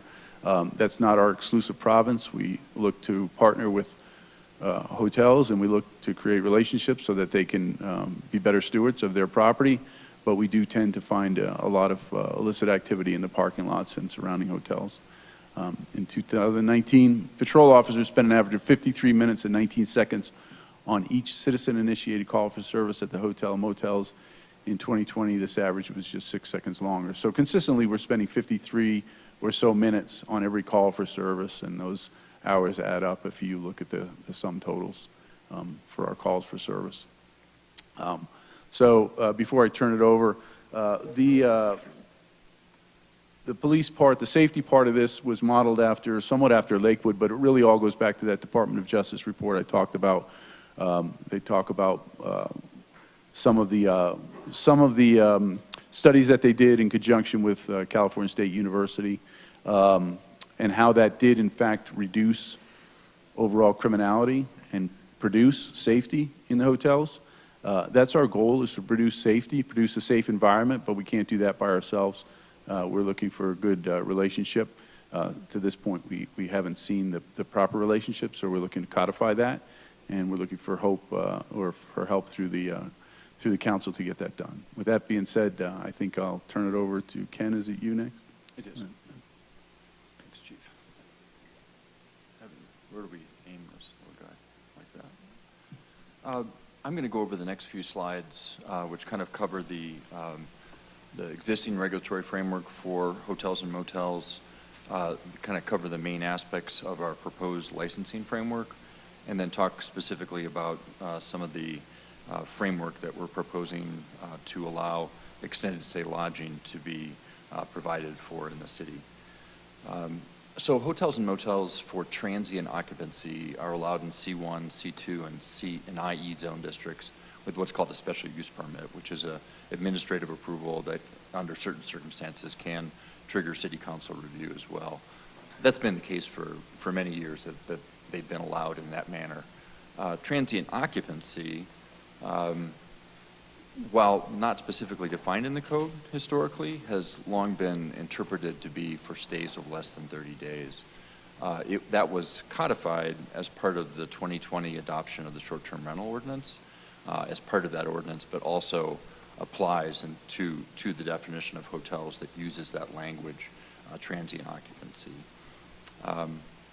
Hotels and motels and extended stay lodging are all permitted in our 4 mixed-use zone districts.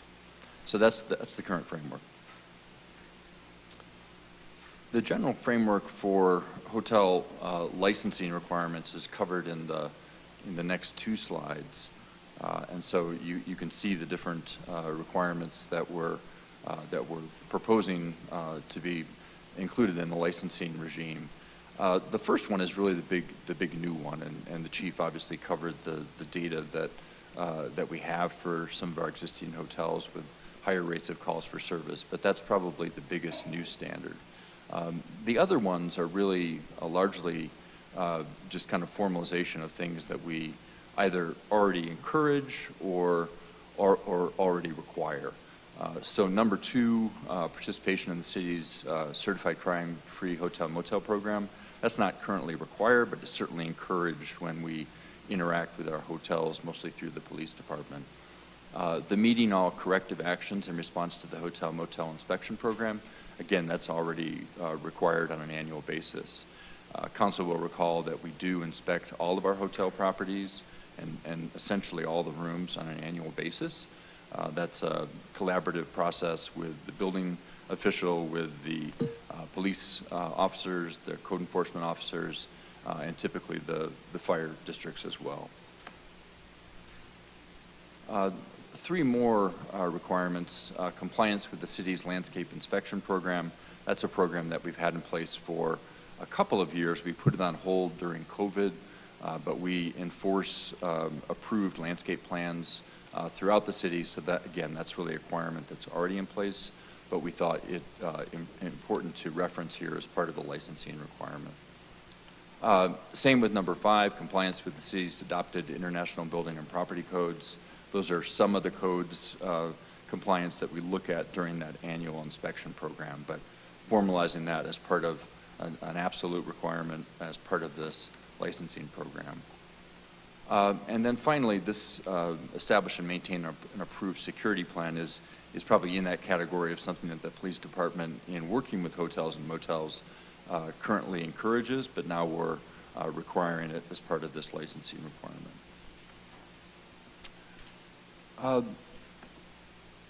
So extended stay lodging. I think staff definitely believes that there is a place for extended stay lodging in Wheat Ridge and throughout the metro area. It's been a common part of the hotel motel industry for decades at this point. We don't have, in our opinion, hotels and motels that have been designed with that general business model, and that's what we're trying to accomplish, is really to get them up to that minimum standard of what we think are the appropriate amenities and components of the hotel motel that bring it up to that standard of being able to be occupied for stays of 30 days and longer. We're proposing that extended stay lodging, as we're defining it, be allowed in the C1, C2, and MU districts with SUP approval. That's the same as existing hotels, which I mentioned earlier. That's currently the requirement, no additional requirement, just some additional performance standards that we'll go over as well. We did, as an aside, we did have the Planning Commission review the Chapter 26 elements of this ordinance, which are essentially just the modifications to the use chart that do 2 things. One, add extended stay lodging as a use category in C1 and C2, and then cross-reference the specific requirements in Chapter 11 as it pertains to what additional requirements are necessary for that use, extended stay lodging. The Planning Commission did forward a recommendation on the Chapter 26 amendments unanimously at a meeting back in October.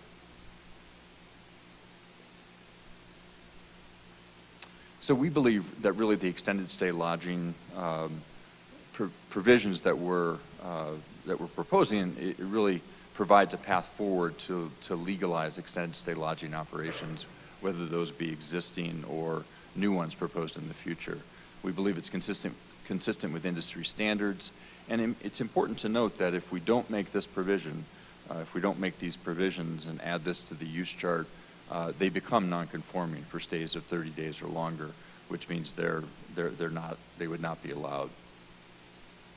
We are including both minimum in-room characteristics for extended stay lodging and minimum common area elements, and I'll go I'll go over some of those next.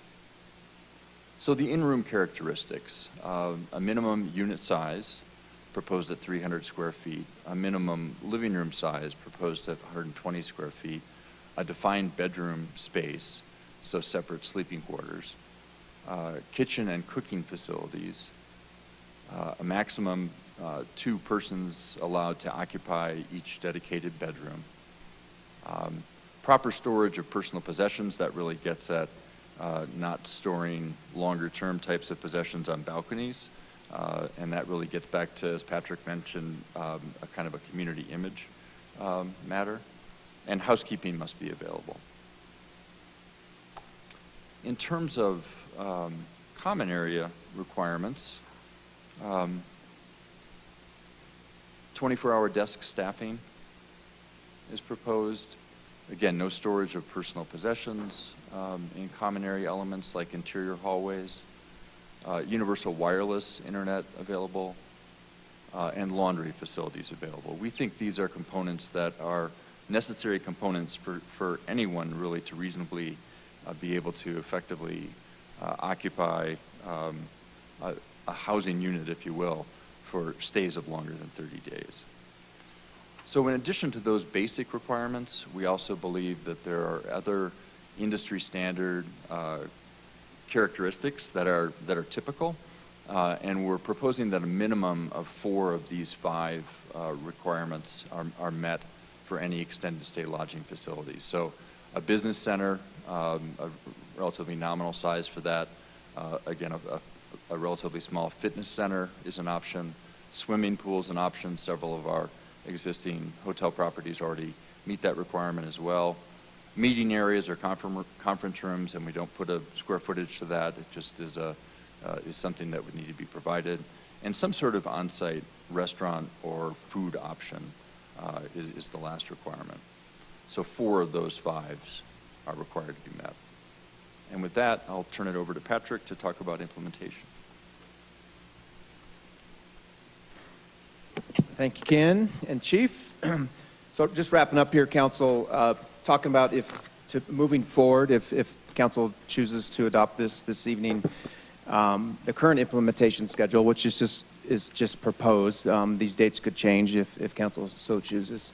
But we're proposing that the hotel licensing piece is effective January 1st of next year. So we're going to align it with the business licensing, which is January 1. And so the ordinance proposes that a hotel would be required to get both a business license and a hotel license. So on January 1st, all existing hotels must submit an application for a hotel license. And then the extended stay portion, currently we're proposing that by June 30th of next year, existing hotels that are currently providing extended stay lodging must either limit those stays to under 30 days by June 30th or obtain an extended stay license addendum and meet those requirements that Ken just mentioned. And then also, as part of the implementation, the city will work, of course, with the hotels, operators, and managers, and any individual that would potentially be displaced because of these new regulations. We have many resources at the county level and at the city level with our homeless navigator. We have many nonprofits in the community that help people find housing, rent assistance, and different assistance to help folks. So I think that's an important part of this, that the city would have to agree and promise to provide those resources to any individual that would be displaced because of these new regulations. Then looking at the licensing fees, very nominal fees we are proposing. First of all, again, as I mentioned, hotel businesses will be required to obtain 2 licenses annually, the city business license, which is currently $20 a year, and then a new fee for the hotel license of $300 a year. And then any hotel business providing extended stay lodging, we are proposing a fee of $150 in addition for that license addendum to provide extended stay. So with that, we will turn it over to council for any questions or to the public for any comments. Okay, thank you very much, Mr. Goff. Before we go to questions from council, I'd like to open this up for public comment on this item. Due to the time of the hour and the number of people that I have signed up to speak, I'm going to limit timing for public comment to 5 minutes. So if the clerk would clear the board of the last vote first, and then set his clock at 5 minutes, and then we'll invite members of the public that have signed up or not to come up and speak on this item. And when you come to the podium, please give your name, first name, last name, spell your last name, please, and give us an address. And I will start with Ryan Sugden and Don White on deck.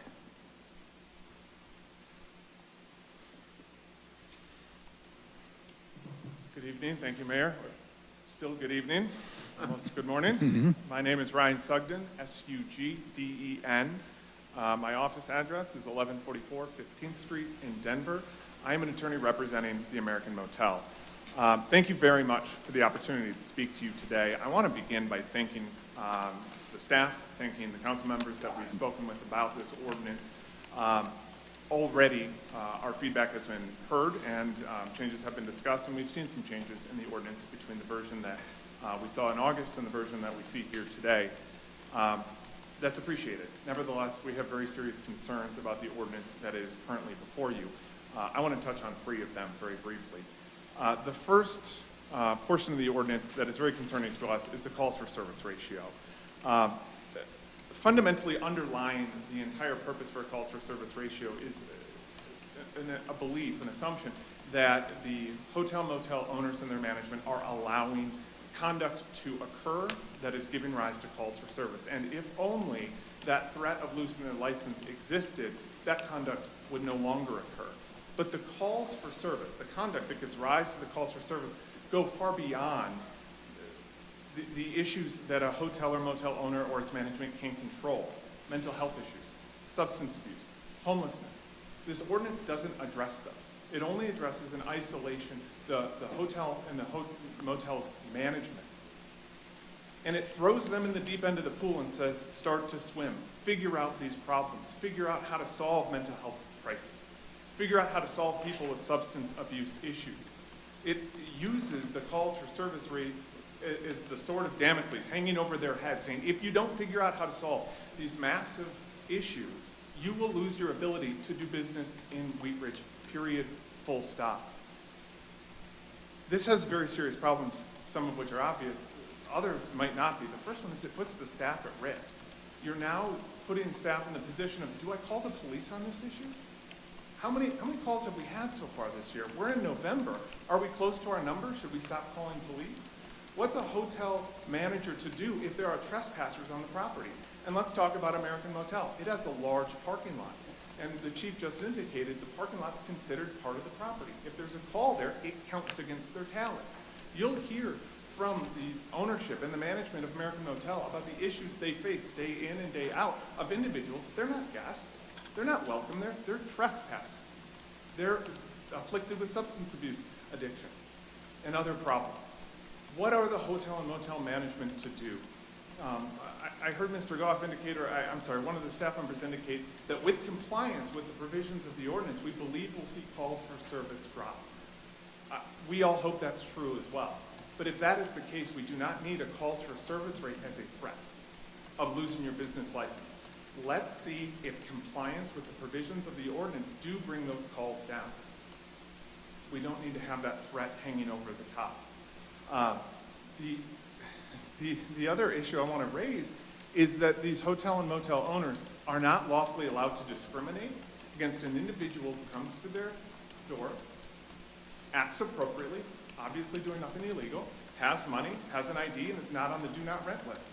They cannot discriminate against them. They have to rent them a room. Now, what the person does in the room, they can respond to, and they do respond to. I would challenge that a higher calls for service rate may not reflect management that's allowing problems to happen, but rather proactively going after them. Calling law enforcement when it's appropriate, when there's a fight, when there's violence. when there's a person who, after repeated requests to leave the property, doesn't, what would you have management do? This is a trespasser who is not leaving with a peaceful request. Perhaps that is a reason behind calls for service. And so should a property be punished for being proactive? The second issue that I'd like to address is the extended stay. The ordinance effectively eliminates extended stays beyond 29 days for existing hotels and motels. The cost of compliance is significant.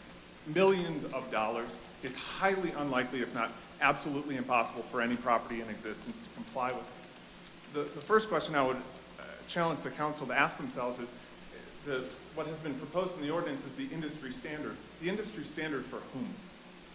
For what sort of consumer? There is a need for this. There is a need for extended stay housing. I understand the desire that it be more akin to other forms of extended stay, but there is a market for it, there is a need for it. As Mr. White indicated in his written testimony that you should have available to you, it does appear to be a solution in search of a problem. There has not been an identified issue of individuals staying in extended stay that are a cause of calls for service. Actually, they are the most stable residents of these properties. They want to be there. They don't want to cause problems. They know that if they do, they're gone. So actually eliminating an extended stay could cause more problems because it has to increase the number of one-night and two-night stays at these properties. Those are the more tend to be problematic, yes, if there are any. It also is a question of personal choice. If an individual wants to stay at a property, and the property is safe, it meets built-in code, and that's that personal choice that that person has, maybe they want to stay in a hotel. That's okay with them. They don't cook, they don't like it. They like the community they've formed. There's nothing inherently wrong with that. The third point I'd like to make as I'm getting the yellow light is that there is, I think, much that can be gained from greater feedback, greater community outreach, and work with these properties. They want to work with you. They want to be part of the solution.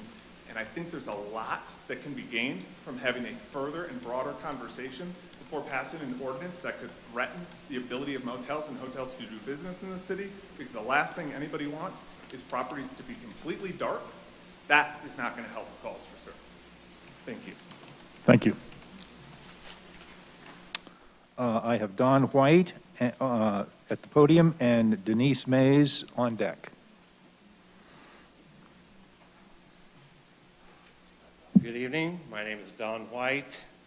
My address is 3737 South Elizabeth Street, Independence, Missouri, 64057. I had lots of notes. I had lots that you've read, perhaps, that I submitted. But I don't really need a note. I'm going to speak from right here.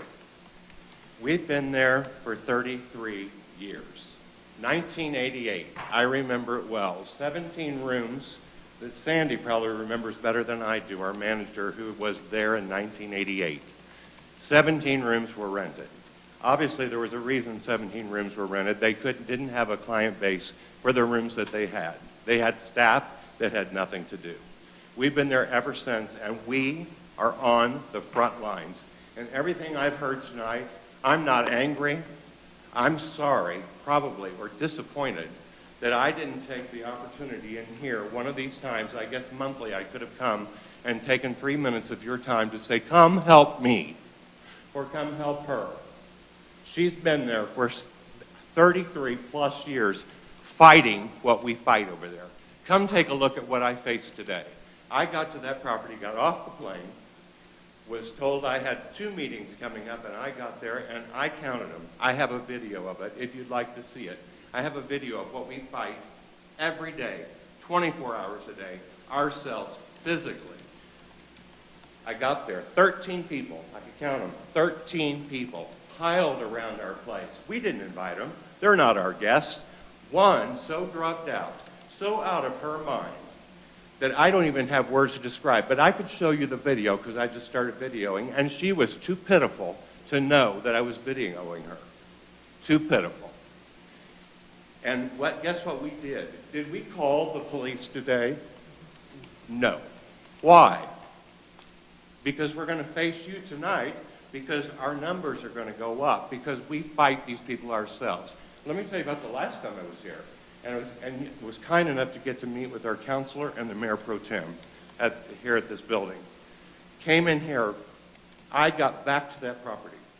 Swear to God, my mother's life is, by the way, here, the owner of the property. I got back to the property. We were faced with, I don't even know how many people. 8, 10, Sandy? And of course, she pulls up in her truck that is known for being parked there from 1 to 2 in the afternoon till 2 in the morning, every day practically of her life. She's been there every day fighting this herself. We pulled up, she said, don't worry, I'm just going to shoo them. They'll move on. They see my truck. Some of them will leave, some of them won't. 2 of them did not. All of a sudden, thank God we didn't get out of our car, out of the truck. All of a sudden, here came 4 police officers, guns drawn, on somebody who was not our guest. Not our guest. He just had a machete over at the Circle K and just had fled there with a machete. Now, what if, because we can't call you, what if the machete had been taken to Sandy? We face this 24/7. Do we want this? Do you think we want this? I'm baffled. We don't want to fight it. It's been painted that I'm some billionaire. Our family is a bunch of billionaires. It was the implication at this Zoom call we had, that we're a bunch of billionaires, I would like to be, who we don't care about our property. We don't care about it.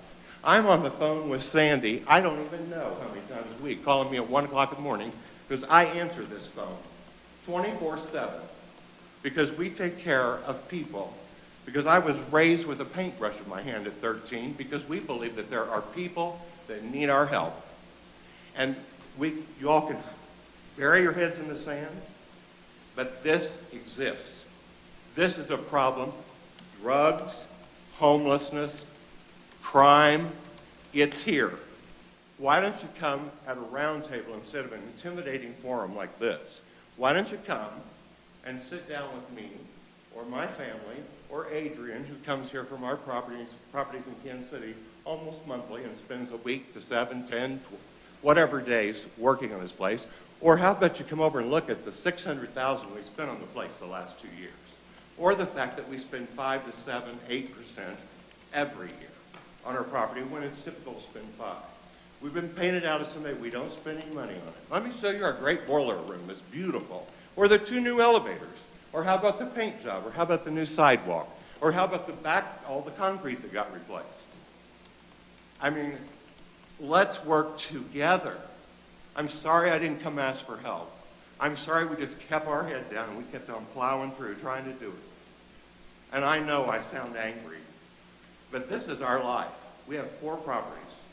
My mother built this herself, contrary to what's been posted around. I think we know what we're talking about. My mother raised 2 boys who work. We are not some billionaire sitting somewhere. We have a business, our livelihoods depend on this, and I'm begging all of you here, I'm begging, come over, you can sit in our conference room or our banquet room, and we'll talk this out and we'll figure out how to solve our problems. And Sandy, what's your 3 minutes? Oh, I'm sorry. Thank you. I have Denise up next and Sandy Monks on the deck.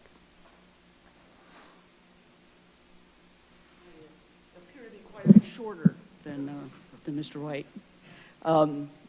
Good evening, everyone. Thank you very much for the opportunity to speak to you.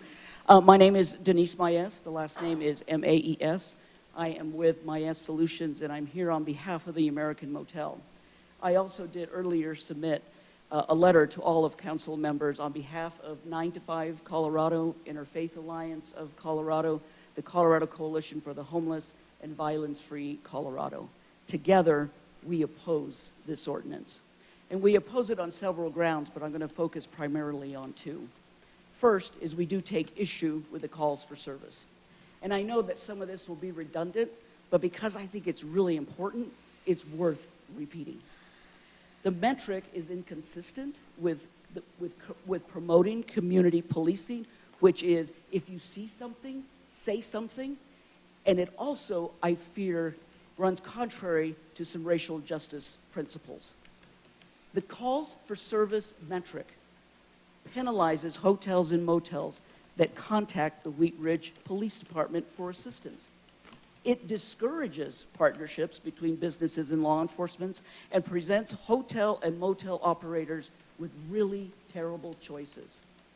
Call police and risk losing your business license.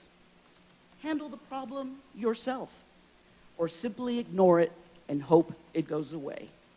All of these are not good choices, and I don't think they are the kinds of choices that good policymakers in city government should be forcing business owners to take. Can you imagine a hotel that decides in the last quarter of the year, we're a little close to that 1.5 number, head in the sand, let's move on. This metric also ignores the fact that we all know to be true, that there are societal issues surrounding calls for service. And what I found very interesting in the presentation by the chief is some of the higher numbers of calls for service, traffic stops, suspicious vehicles. The Department of Justice recently in the post-Ferguson era found that those are the highest percentage of numbers that are stops based on racial profiling. We all know of recent incidences that have been reported in the news media where someone calls on someone else because they feel uncomfortable about that person. That bias may be explicit, and it also may simply be implicit. But in this regard, the proposed calls for service metric turns a blind eye to these existing explicit and implicit biases when we all, as good individuals and good citizens, need to acknowledge them. Additionally, people call police when someone is in a mental health crisis, when no crime is alleged to have been committed at all. But there simply is no one else to call. Indeed, in the preamble of your own proposed ordinance, you acknowledge that some of the calls for service are welfare checks. That's not criminal activity.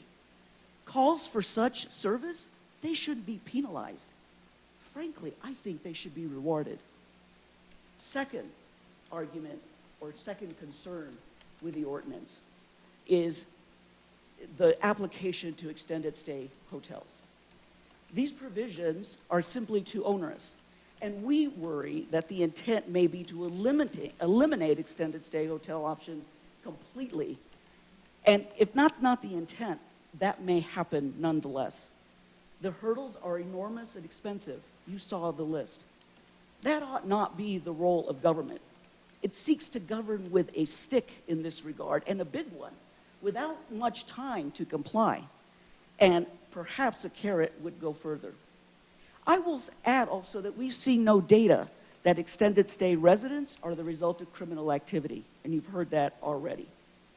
Individuals without an affordable extended stay option may face dire circumstances, and this is really important.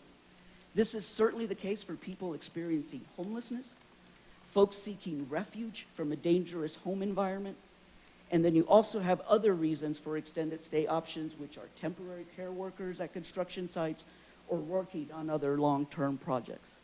They should have this option. This is a business model that has been in this city for many, many decades, and it should remain. The calls for service metric, I think, is dangerous, and I think it's wrong, and limiting extended stays may worsen an already dire housing situation that we have not only in this city, but this metro area altogether. I ask for a no vote. Thank you so much. Thank you. I have next on my list Sandy Monks.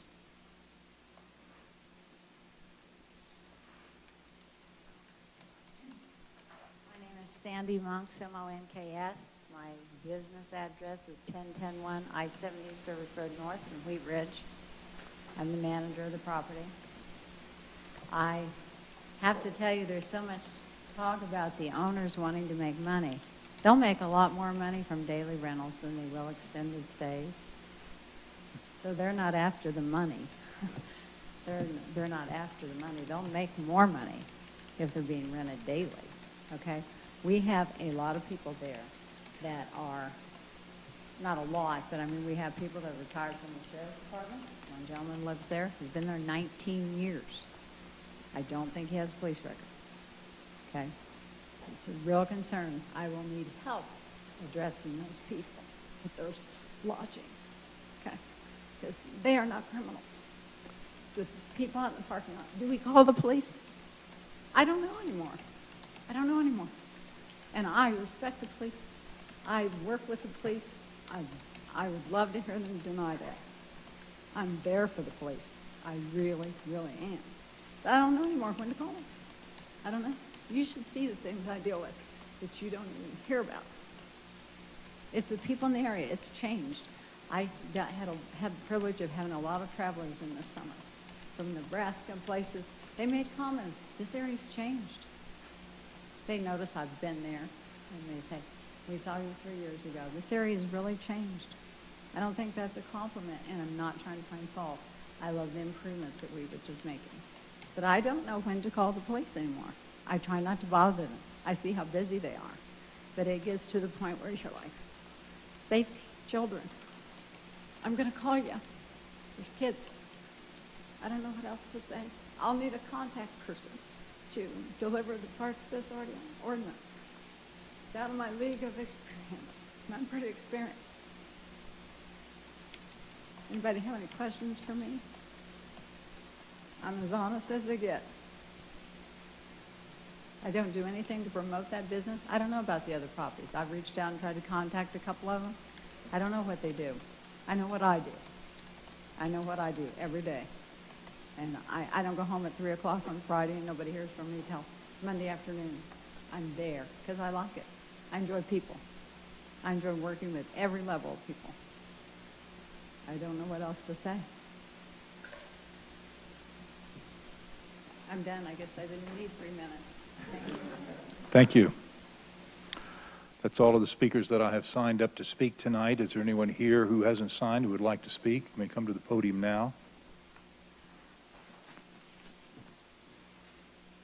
My name is Brad Kohlmeyer, Kohlmeyer, and I live at 455 West 45th. I am just a citizen who came to the meeting tonight and stayed through this, one of not very many. Just a couple things that jumped out at me with the proposal is the timeline is really, really tight for any of these hotels that need to make changes. We just did a minor renovation on our kitchen, and it's going on 10 months. So the idea that these hotels will be able to completely retool to fit the extended stay criteria by, I believe, June or July seems really, really tight and unfair. The first point it was brought up on the goals of this was to promote health and wellness, or wellness and safety. Limiting police calls seems incompatible with that. I just don't understand how penalizing these hotels for contacting police promotes health and safety. And then lastly, on the causes of the calls, which are seemingly outside, making the hotels like have a living room or pool to qualify under the 4 requirements again seems incompatible. It just doesn't make a lot of sense. That's it. Thank you. Thank you. Is there anyone else here in the room that would like to speak on this, or do we have anyone online in our Zoom format that would like to speak on this? If you do, please raise your hand, and we'll bring you into the meeting. I see no one, Mr. Mayor. Okay, is there Can anyone? you confirm that? Lauren, are you still here? That is Is it confirmed. still Tuesday? You are correct. No one has their hand raised on Zoom. Thank you. Okay. All right, I don't see anyone more from the public, so I will close our public comment and open this for questions from council. Ms. Hoppy. Thank you, Mr. Mayor. I have a few questions. In the ordinance, when we were talking about a defined bedroom space under extended stay, that doesn't necessarily mean it's a separate room, right? Because I've stayed in extended stays before where it's just maybe like you walk in, there's the kitchenette, the couch, the bed, and then the bathroom. So this doesn't mean it has to be a separate bedroom space, does it? Ms. Hoppy, let me read that section of the code just for the language. Okay. It's under section 11508 C3, in case anybody else wants to look for it.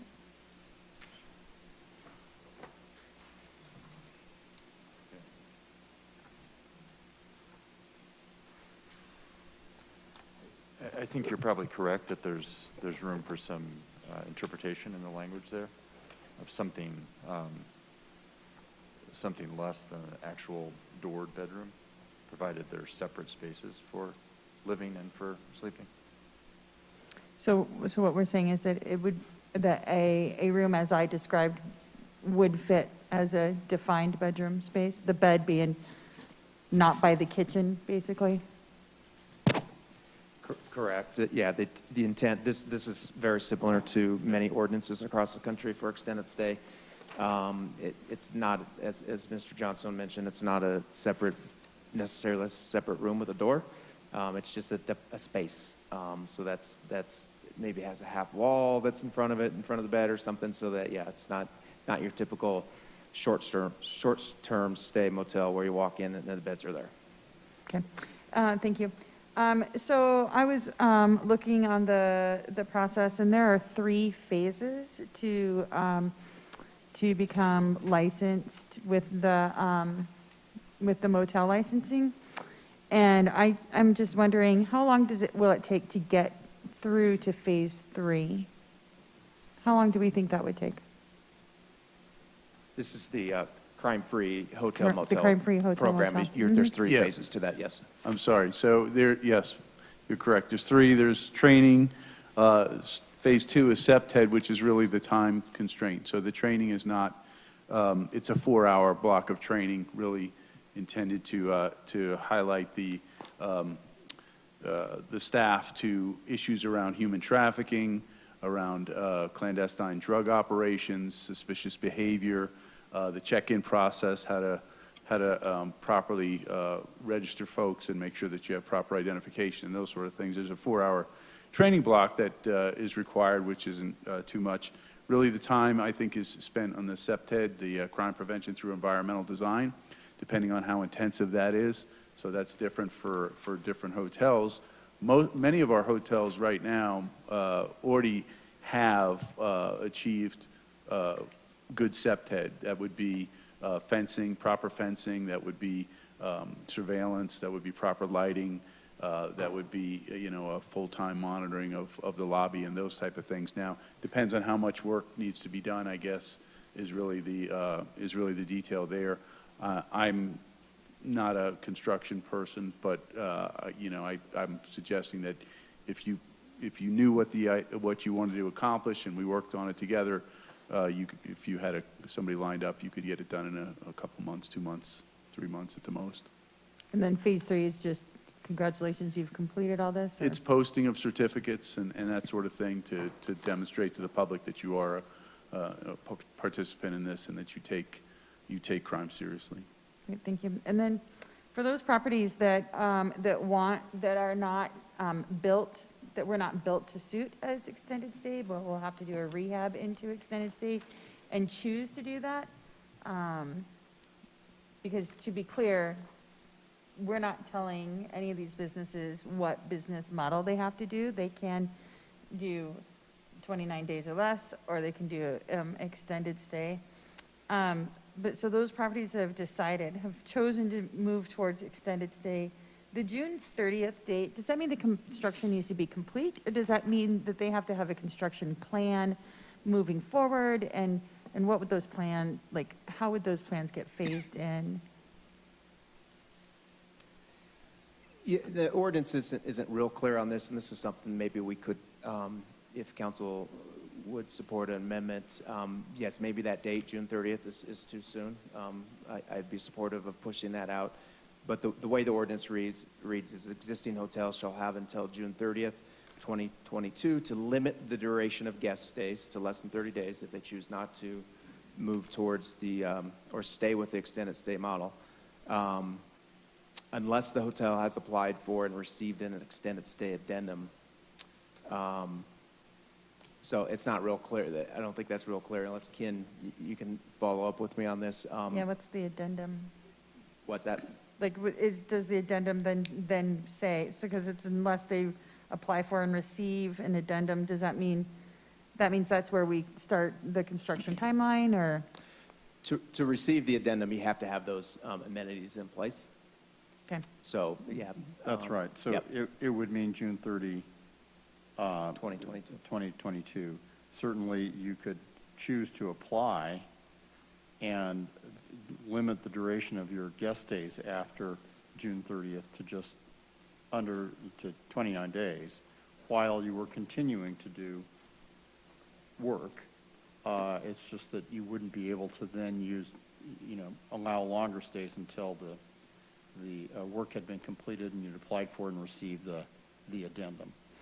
Is there room in this ordinance to, language-wise, Mr. Dahl, is there room in this ordinance to say that if you have applied and have an approved construction timeline plan, so let's say the plan is we're going to remodel 2 rooms in the next 6 months to extended stay, and then we're going to remodel 2 more rooms in the following 6 months to extended stay. So that means the entire hotel wouldn't be extended stay, but those rooms that they are now remodeling slowly into extended stay can be extended stay. Is there room language-wise in this to have like a stepped-out construction plan? Yeah, I think you could do that in subsection 4, the section we're talking about here. And you could have a range of approaches there. You could say, look, you have to limit the duration of guest stays to less than 30 days unless you have an approved construction plan in place. You could go on to say something along the lines of what you said by saying, as portions of the hotel are rendered in compliance with the extended stay requirements, then those portions would not have to be the whole hotel, could be eligible for an extended stay addendum approval. And I think even as written, the ordinance would allow, for example, a hotel to say, we've got 3 wings in this hotel, and wing number 1 is the extended stay wing. The other 2 wings are transient stay, 29 days and less, and we're not going to remodel those.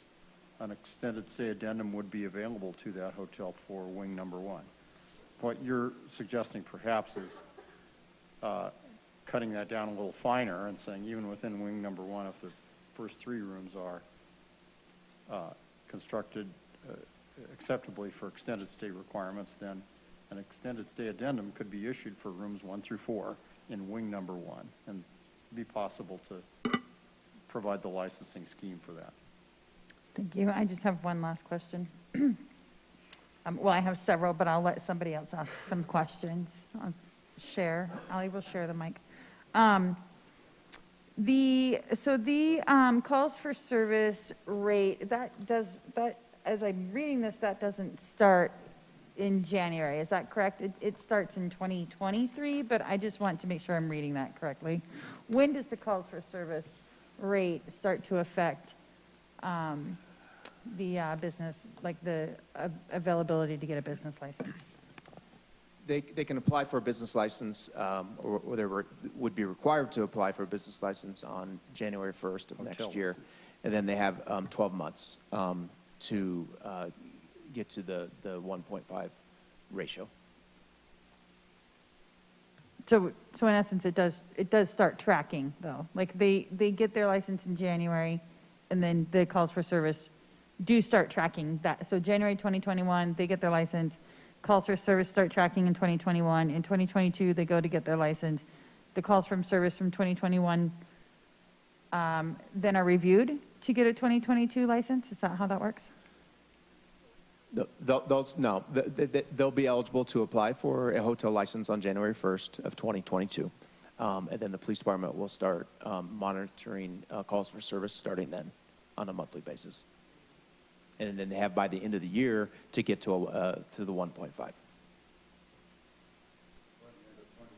2021. By the end of 2022, we're in 21 now. Oh, right, sorry. We're also into Tuesday, I'm sorry, 2022. We are, yeah. My bad. All right, thank you. Thank you, Mr. Stites. Thank you, Mr. Mayor. Just a quick question, Chief, about your slide that jumped out quite a bit to a few of us was the call for service ratios. And, you know, it looks like most of them are looking at like 1 point something, and then they jump considerably for a couple of motels.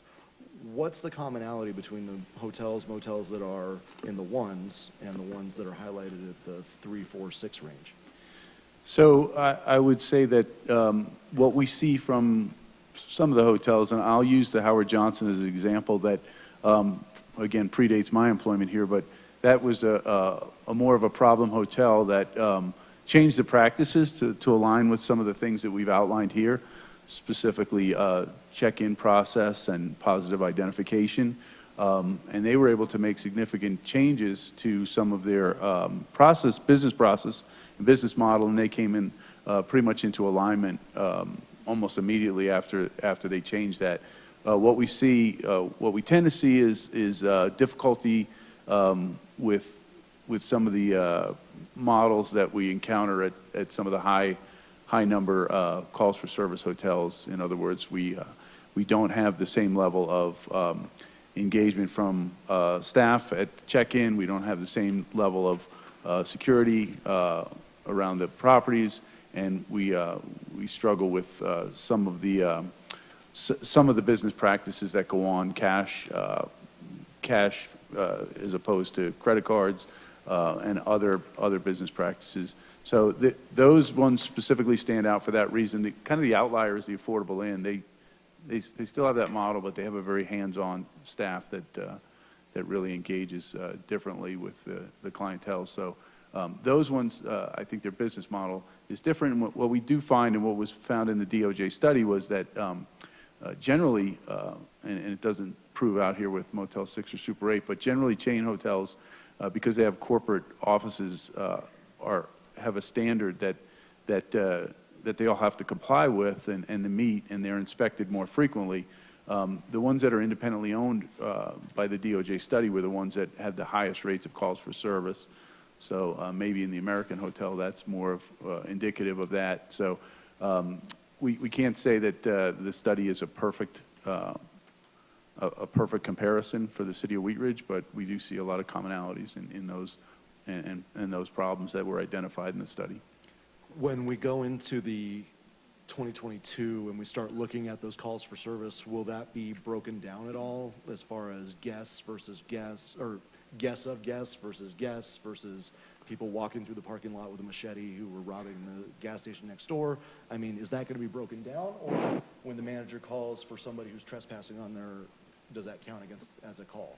Yeah, so the only way we could really do it was to say, look, if we initiate a police activity, we're not going to count that against you. So we don't want to artificially drive up a number and say we pulled over a vehicle that happened to stop in front of that address. We used that address, so we held it against them.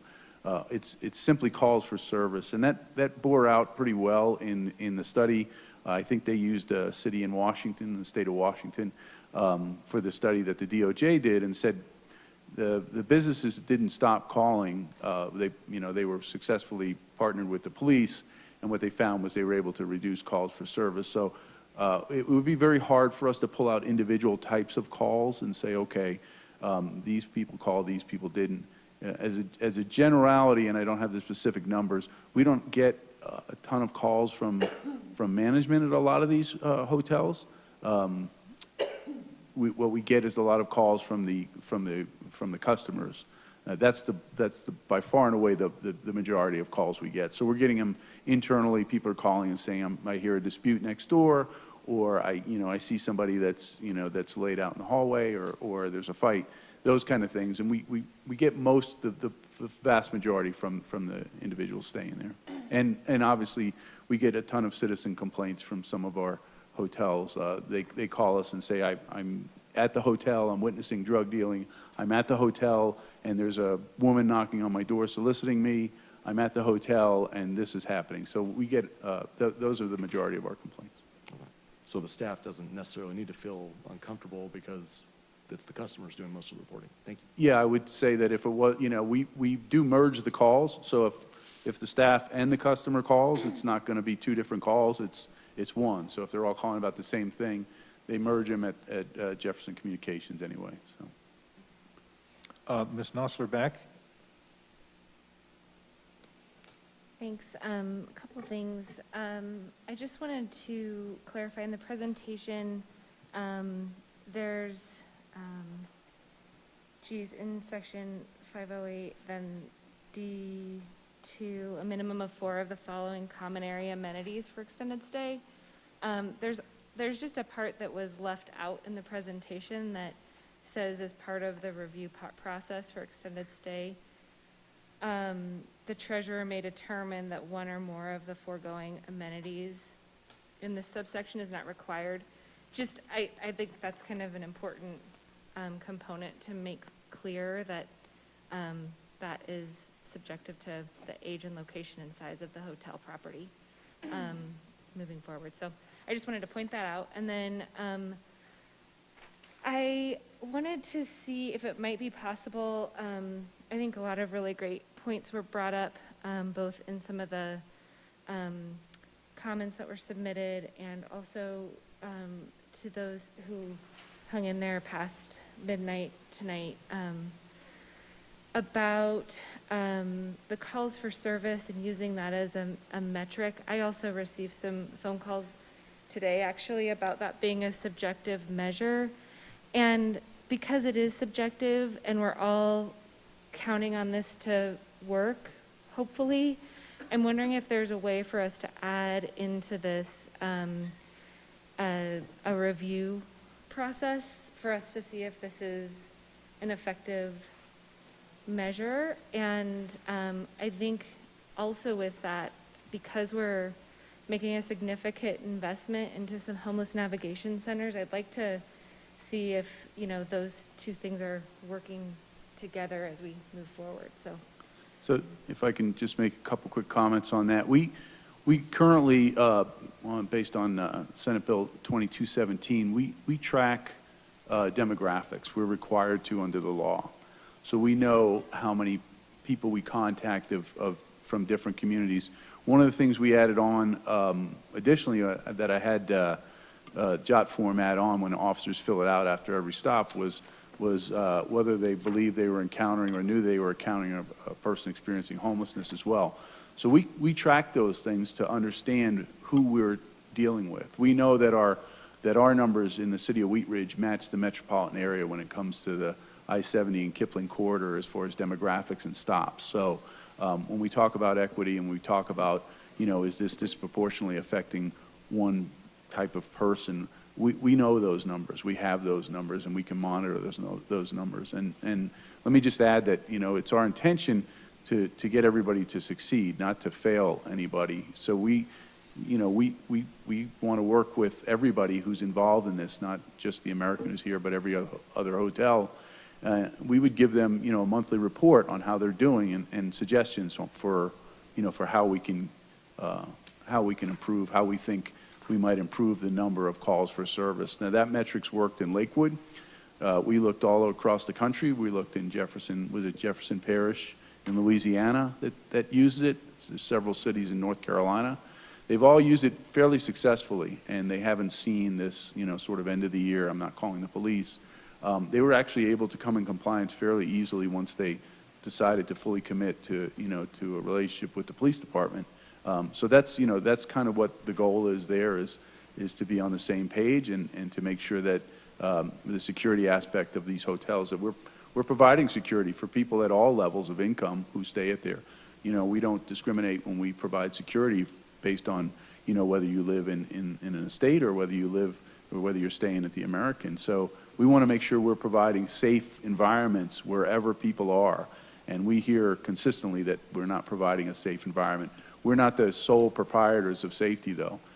We can't be everywhere all the time, so we have to have good partnerships with our hotels, especially since they're 10%. I mean, 10% of our calls is a tremendous amount of the police department resources that doesn't go into other neighborhoods where, you know, where our residents live day in and day out and want to know why can't we run traffic radar, you know, radar on this street? Why can't we do other things? So that's kind of the challenge we're up against. Thank you. Ms. Dozeman? Thank you, Mr. Mayor. Could you just kind of comment on how you landed on 1.5 calls for service? Yeah, so we looked at how other cities and other localities looked at the number. So to start off, again, I refer back to the Department of Justice Community and Policing survey that was done, and actually their metric was 1 call was the high limit. They put it into 3 buckets. 0.25 calls per service per room per year was low, but required some attention. 0.5 required more attention, and one call per service per room triggered really, you know, the entire response. They had to create a security plan. They had to do all sorts of other things to meet the requirement. We knew Lakewood was, I think, at 1.8. We discussed what this community and what the citizens and what we thought hotels were, the operators in Wheat Ridge that were operating in a manner that was consistent with good police service and safety was, and that was 1.5. So there was no magic number there. There was no specific average. We looked at that number. We actually averaged, I think, between the hotels 1.8. We said 1.5 is an achievable number. If we commit and they commit to us, we can get that pretty easily. Most of our hotels are right there anyway. So we're trying to get everybody to align with that number. But there is no magic to it. Just one more follow-up question as far as staff. Have you had any other hotels and motels come out in direct opposition of the entire ordinance or suggest any changes? I believe the only other 2 hotels that were represented on our Zoom call that we had back in August were the Super 8, and they spoke briefly and said they wanted to work with us. They would do anything that they could to help. Then I believe Interstate Inn might have been on the call, and they did not make any comments. So, but beyond that, we haven't heard from any other motels. Just to add to that, I believe one, I don't know if it was Interstate or Affordable, already said that they were committed to updating their rooms for extended stay, and we said, well, hold off until the council makes a decision. But they were in opposition. Well, they were not in opposition. They were interested in the information, and our officers have gone out and spoken to every hotel. We didn't get any resistance from most of our hotels. The owners there were fine. They just wanted to know how they could achieve the calls for service number, and we told them where they were and what we thought they needed to do, and they were on board with that. Ms. Hulteen? Thank you, Mr. Mayor. Patrick, would you mind putting up the slide? We saw a couple different slides that showed call for service tables representing different ways of calculating it. Can you pull up the one that actually represents how the calculation would be done for this ordinance? Don't believe we had a slide on that. Do we, Chief? Is this it? I don't think there's a formula, but calculation is well, I'll let the chief speak to it. Well, I think you're talking about the one that has a numerator and a denominator, right? The rooms divided by the calls for service. Yeah, I guess I'm just asking for clarification because we've seen, a couple of different tables, and I'm not really clear Yeah, so how those relate to the actual numbers as they'll be calculated for this ordinance. well, I apologize. Some of them just show that the gross number of calls for service and that commitment of time. Really, the ones we're focused on are the citizen-initiated calls for service, and that's the number that we'll use to calculate. So obviously, we'll take the citizen calls for service and divide that by the total number of rooms, and that gives us our average, and that's how we'll move going forward. We're able fairly easily to remove citizen calls for service and differentiate that from officer-initiated calls for service. But when we get into the specific, who called from an individual hotel that it becomes very difficult to parse out. But I think, let's see, yeah, that's the number right there on that screen that Patrick's got up. That's how we would do it. Okay, that's helpful. And then another screenshot request. Can you pull up one of the ones that's showing the mid-year, where we are mid-year? 2021, I think that's the last, yeah, the first half of 2021. Yeah, so the reason I want to look at that is it seems like there's across the board an increase, with one exception. La Quinta has gone down, but there generally seems to be across all categories, gray and blue, an increase in calls to service. And so I'm guessing that the table that we saw that showed the 2020 numbers, generally, you know, most of the grays being under 1.5 and then that significant jump up. I'm concerned that we're going to see a lot more of these hotels above 1.5 just because we're seeing a general increase across all categories. So I guess I'm a little concerned about the 1.5 number just based on the trends we're seeing this year that seem to be sort of more universal and less connected to specific practices of specific motels.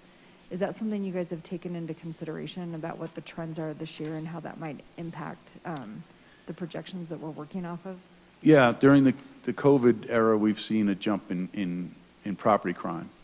This year, we've seen a reduction in crimes against persons, but we've seen an increase in property crime. So it's very hard to predict when COVID will end. Obviously, we're back in mass, but it's certainly something we talked about, and it's the X factor. This year, midway through the year, we've got 21,553 calls for service, which puts us on pace for 43,000 calls compared to 37,000 last year. But what's most concerning, I think, to us, what was most concerning is even with the total number of calls for service going up, the percentage of calls at the hotels has gone up even higher. So what I'm saying is that they've outpaced the regular rise in crime that we've seen across Wheat Ridge to an extent that really has tapped our resources in a way that we can't keep up and we can't sustain. Yeah, and I'm not calling into question that they're disproportionately dragging or pulling on the resources of the department. I'm just a little concerned that the 1.5 is going to be setting up several hotels for a metric of success they're not going to be able to achieve just because we're seeing that number going up across.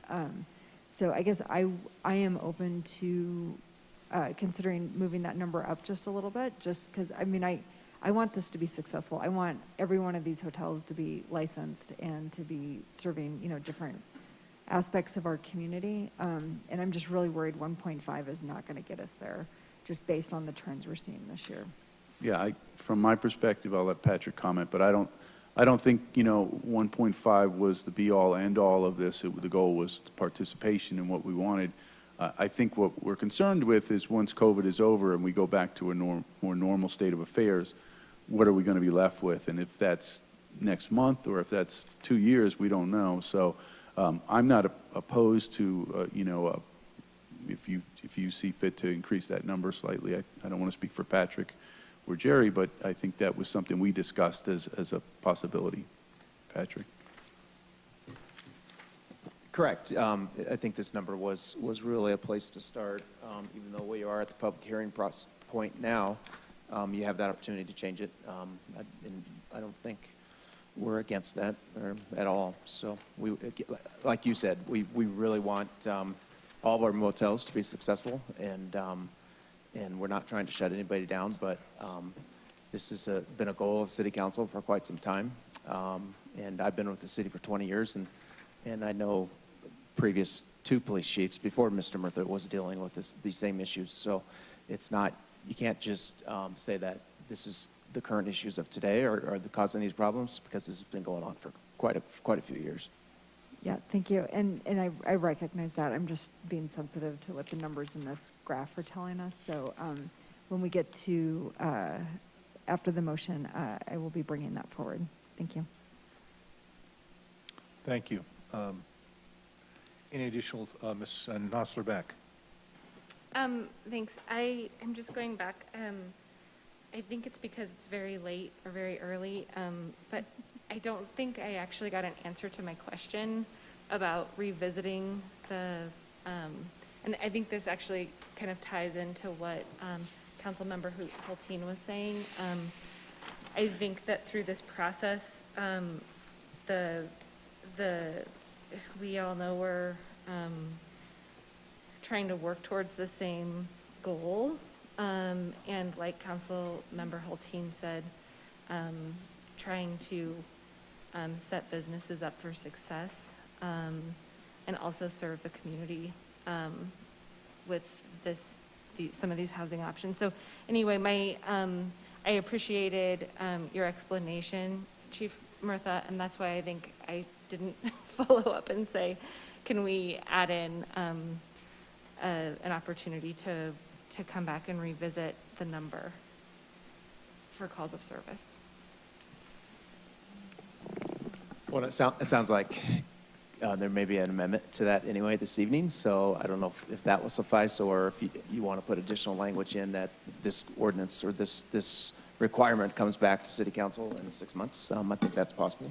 I was more thinking along the lines of if January 2022 is when we're starting to do that count, and with the COVID pandemic and all of the other pressures, like annually, or an annual review to track improvement, see if this is working. I mean, it's more of a support and not a critical look at it.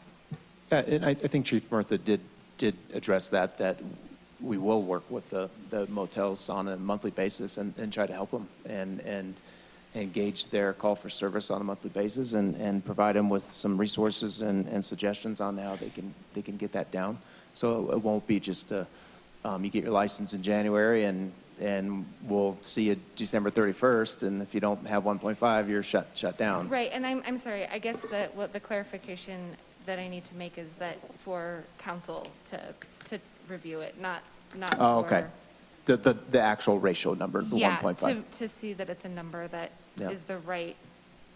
Well, we can always, you can, I don't know if you want to put it in the ordinance, but we can come back, that could be part of your motion, that we come back on an annual basis or every 6 months, and we review this ordinance with you and let you know how it's working. And then at that point, you can make amendments to it.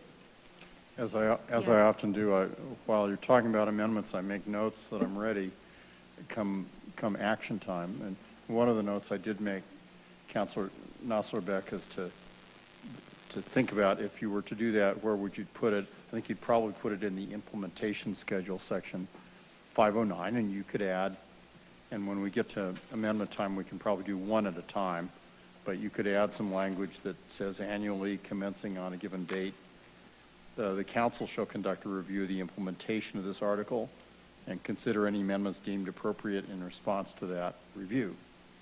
That then triggers an annual review, and there may be some changes needed and maybe none. I didn't make it specific to the call for service ratio, but I'm not sure it needs to be called out, because quite likely in a year, if you wish to make changes, it may be in addition to or other than the calls for service ratio. May not be where the action is in a year after we've done a review. So if there's interest in doing, kind of codifying an annual review, just like the legislature would codify something like that, the place to put it would be in the implementation schedule. And when we get to that point, I'm happy to suggest language.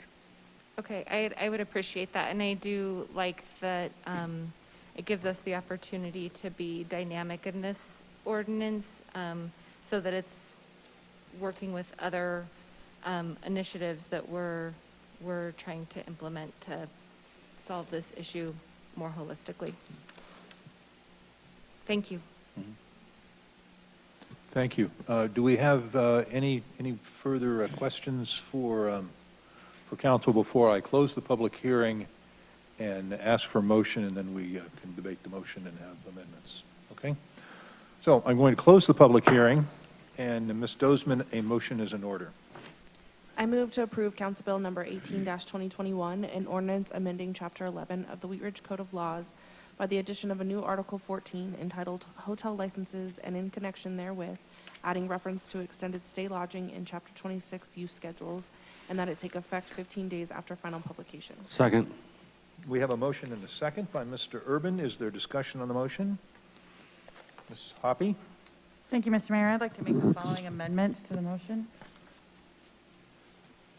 Ms. Hoppy, I'm sorry to interrupt you, but if one of your amendments was about the all or a portion, I've had the opportunity to find where that already is, I think, and I'm not sure an amendment is needed. If you look at section 11508A1, the application for an extended stay shall include the number of rooms and a percentage of square footage in the hotel to be devoted. In A, it says, you can apply for the right to offer extended stay lodging as defined in all or portions of the licensed hotel property. Then going on to A1, you see the number of rooms. Go to A2, you see again the requirements have been met with respect to the proposed extended stay component of the hotel operation. In my opinion, that really does provide for applying for less than all of the hotel. Okay, so does that apply to, it has to be done by June 30th, or that whatever is completed by June 30th, just that section can remain extended stay, and then the rest would have to go to 29 days or less?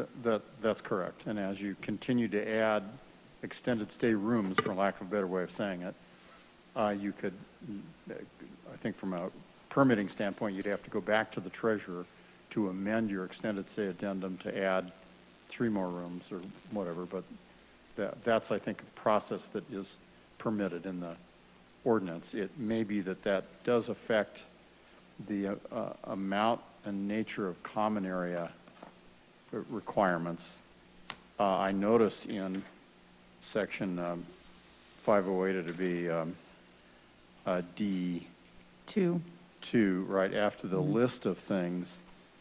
It's already been noted as a part of the review that treasurer can determine one or more is not required, taking into consideration the age, location, the size of the hotel property itself. If you, to be further consistent with this portion of the hotel concept, you might want to add to that listing of things the treasurer can consider, as well as the portion devoted to extended stay. You wouldn't have to, but if all the hotels devoted to extended stay, then that's going to affect, but if only a small portion is, it might affect what's required. Can you repeat the piece that you think should be added for the Well, treasurer? right, in the paragraph just before letter E, duration of stay, these are the considerations that the treasurer looks at, considering age, location, and size of the property. Mm-hmm. And that's probably where to add, if you wish, portion of the property devoted to extended stay. So Right. that is section, It's just before letter E, in in 508, in section 508. E, as part of the review. After the list of. Yeah, I see. It's See. 2, it goes 2, A through E, and then the paragraph as part of the review. Right. And. It's in there. So that's 11-508, and you're saying that the language should be added? Well, I'm saying that that paragraph that we're looking at is a set of considerations the treasurer applies when determining sort of the size and shape of the additional common areas that are required. Mhm. Age of the hotel, its location, et cetera.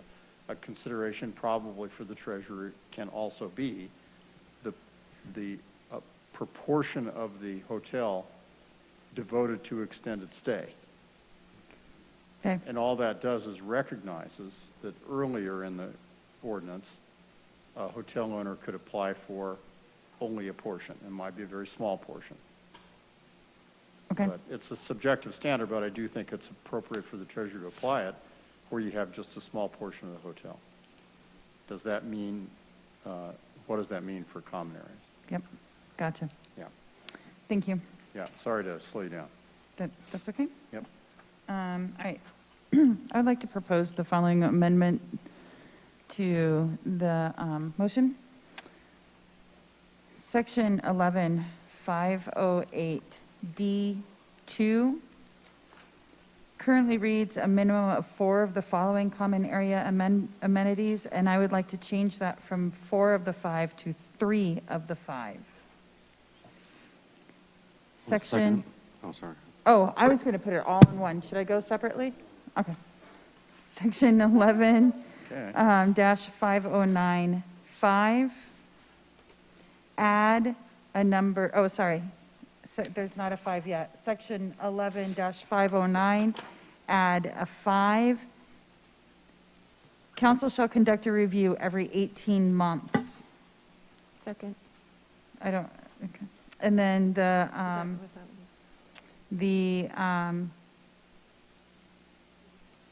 the last one is section, oh no, I have another one. Where's my highlighter? Well, let's go with this one. Section 11508, under D2, add to the paragraph, proportion of the hotel devoted to extended stay. And section, I was trying to keep them in section order. Sorry, you guys, I got out of order. Section 11504A, change the calls for service rate from 1.5 to 1.8 for the first year. So it'll say 1.8 within 12 months of obtaining a hotel license, and add the following language: for the first year of 2022, and shall be decreased to 1.5 for the year of 2023 and the following years.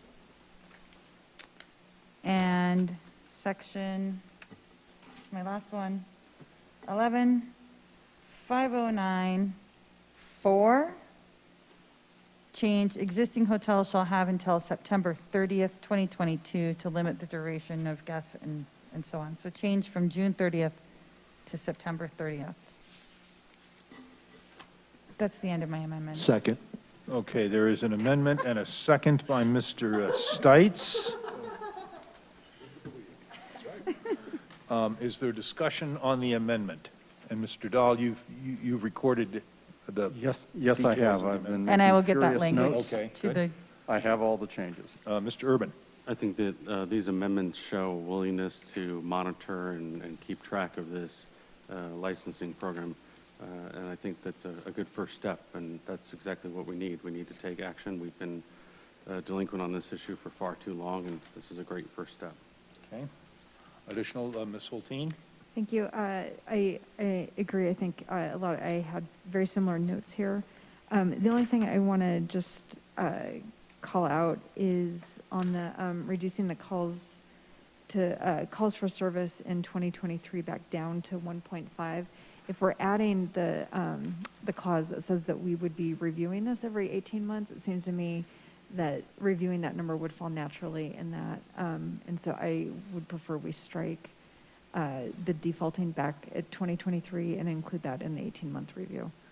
the reason why I did it that way was because it will then in January go down to 1.5, and we will have 6 months of data on the 1.5 before the review. The review would be in 18 months. So we would have 1 year of 1.8 and 1 year of 1.5 when we do that review. And at that point, if we wanted to change the ordinance to change the calls for service, we could. Okay, I guess I'm just stating the reason I had suggested that we bump it up is because of the current trends.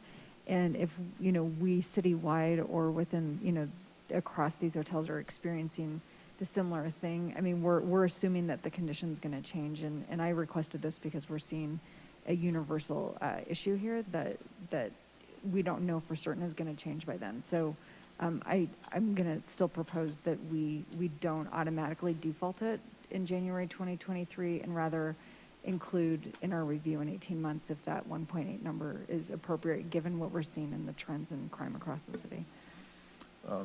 Mr. Dahl, if we wanted to amend the amendment, would we need to amend the amendment, or could there be a friendly change in the amendment? I choose not to make a friendly change in my Okay. motion. So you've got an amendment and a second, so there would Okay. need to be a further amendment to Ms. Hoppy's amendment by you, Ms. Hulteen, to make the change, or to delete basically that one additional change that she made. So I propose an amendment to the amendment to strike the language in section 11504A, to strike language, and I don't remember the exact Yeah, language. it's the language decreasing it to 1.5 on January 1, 2023 and following. Yeah, what the attorney just said. Delete that language. Yeah, delete that language. Is there a second to the amendment to the amendment? Hearing none, the amendment to the amendment fails. We're back to the amendment. Further discussion on the amendment? Seeing none, will clerk please poll the council on the amendment?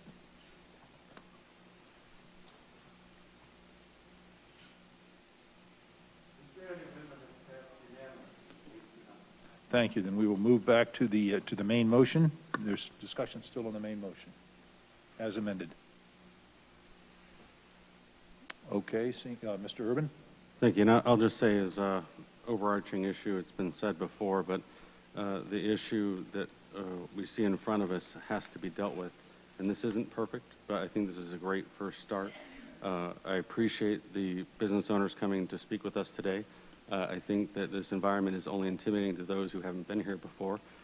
So I encourage frequent attendance, and that would show a willingness to be a community partner. And we have many ways that our businesses support the community by being members of the Chamber of Commerce, participating in the Carnation Festival. There's a lot of ways that you can show your commitment to the community. So that's just what I'll leave it with that. Okay. Any further discussion? Ms. Hulteen? Thank you. I want to echo Councilmember Urban's statements, and I just want to specifically thank Brad for coming here for one thing and hanging out until 1:45 in the morning for something else. I think that's how we grow as a city. And yeah, this is imperfect because we're giving this a go, but it is an incredibly important issue we've been hearing about from our constituents for quite a long time. And I appreciate, that we are trying to get everyone to be working together on this. And I hope this is the beginning of the conversation. And I wanted to thank Ms. Hoppy for extending the extended stay, because that was one of my concerns, because I just want to make sure that we're giving enough time for our coordinator to be working with those residents, because, to do the construction, they're going to have to, be located out of those rooms. And I was concerned 6 months was not enough time to really be working, with residents of our city to make sure that we're giving them time and working with them appropriately. And 6 months wasn't going to get there. So thank you for doing that. Thank you. Ms. Dusman? Thank you. I just wanted to thank this council for addressing this issue and not continuing to kick it down the road. And I'm very grateful that we're getting it past the finish line tonight. Further discussion on the motion as amended? Seeing none, will the clerk please poll the council?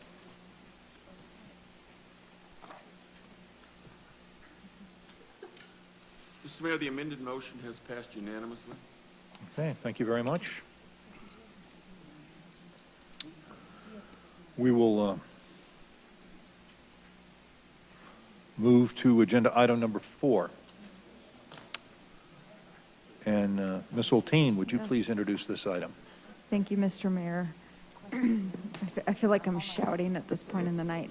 I'd like to introduce Council Bill number 17, 2021, an ordinance approving the rezoning of property located at 4535 Wadsworth Boulevard from residential 2, R2, to mixed-use neighborhood, MUN, case number WZ 2105. I'd like to just make a note that in the title sheet for this, it is marked as ordinance for first reading. This is in fact an ordinance for a second reading. At issue, the applicant is requesting approval of a zone change from residential 2, R2, to mixed-use neighborhood, MUN, for property located at 4535 Wadsworth Boulevard. The zone change will result in a zoning that matches surrounding zoning designations, as well as the character of the Wadsworth corridor. This, thank you. This is an ordinance on second reading. This is a public hearing. It is quasi-judicial. I'm going to open the public hearing. If you intend to speak on this issue, your willingness to speak on this issue indicates that you agree to tell the truth as you know it in this matter. Mr. Goff, do we have a staff presentation on this? We do. Thank you, Mr. Mayor. Zareen Tasneem is here, planner. All right, let's see if I can get us out before 1. Hello, my name is Zareen Tasneem. I'm a planner with the City of Wheat Ridge's Community Development Department. I'm presenting case number WZ2105, which is a request for approval of a zone change from residential 2 to mixed-use neighborhood at 4535 Wadsworth Boulevard. I'd like to enter into the public record the contents of the case file, the zoning ordinance, the comprehensive plan, and this digital presentation. This property is within the City of Wheat Ridge. All appropriate notification and posting requirements have been met, and therefore City Council has jurisdiction to hear this case. The subject property is outlined here in red in the middle of the screen. The property is located on the west side of Wadsworth Boulevard between West 45th Avenue and West 45th Place. The property is approximately an acre in size and contains a church built in 1952. The property is currently zoned residential 2, R2. Many church properties in the city are zoned residentially. Other properties along the Wadsworth Boulevard in this area are in commercial or mixed-use zone districts and primarily contain commercial uses. This is a view of the subject property from the southeast corner, which shows the front portion of the existing church structure. This is a view of the property from the southwest corner, which shows the back portion of the existing church and the extent of the parking lot. So the zone change will result in a zoning that matches surrounding zoning designations as well as the character of the Wadsworth Boulevard. The current R2 zoning is reflective of the long-standing church use. The R2 zoning dates back to the city's original 1972 zoning map.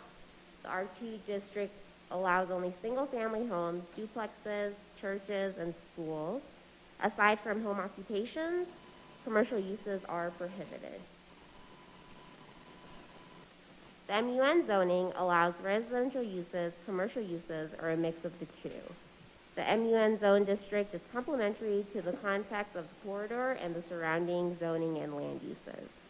This table summarizes the proposed zone district's development standards, most of which would apply if the property redeveloped in the future.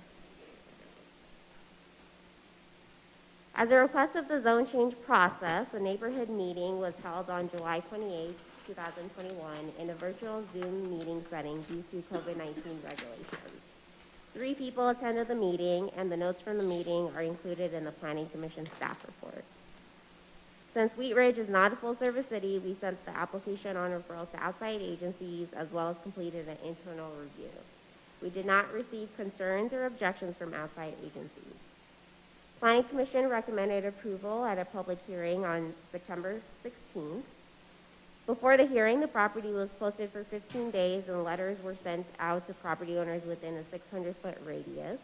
We received 2 comments on Wheat Ridge Speaks in support of the zone change. We use several criteria to evaluate zone change requests, which includes consistency with the comprehensive plan. Staff believes the proposed MUN zoning is consistent with the policies and goals in the city's comp plan. The comprehensive plan for this area indicates Wadsworth Boulevard as a primary commercial corridor. This encourages a broad mix of activities. The comprehensive plan specifically notes the importance of improving outdated and underutilized properties on Wadsworth Boulevard. The zone change request enables further investment in the property and aligns with the city's goals for a mix of uses on this corridor. Ultimately, staff is recommending approval of the request for reasons listed on this slide. Planning Commission has also recommended approval to City Council. If City Council approves the request, then the zone change is approved. This concludes my presentation. Thank you. The applicant chose not to do a presentation, but is here tonight to take any questions. Thank you very much. I have no one's, before I go to questions from council, I want to open this up to the public who opine on this agenda item number 4. I have no one signed up to speak on this tonight, but if you have not signed up and would like to speak on this, you may do so at this time, and I will ask if we have anyone online in the Zoom format who would like to speak on this, and if you do, please indicate that by raising your hand, and we will bring you into the meeting. So I see no one here in the hall that wishes to speak on this. How about online? No, I don't see anyone. Okay, I'm going to close our public comment on this item and go to questions from council. Ms. Hoppy. Thank you, Mr. Mayor. What is the property that's directly north of this property? They're both zoned R2, as I can see on the zoning map, but I can't quite tell what that is right next to it. Yeah, I can pull that back up.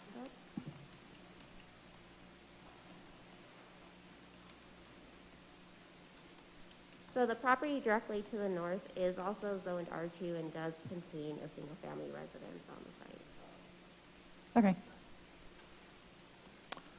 Any further questions of staff on this item? Ms. Holteen? Thank you. I believe I know the answer to this, but I just want to confirm that the MUN zoning that has the frontage at 0 to 12 feet, that is that it is the new Wadsworth line. So, because that's about to change, and I'm assuming it's because we have acquired the frontage of that property that we're dealing with. Okay. Yeah, so if the property were to redevelop in the future, in the sense the current building is knocked down and a new building is built, it would need to meet that 0 to 12 setback from the new property line, eastern property line. Great. Thank you. Yeah, everything's in flux there right now, so I just wanted to confirm that. Thank you. Ms. Dozman? I just have a question as to why churches are in residential areas. Is that just like straightforward? Is that kind of common?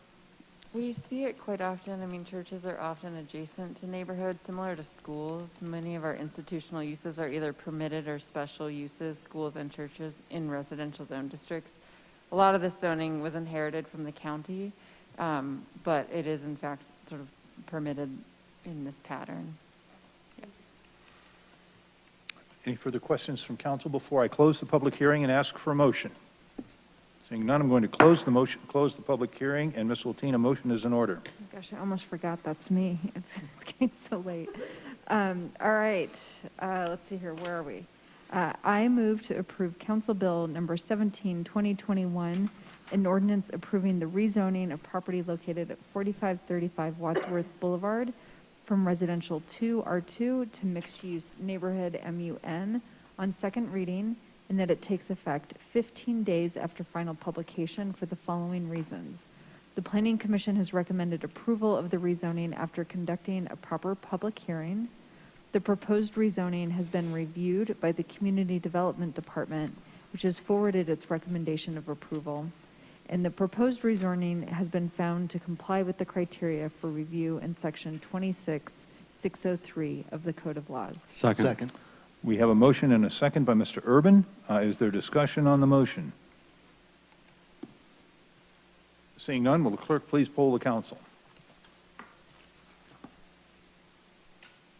Mr. Mayor, the motion has passed unanimously. Thank you very much. We'll go to agenda item number 5. Mr. Urban, would you please introduce this item? Thank you, Mr. Mayor. Council Bill number 19-2021, an ordinance approving the rezoning of property located at 6011 West 44th Avenue from restricted commercial RC to mixed-use commercial MUC, case number WZ-21-07. Would you please read what's at issue? Sure. The applicant is requesting approval of a zone change from restricted commercial to mixed-use commercial MUC for property located at 6011 West 44th Avenue. The zone change will result in a zoning that is more accurately reflecting the surrounding conditions and other nearby zoning designations. Thank you. This is an ordinance on first reading to set the date, time, and location for a public hearing. Mr. Urban, a motion is in order. Thank you. I move to approve Council Bill number 19-2021, an ordinance approving the rezoning of property located at 6011 West 44th Avenue from restricted commercial to mixed-use commercial on first reading. Order it published. Public hearing set for Monday, November 22, 2021 at 7 p.m. as a virtual meeting in the City Council chambers, if allowed to meet in person on that date, per COVID restrictions, and it take effect 15 days after final publication. Second. A second by Mr. Stites. Would the clerk please poll the council? This will probably be my last vote on council, so, oh, one more.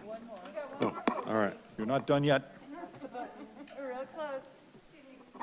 Mr. Mayor, the motion has passed unanimously. Thank you so much. We'll move to agenda item number 6. Ms. Hutchinson, would you please introduce this item? Thank you. Council Bill number 20-2021, an ordinance amending Chapter 26 of the Wheat Ridge Code of Laws concerning letter notice to property owners and occupants for development applications, case number ZOA-21-03. At issue, the city zoning code has specific letter notice requirements for development applications, including for neighborhood meetings, comment periods, and in advance of public hearings. For most mailings, the code only requires that mailings are sent to property owners, which excludes other stakeholders, such as renters or business tenants. This ordinance expands letter notice for development applications to include owners and occupants to provide more inclusive information sharing in the community. Thank you. This is an ordinance on first reading to set the date, time, and location for public hearing. Ms. Hutchinson, a motion is in order. I move to approve Council Bill number 20-2021, an ordinance amending Chapter 26 of the Wheat Ridge Code of Laws concerning letter notice to property owners and occupants for land use applications on first reading. Order it published. Public hearing set for Monday, November 8th, 2021 at 7 p.m. as a virtual meeting and in City Council chambers if allowed to meet in person on that date per COVID-19 restrictions, and that it take effect 15 days after final publication. Second.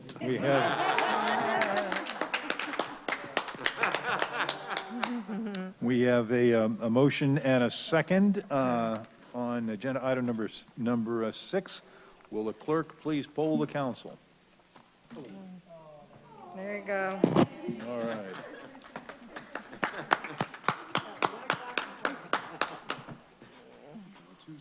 Mr. Mayor, along with Mr. Urban, seven others have voted aye. The motion passes unanimously. Thank you so much, and thank you for that second.